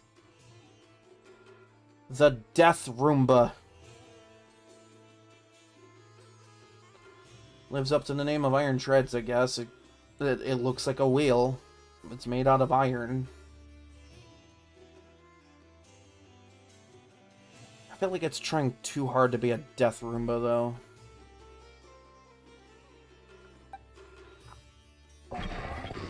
Okay, I asked this before. I'm gonna ask again. What the fuck is a Jugulus?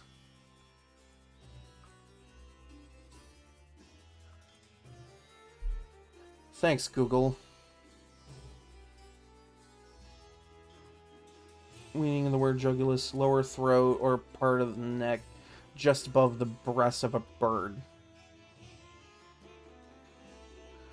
So it's iron throat?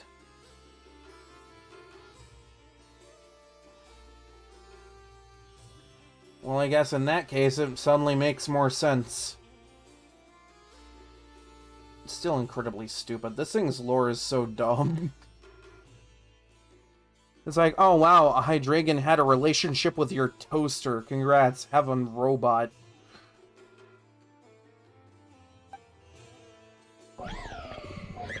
Okay, I named this one because I could. But Iron Valiant is a name that goes hard. And that's why I love it. I mean, being a Gardevoir and Gallade fan myself, this is just a love note. I remember a while ago when I did a tier list for the shinies of Paldea. And I made a point, because like every future Paradox is just chrome colored. Like, Gardevoir and Gallade have blue shinies, so why wasn't this one blue? It would have made more sense. Then you could make the joke because it'd be red, white, and blue. You could say it's America. That said, this thing is Gardevoir the Terminator. Kneel before it. It's also General Grievous, I guess. Yeah, I saw that animation. This thing is Grievous. You can't make me unsee that now.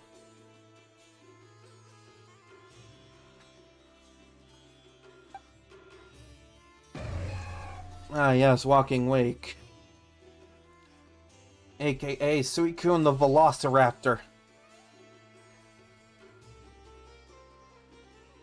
I guess the name kinda makes sense. If we're going in terms of water. I still really prefer Suicune over this thing. Then again, I haven't really given this thing a chance.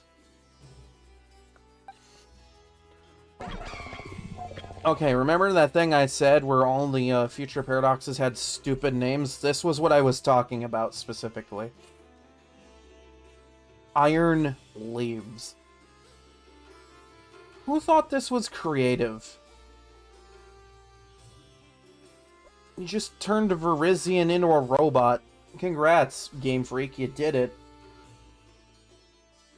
You also locked this out of being shiny hunted, you fuck. And I guess I got a couple more paradoxes I could go over real quick. It doesn't look like they're coming back, so You know, whatever. I'll burn through a few minutes and talk about stupid Pokemon names. Why not? It's entertaining and it gets people's attention. Where'd I put them? Ah, yeah, here we go. No, hold on. There we go. Gouging Fire. Here we go. This one's fun. It's a Triceratops Entei. I didn't like it at first, but looking at it more and more, I kind of warm up to the design a little bit. This thing's kind of cool. I still think the idea of past Paradox forms for this trio throws a wrench into the whole "these were once Eevees, but died and came back to life thanks to Ho-Oh" thing.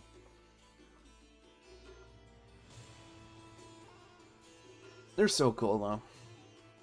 That net's a really good typing. I like Fire and Dragon. Big shocker, I know. I did a whole Fire type run. Oh yeah, I totally don't like Fire. Raging Bolt, aka the meme of this generation. In terms of design, this thing's kind of stupid, but you know, I respect it. It's stupid, but I respect the hell out of it, because this thing dethroned Urshifu. And that's not easy to do. It took a giraffe. And I know it's not really a giraffe, but we're gonna call it a giraffe. I've seen all the memes.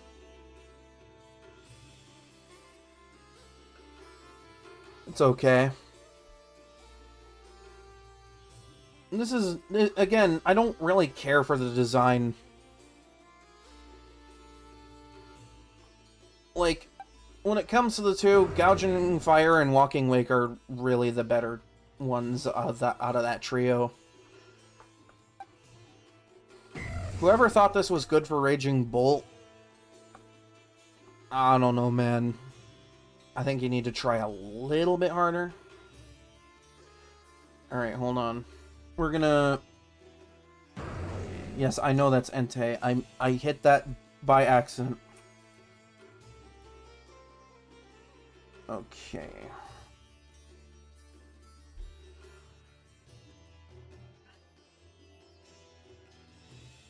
We're going into some other territory here because I'm just gonna bring these up real quick.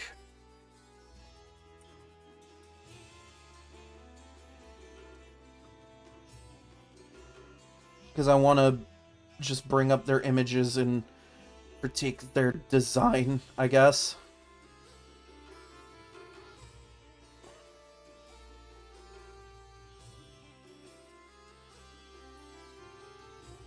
But we're going to go over these two because while I don't have them, it's only fair that I cover them. Alright, here we go. Iron Crown.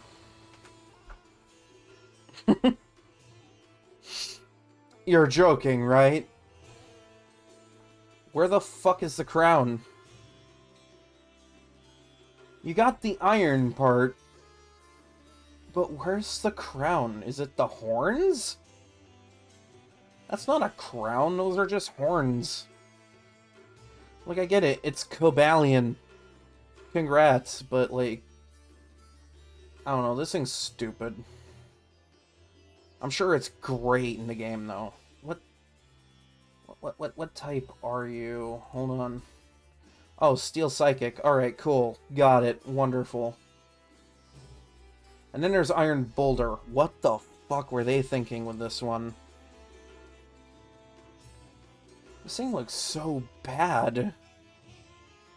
Like, bad in a way that it's kind of good.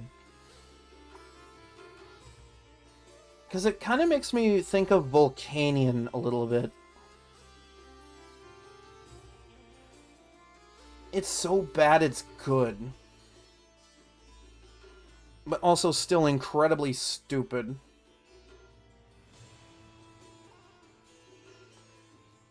I just realized for the last 20 or so minutes I've been shitting on Pokemon. Go me, right? What type are you? Rock Psychic? Are the Swords of Justice Paradoxes just all Psychic type? What the fuck? Yeah, they're all Psychic type.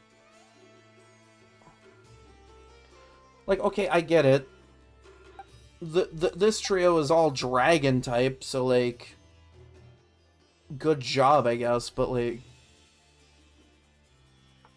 The Iron Trio is all Psychic? Oh, and let's not forget the other crown jewel of this collection. We got Koraidon's Paradox name. Let's get Miraidon's Paradox name.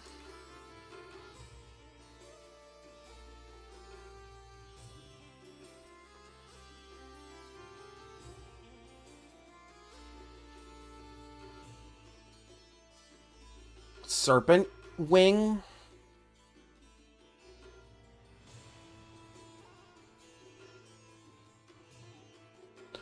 Wait, what?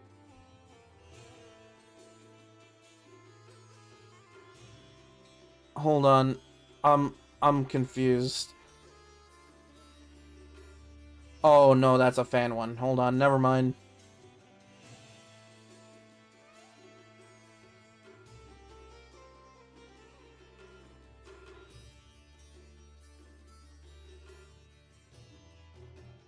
Let's look at Reddit here. Of course, it's got nothing. Iron Serpent Wing. What the fuck?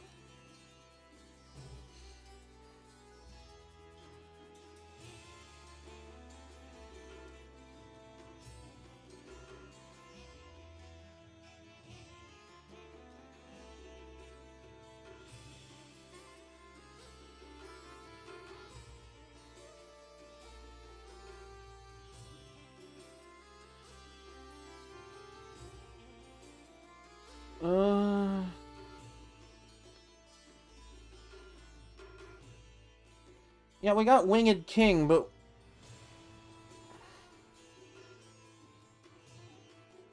What the hell?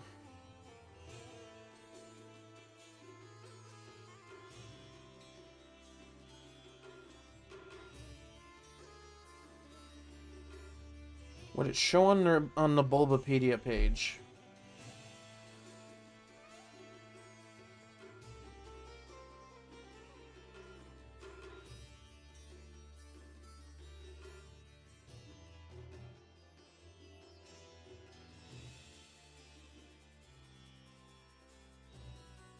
Okay, Iron Serpent, I guess. I guess we're just gonna go with that then. Because I'm not finding any other name on here for this.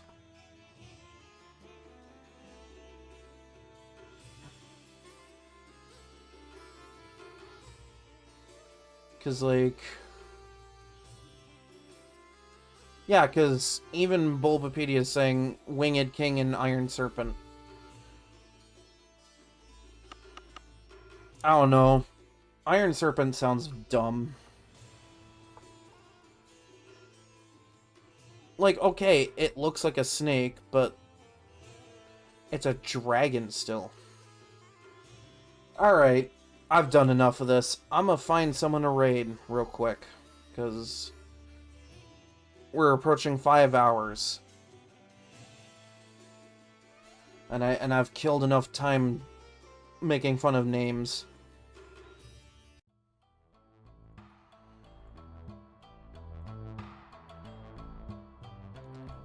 Now again, I don't do this out of, like, spite for the games. It comes from a place of passion. I genuinely love Pokemon, but, like, holy shit. The lack of creativity in some of what was brought to this generation, they need some work. They really do.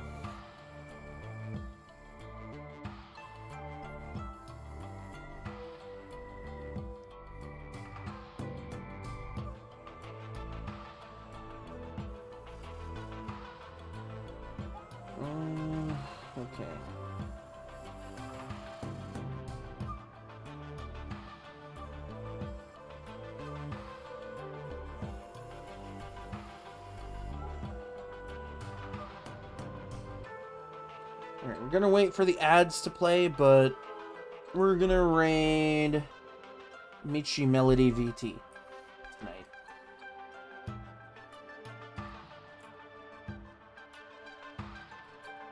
Who's currently playing BDSP.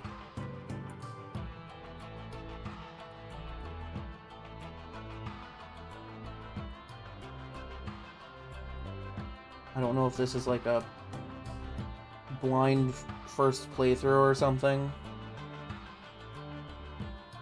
But, looks like a fun time, I guess.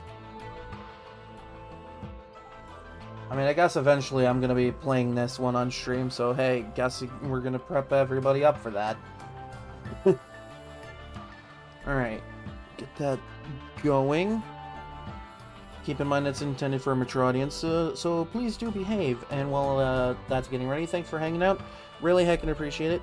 I'm coming back on Friday with Splatoon with the guys, because Splatfest is this week, and I'm hyped, because, you know, I do enjoy it.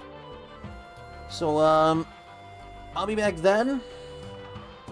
Until then, I'm gonna just get through the week, you know. So, stay safe, have a good week. I'll see everybody back here on Friday with Splatoon 3.